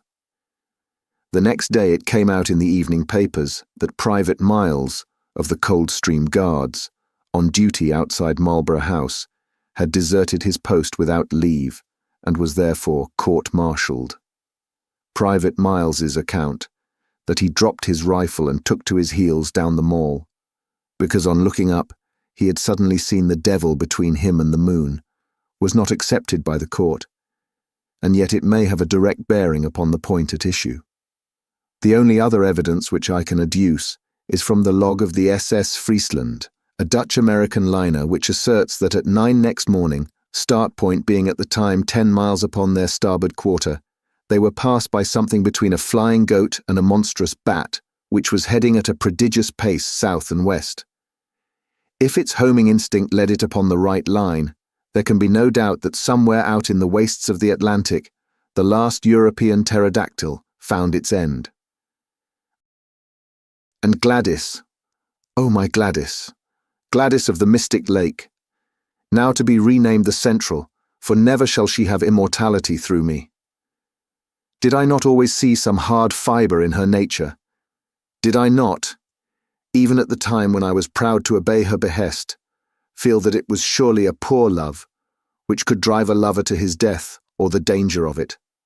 Did I not, in my truest thoughts, always recurring and always dismissed, see past the beauty of the face, and peering into the soul, discern the twin shadows of selfishness and of fickleness glooming at the back of it? Did she love the heroic and the spectacular for its own noble sake, or was it for the glory which might, without effort or sacrifice, be reflected upon herself? Or are these thoughts the vain wisdom which comes after the event? It was the shock of my life. For a moment it had turned me to a cynic. But already, as I write, a week has passed, and we have had our momentous interview with Lord John Roxton and, well, perhaps things might be worse. Let me tell it in a few words. No letter or telegram had come to me at Southampton, and I reached the little villa at Streatham about 10 o'clock that night in a fever of alarm. Was she dead or alive? Where were all my nightly dreams of the open arms, the smiling face, the words of praise for her man who had risked his life to humour her whim? Already I was down from the high peaks and standing flat-footed upon earth. Yet some good reasons given might still lift me to the clouds once more. I rushed down the garden path, hammered at the door, heard the voice of Gladys within, pushed past the staring maid and strode into the sitting room. She was seated in a low settee under the shaded standard lamp by the piano. In 3 steps I was across the room and had both her hands in mine. "Gladys!" I cried. "Gladys!" She looked up with amazement in her face. She was altered in some subtle way. The expression of her eyes, the hard upward stare, the set of the lips, was new to me. She drew back her hands. "What do you mean?" she said. "Gladys!" I cried. What is the matter? You are my Gladys, are you not? Little Gladys Hungerton." "No," said she. "I am Gladys Potts. Let me introduce you to my husband." How absurd life is. I found myself mechanically bowing and shaking hands with a little ginger-haired man who was coiled up in the deep armchair which had once been sacred to my own use. We bobbed and grinned in front of each other. "Father lets us stay here. We are getting our house ready," said Gladys. "Oh, yes," said I. "You didn't get my letter at Para, then?" "No, I got no letter." "Oh, what a pity. It would have made all clear." "It is quite clear," said I. "I've told William all about you," said she. "We have no secrets. I'm so sorry about it. But it couldn't have been so very deep, could it, if you could go off to the other end of the world and leave me here alone? You're not crabby, are you?" No, not at all. I think I'll go." "Have some refreshment," said the little man, and he added in a confidential way, "It's always like this, isn't it? And must be unless you had polygamy, only the other way round. You understand?" He laughed like an idiot, while I made for the door. I was through it when a sudden fantastic impulse came upon me, and I went back to my successful rival, who looked nervously at the electric push. "Will you answer a question?" I asked. "Well, within reason," said he. "How did you do it? Have you searched for hidden treasure, or discovered a pole, or done time on a pirate, or flown the Channel, or what? Where is the glamour of romance? How did you get it?" He stared at me with a hopeless expression upon his vacuous, good-natured, scrubby little face. "Don't you think all this is a little too personal?" he said. "Well, just one question," I cried. "What are you? What is your profession?" "I am a solicitor's clerk," said he. "Second man at Johnson and Merivale's, 41 Chancery Lane." "Good night," said I, and vanished, like all disconsolate and broken-hearted heroes, into the darkness with grief and rage and laughter all simmering within me like a boiling pot. One more little scene, and I have done. Last night we all supped at Lord John Roxton's rooms, and sitting together afterwards, we smoked in good comradeship and talked our adventures over. It was strange under these altered surroundings to see the old well-known faces and figures. There was Challenger, with his smile of condescension, his drooping eyelids, his intolerant eyes, his aggressive beard, his huge chest, swelling and puffing as he laid down the law to Summerlee. And Summerlee, too, there he was with his short briar between his thin moustache and his grey goat's beard, his worn face protruded in eager debate as he queried all Challenger's propositions. Finally, there was our host, with his rugged eagle face, and his cold blue glacier eyes, with always a shimmer of devilment and of humour down in the depths of them. Such is the last picture of them that I have carried away. It was after supper, in his own sanctum, the room of the pink radiance and the innumerable trophies, that Lord John Roxton had something to say to us. From a cupboard, he had brought an old cigar box, and this he laid before him on the table. "There's one thing," said he, "that maybe I should have spoken about before this, but I wanted to know a little more clearly where I was. No use to raise hopes and let them down again. But it's facts, not hopes with us now. You may remember that day we found the pterodactyl rookery in the swamp. What? Well, something in the lie of the land took my notice. Perhaps it has escaped you, so I will tell you. It was a volcanic vent full of blue clay." The professors nodded. "Well, now, in the whole world I've only had to do with one place that was a volcanic vent of blue clay. That was the great De Beers diamond mine of Kimberley. What? So you see I got diamonds into my head. I rigged up a contraption to hold off those stinking beasts, and I spent a happy day there with a spud. This is what I got." He opened his cigar box, and tilting it over he poured about 20 or 30 rough stones, varying from the size of beans to that of chestnuts, on the table. "Perhaps you think I should have told you then. Well, so I should, only I know there are a lot of traps for the unwary, and that stones may be of any size and yet of little value, where colour and consistency are clean off. Therefore I brought them back, and on the first day at home I took one round to Spinks and asked him to have it roughly cut and valued. He took a pillbox from his pocket and spilled out of it a beautiful glittering diamond, one of the finest stones that I have ever seen. 'There's the result,' said he. 'He prices the lot at a minimum of £200,000. Of course it is fair shares between us, I won't hear of anything else. Well, Challenger, what will you do with your 50,000? "'If you really persist in your generous view,' said the professor, "'I should found a private museum which has long been one of my dreams. And you, Summerlee?' "'I would retire from teaching, and so find time for my final classification of the chalk fossils.'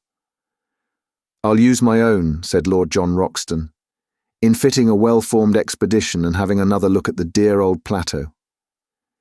As to you, young fellow, you, of course, will spend yours in getting married.'